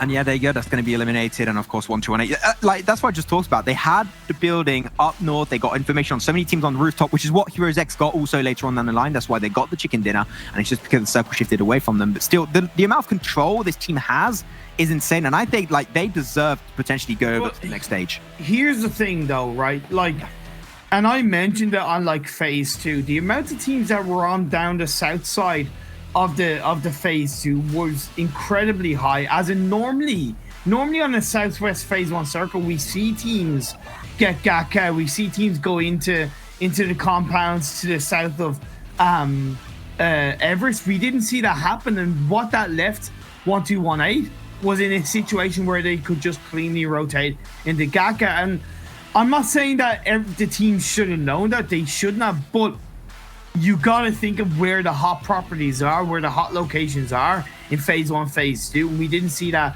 happen from a lot of teams.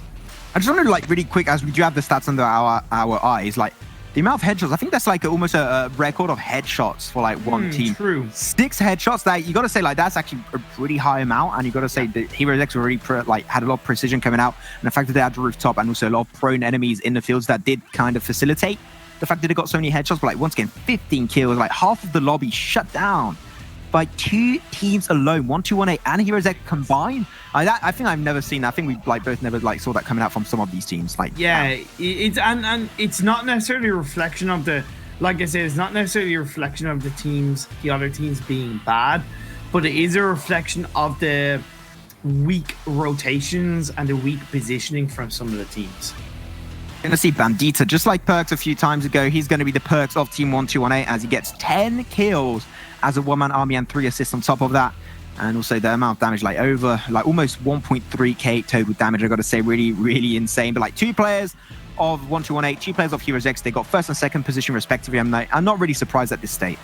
Yeah, I wouldn't be more surprised if there's anybody else from any other team. Yeah, top 4 players. You know what I mean? Like, if anything, you know, it deserves to be top like 8 players and just the 1218 and Heroes X in the top players, because, you know, 32 kills between the 2 teams.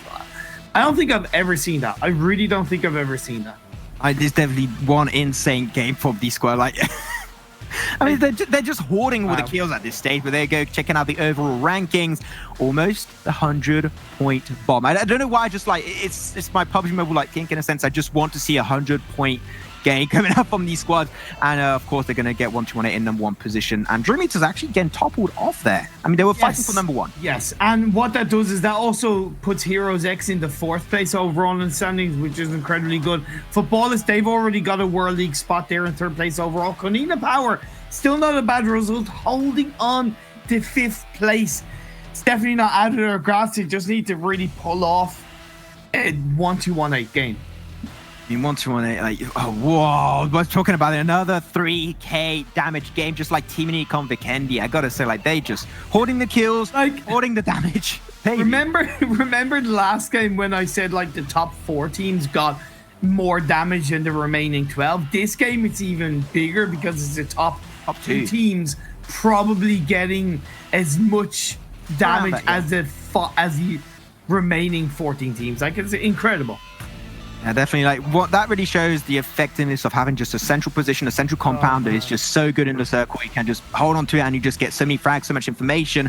Congratulations once again to Heroes X taking their first chicken dinner in the regional finals. 5 games in the books, 1 more remaining. It's going to be on Sanhok. Stick around if you want to see some jungle action.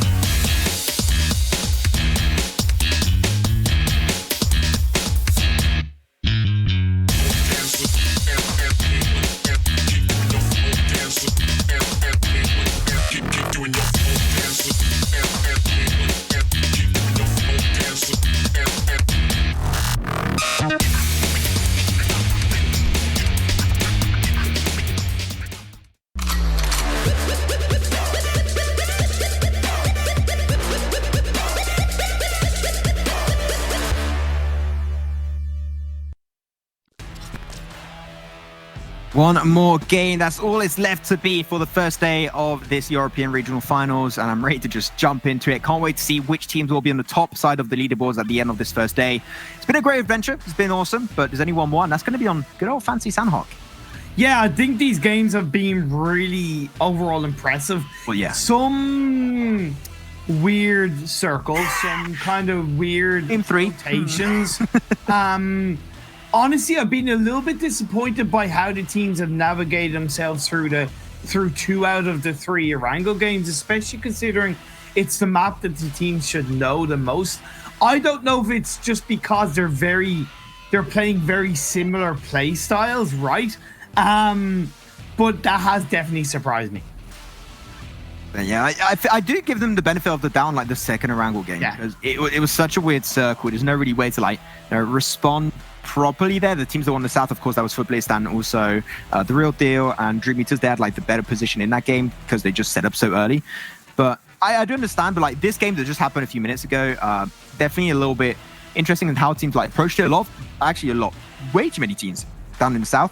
Should have had a lot more teams trying to rotate up north, like just like Konina Power. If more teams did that rotation, would have been such like a more even game overall, but unfortunately that did not happen, and we lost so many teams trying to rotate, like UDRKILLERS, Nomad Gaming, even though Nomad Gaming were so good on their position. But it's just, of course, having such a high concentration of team in a field finish, it's never going to result in good things happening. And it just happened that Heroes X had the compound remaining, and they just got so much information, so many angles, they got so many frags and the chicken dinner. Yeah, exactly, and that's the kind of weirdness of these games. And even in the second Erangel game, we saw the majority of the teams, like 5 teams in the water kind of thing, and it's just a little bit, you know, I don't know, it's just not expected.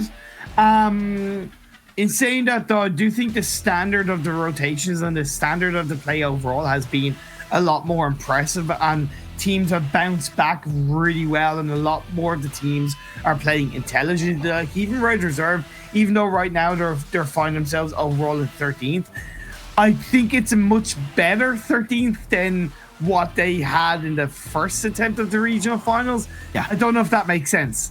It does. Like they got 1 chicken dinner on the first attempt of the regional finals, which was like almost like a lucky. It was chicken game dinner 1. It was the first game because like they rotated so late, but the circle just shifted north so many times in their favor. They got it. But I'm definitely way happier with like the consistency they're showing in these games. You just got to step it up a little bit to the next level. Like this is only going to be at the end of the day, you know, like 50% of your games. It's still way more time than needed to actually do a comeback and put yourself back up in really good overall standings. Hoping that will be happening not only for Red Reserve, but for all the other teams involved. Anyone can do it. If you're here, of course, that shows you got the potential to go to the World League. You just got to show that you can be consistent. Your team that is able to put the work in, and the teams that put the most work in are the teams that, you know, right now are showing up and getting themselves them chicken dinners, getting themselves some really good overall positions. Because like DreamEaters, they've been training so much in the scrims. They've been shown almost every single time, and that's been paying off. Like a back-to-back chicken dinner at the end on Erangel and also on the Vikendi. I mean, it pays off. It does pay off at the end of the day. Of course, they're not the team that are in the qualified World League spot right now. That is 1-2-1-8, who've really shown the strength and the ability of their team to put themselves in such a strong position 9 times out of 10. Like I said, a little bit of luck in the last game that there's so much space from the north side of the circle in like phase 3, because most of the teams were down south. But I actually have no issue. I've no doubt in saying that even if a team had been in Gaka, either 1-2-1-8 would have crashed, or they would have found a better position for themselves in that last game anyway. So it's just the ability of 1-2-1-8 to really carve out a good result. It shows. I mean, like, every time they just get a position in the mid game that gives them so much information. There was like the building that was towards Gatka. They want a rooftop, get information, shoot down every single team you can, because you want to try and just reduce the amount of teams that could deny your rotation. Once you've done that, you push towards a position which you think, or you know, you judge is going to be really valuable for them, and they push. Unfortunately, it just happened that the compound of Heroes X was in circle for way longer than expected, and that's why they lost it. But 1-2-1-8 is one of the teams with Nomad Gaming that just reads circles the best. Nomad Gaming also a team that struggled a little bit on that rotation because their compound got denied really quickly. Heroes X and also 1-2-1-8 both had an angle on Nomad Gaming. That's why they got denied. And it was really unlucky on that. But of course, you know, like circle shifts in a field setting, especially in Gatka, if your compound is taken out late, the chances of you actually surviving are very, very slim. It's still possible, but very hard to pull off. Exactly. And then when you look in the overall standings, right, something we really have to consider is that 1-2-1-8, they're on 98 points. That's pretty much literally an average of like 20 points per game. You have DreamEaters are in second place, they're on 87 points. That's relatively close. That's only about 11 points. But the difference between them and the next team fighting for a World League spot, which is Heroes X, that's 38 points.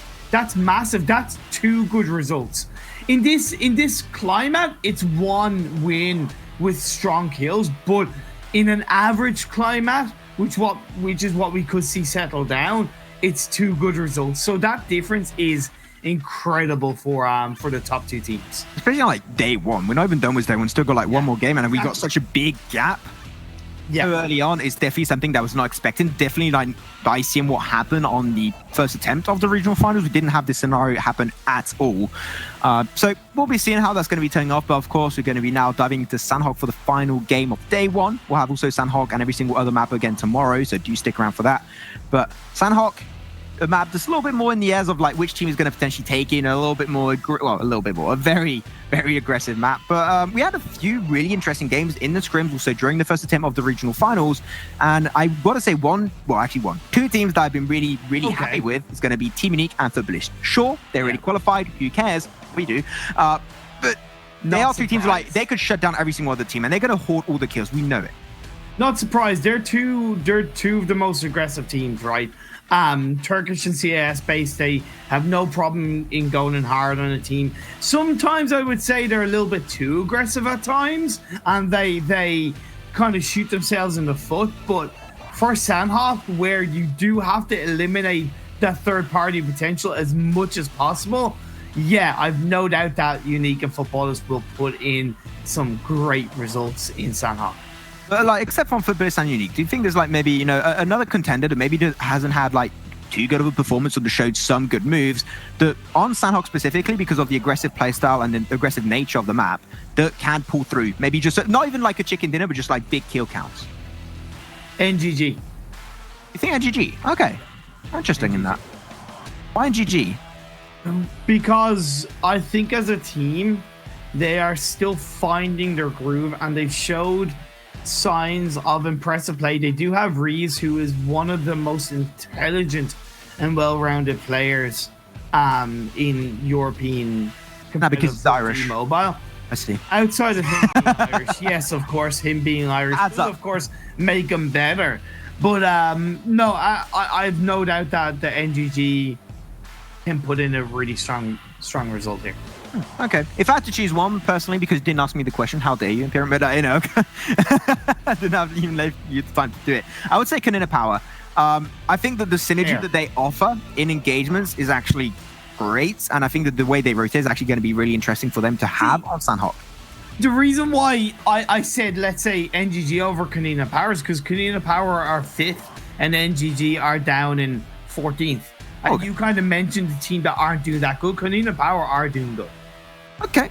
So there. You know, you asked me a question, but you can't even answer your own question, right? Anyway. Okay. Imperium, some of the few people that Eminem is scared to diss. Guys got that rap flow so damn quick. But of course, now we're going to have this Sanhok game unfolding. Going to see a few drops coming out. Of course, Unicorns of Love. Always going to go for boot camp. Going to be completely uncontested. Where is Red Reserve? Okay, they're hidden in between Konina Power and the real deal. But that is a southern phase 1 circle if I've ever seen one. And now that means that the cross compound of the river is not going to be a valid option right now. You don't want to aim for that. But some early fire is going to be happening here. This is actually a really good circle for Red Reserve because they normally land around Nakam and Samni, so this is going to put them in a really good spot. But yeah, like you said, WSK and UDRKILLERS, they just don't stop fighting with each other, right? And look, you know, we've talked about this in the past. Drop spots are, in amongst competitive teams, are, you know, if you give up a drop spot, it's a sign of weakness. And I have no problem with not giving up a drop spot. But when you got to take into account of where you are in the overall standings, and you need all the points that you can. Don't play unintelligently. So in the hands of WSK, when we're looking at the early game team fights, you either win or you completely lose, if that makes sense. Yeah, that's what we saw happen earlier. UDRKILLERS, they just dominated WSK. But it seems like this time it's just completely shifted.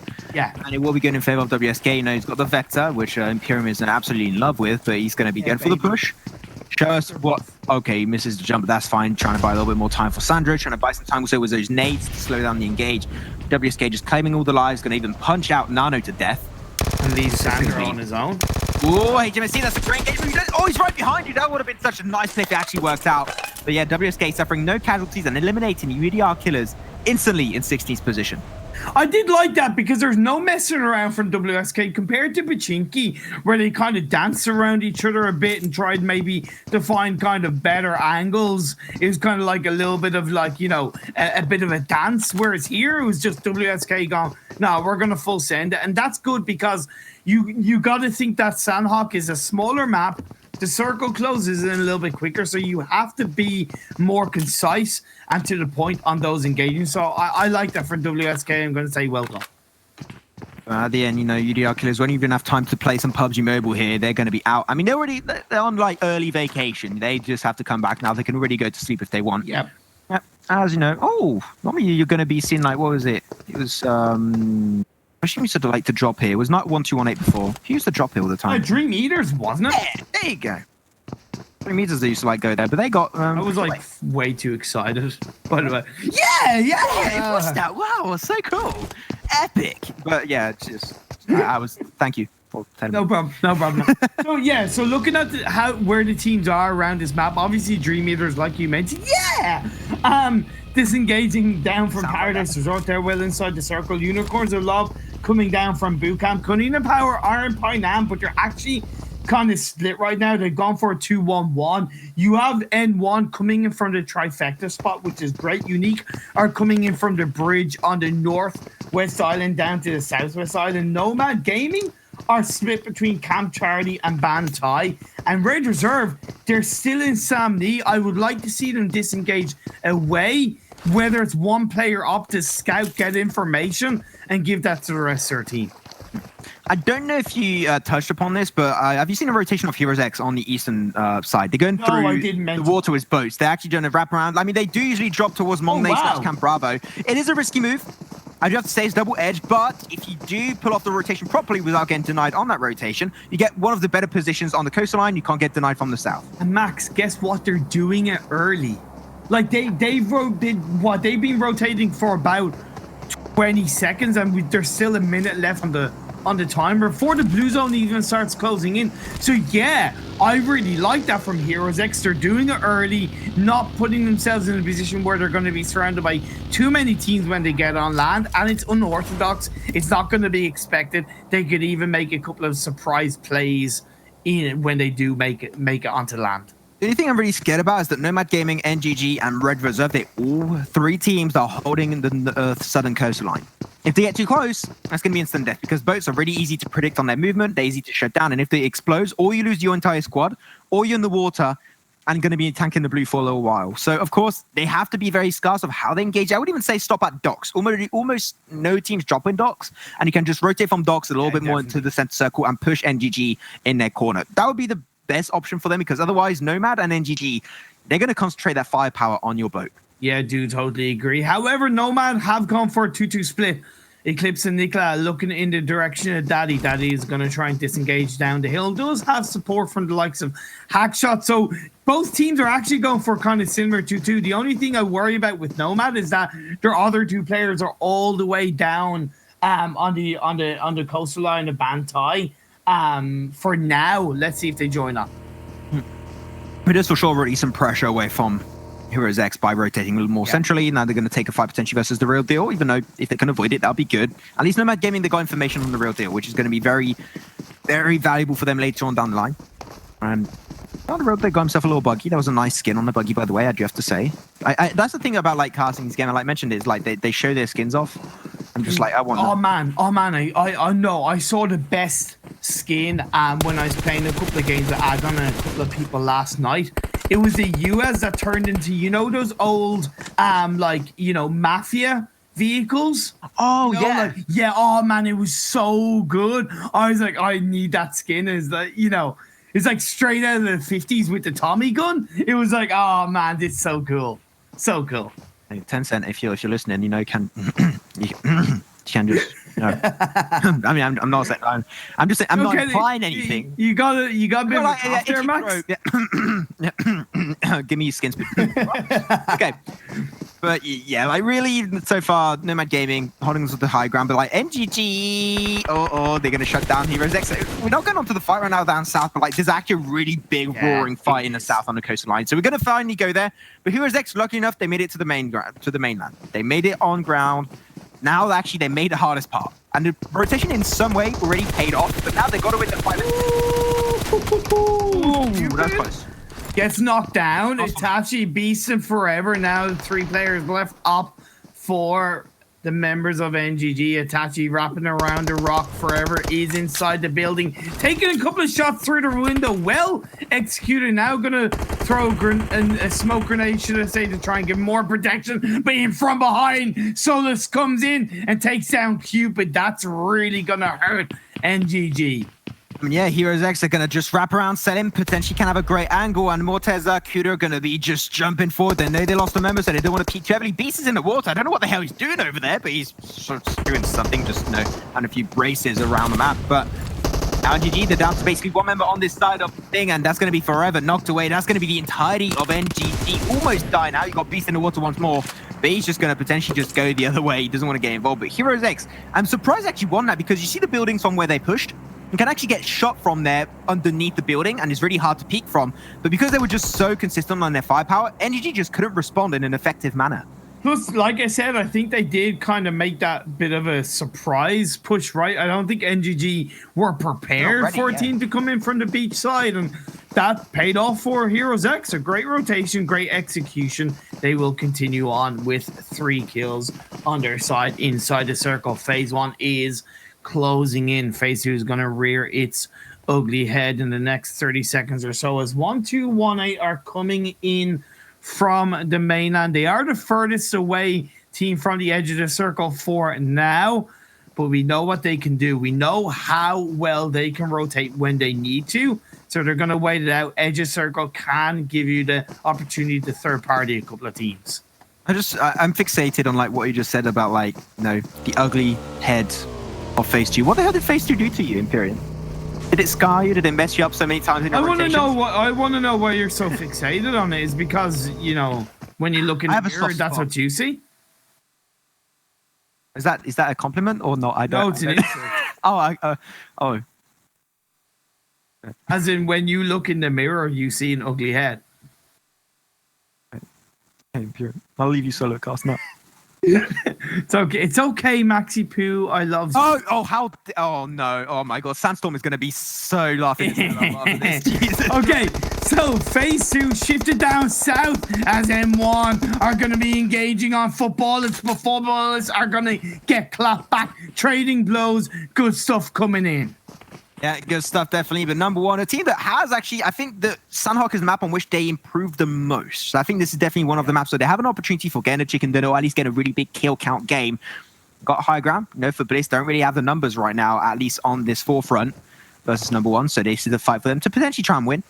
Also, their position, they're somewhat, they're not really central, but they got a good rotation point that they can actually commit to and actually just go straight towards the position of The Real Deal / Nomad Gaming. So if they rotate from there, I think they got really good potential, but Unique just going to go straight through Ruins, which is a little bit risky in my opinion, because if a team is in Ruins, you're going to be really having a hard time. But nobody aims for Ruins, which I'm always happy about, because Ruins is like so bad. Unique are in Ruins. They're like in Ruins, but like they're crossing through. They didn't stay, they're just crossing through Ruins. But if a team was there, it would be bad. But like nobody drops in Ruins almost because it's so bad. I think you mentioned them, but I don't like the fact that Konina Power is still inside. Painan, to be honest. You talk about that a lot. Yeah, you don't like it. Yeah, I don't like it at all. Just, you know, disengage away. It's isolated. It's hard to engage from when teams get too close around you. But Unicorns, a lot of Team 5 and DreamEaters, a 3-way fight on east, or should I say the northeast of the river. Yeah, the river's going to come into play, that is for sure. I mean, Konina Power, maybe they're holding on to that specific Pioneer location because they want to gatekeep. All the teams are located on the northeastern side. Nice shot from Tom, the headshot with the QBU. And yeah, no, I know what you're talking about with Konina Power, in fairness. I mean, they're getting some work on. Look at that Tixie. Getting some work there. Able to shoot teams that are on the high ground. Because of Love and Team 5 definitely going to be in a little bit of a troublesome situation. What they commit there? Definitely got a few cars. They are seeming to like push, but they're actually not going to push. They're going to wrap around from a different angle. And Perks is definitely trying to get on their position from a different point of view. And doesn't want to let the heel come out, but Daphne will be put back on his feet.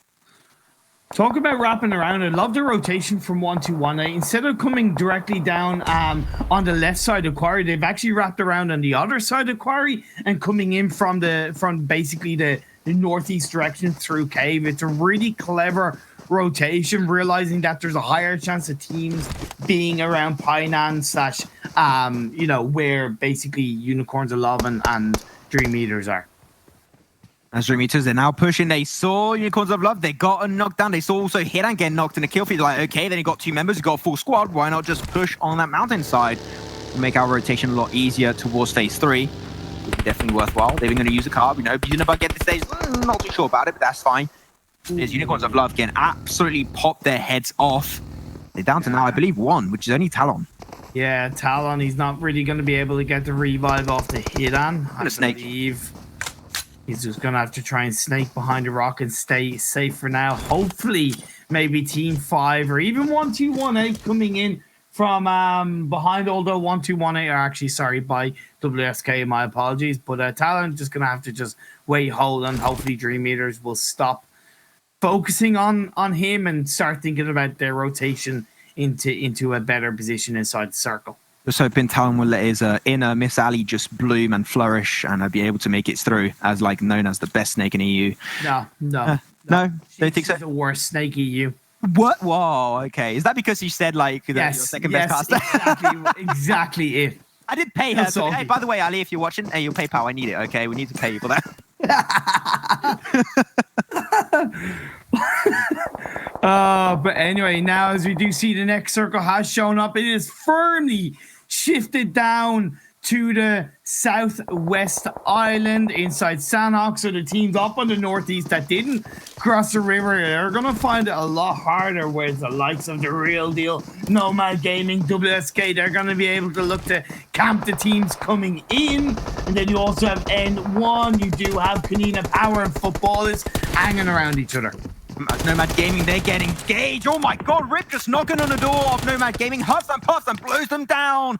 WSK, they still got 3, potentially can pull off a res of their own on HMSC. But Nomad Gaming, they all got a really, really good front line on that mountainside. And they can just shut down WSK if they push too far. So they just got to be careful. But HMSC is definitely going to be a hard res to pull off because Rip, if he moves away, that's going to be an instant kill and like taken over by Nicola, really. Yeah, exactly. And to be honest, for Rip, he should just maybe HMSC should maybe try to be used as a bit of a bait, but from a distance, Nicola cleans it up, and that's going to leave Rip on his own for WSK. Still 15 teams up, 47 players standing. Satsura maybe looking to go for the grenade to cook it up into the hood. He knows he's there. Rip is going to have to try and disengage. He opens the door, but he does gonna go to look around. Just go in, not as a one-man army. Don't go in on your own, Satsura. There you go. That was definitely really nice engagement from Satsura. A little bit messy on Rip. The fact he went out there was a little bit tricky. But WSK, that was a knock, so there's still a member. I don't know where you are. Sprone is far away. I didn't realize that. To be honest, he's far away outside the circle, so he is now a one-man army for a side. We did lose another team. I'm not exactly sure. That was Beast. That was Beast. So NGG are out in 15th. Yeah, unfortunate. I mean, the team that you called out that could potentially have a good one. I mean, they definitely got surprised by that boat rotation of Heroes X. There's no way you can really respond to that in a proper manner because it's so rare to happen. But still, they are going to be out of this game in 15th. Number 1, you know, a little bit spread, Vindex in the building, but the thing is, if PRZ or Natra try and run forward, that's going to be FUTBOLIST just preying on that kill, trying to shut it down. If they have some smokes, I would say use it. That would be valuable at this stage, and you can just rotate up on the eastern side.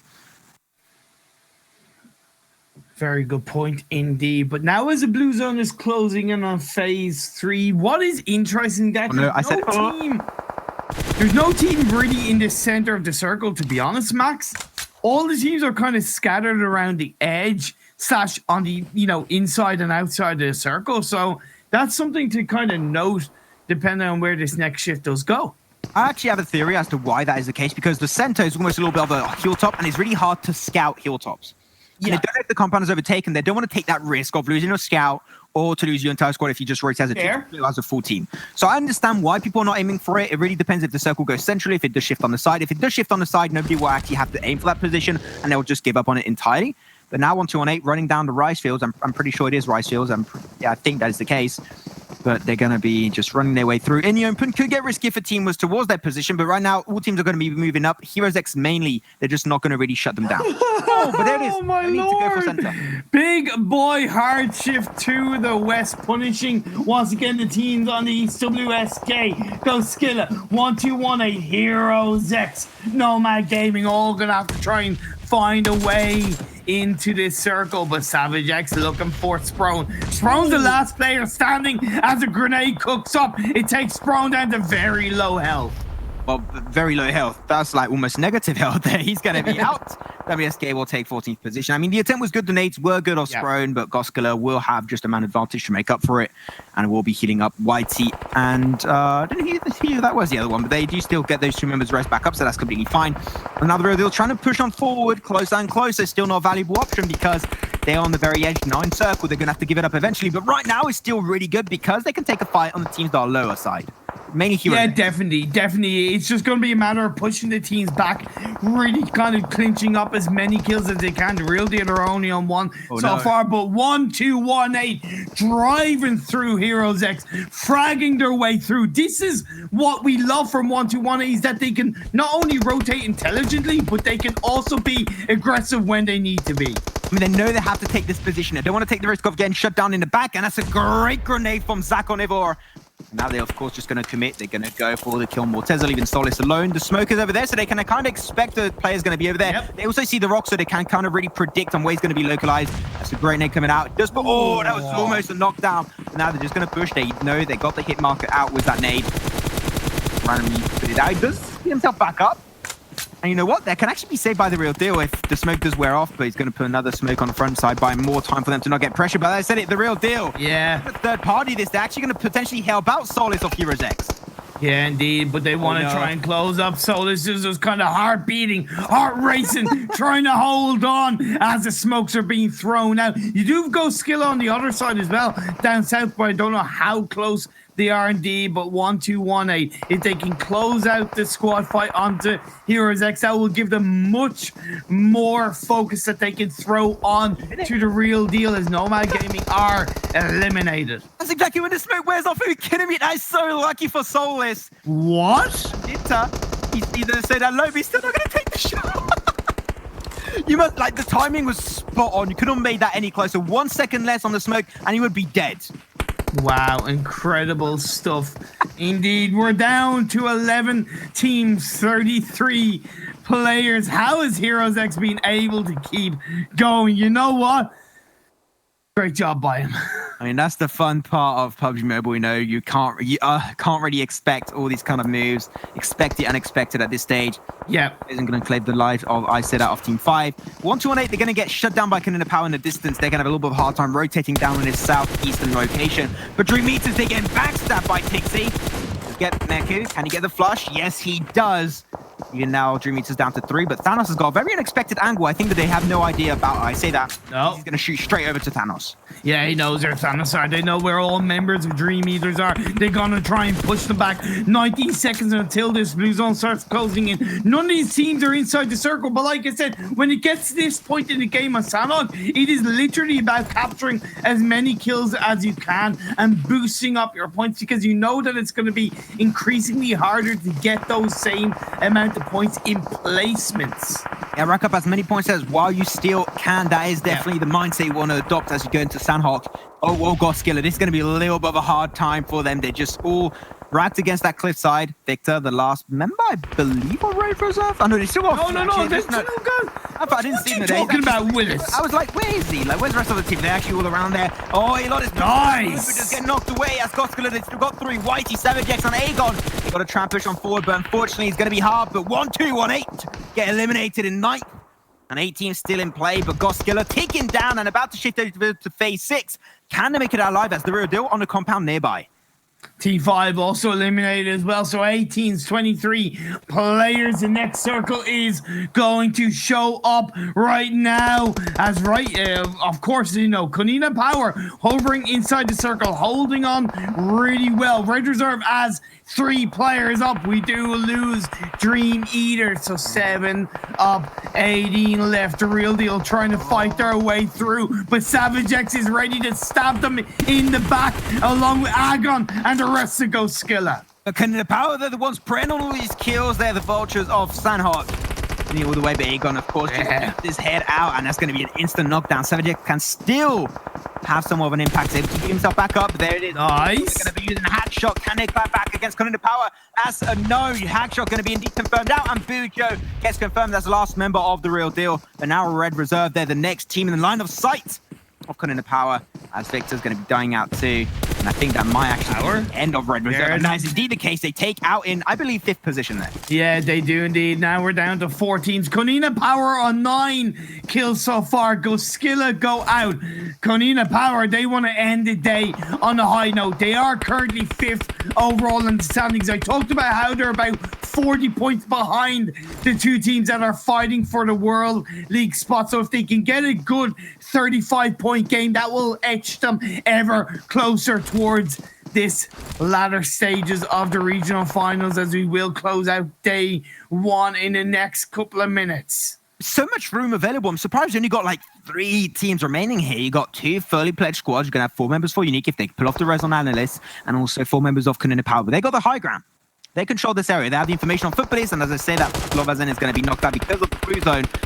Rom is going to have to try and make his way through, run his way through the smoke, try and buy as much time as possible. He's going to be barely in the blue. He's going to have to run out the smoke, and that will normally be the end of his adventure. And there you have it. FUTBOLIST game confirmed. We talked about the fact that they could have a good result. 3rd position. In my books, that's a really good result. Yeah, but it wasn't the same type of result that we kind of expected. It wasn't the frag-heavy result, but placing points will pay off. That's going to put them 3rd overall. Now we're down to 2 teams. Unique on the low ground, Konina Power on the high ground, but Konina Power are more heavily inside the circle. Robinini on the rock, flanking to the side. I don't know if Unique are aware of his position.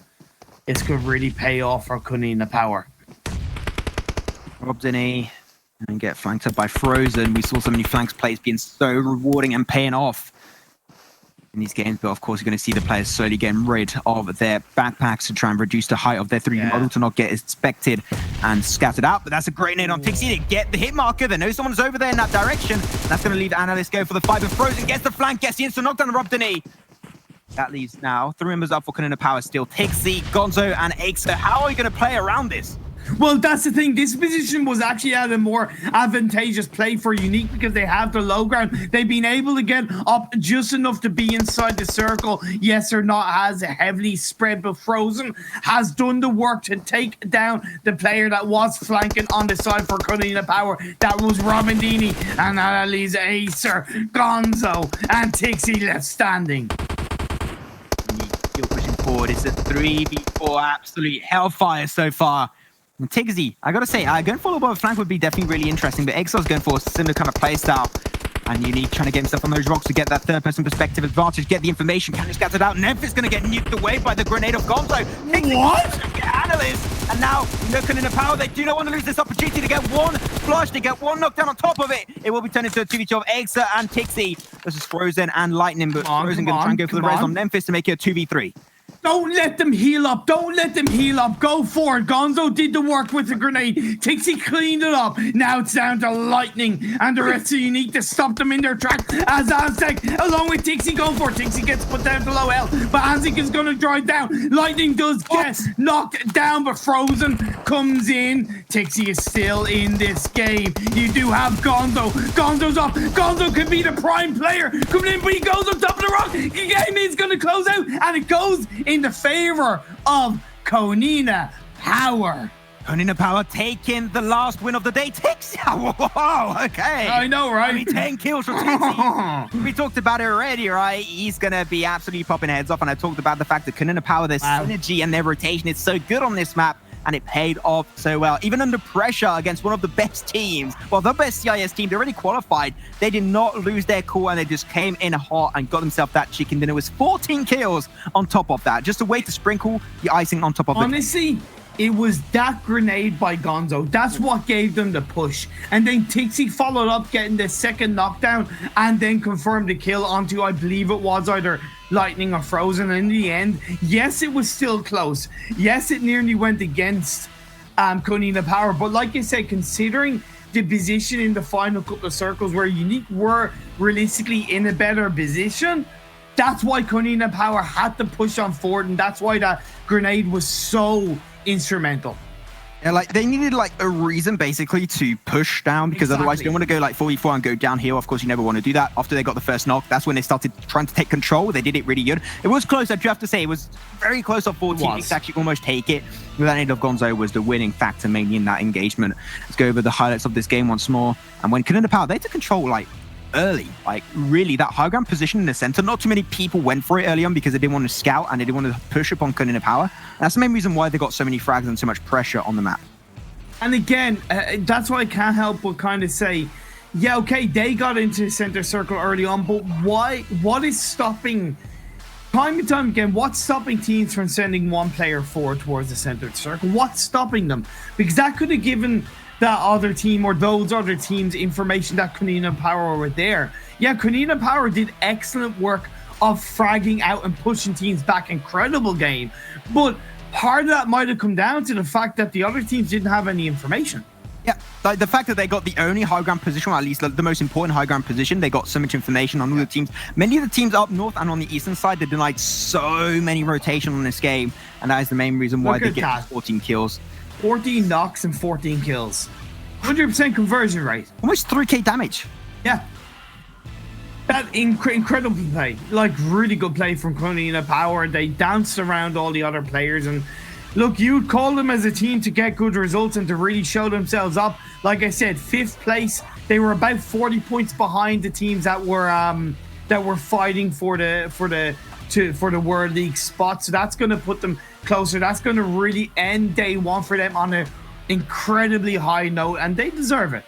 I mean, definitely, like they're the team that's, like, in my opinion, improved the most with Unicorns of Love. Yes. And DreamEaters for the past few weeks, so definitely happy. Of course, we're going to be checking out the top players. I mean, if we didn't have Tixi in this top 4, it wouldn't be a proper top 4 there. You're going to have, of course, 10 frags coming out with 2 assists for Tixi himself.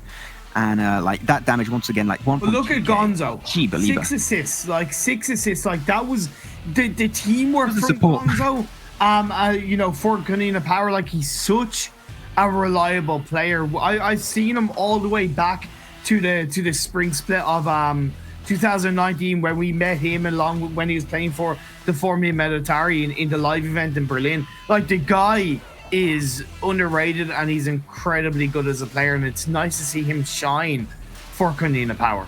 And he's just had, like, he has so much fun playing into these games. Yeah. You can see just like has such a radiant personality. Really great guy to meet, guys.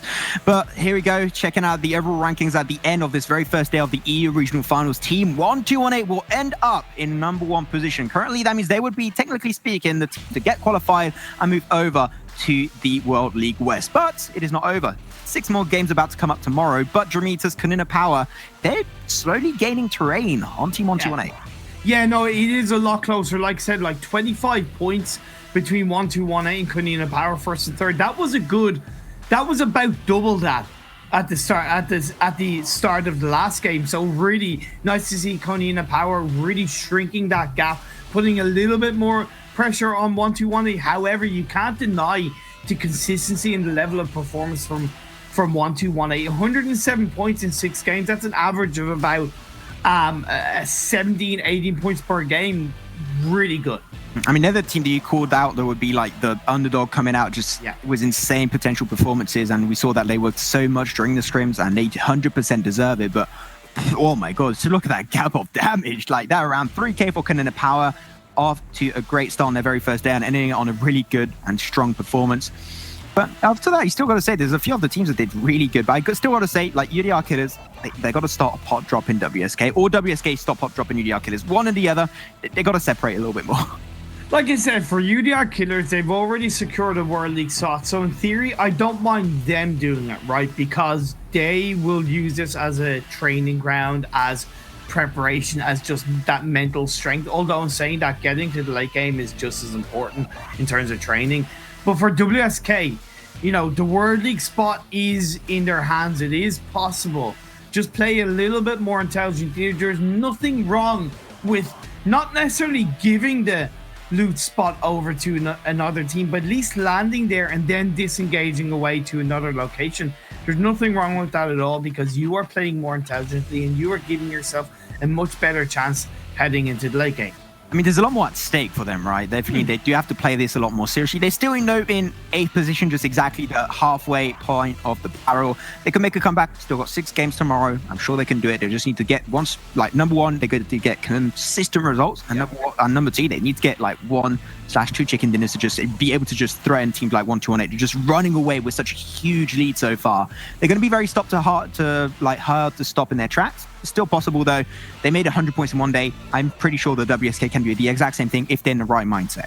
Yeah, and just like looking in the overall standings, of course, like I said, the top 3 are fighting for a World League spot. 4th and 5th, Unique and FUTBOLIST, they have already qualified. They have their World League spot. But Heroes X in 6th place, they are also fighting for that spot. They're only 22 points behind Konina Power, and they're about 45 points behind 1-2-1-8. So it is still incredibly close coming into day 2.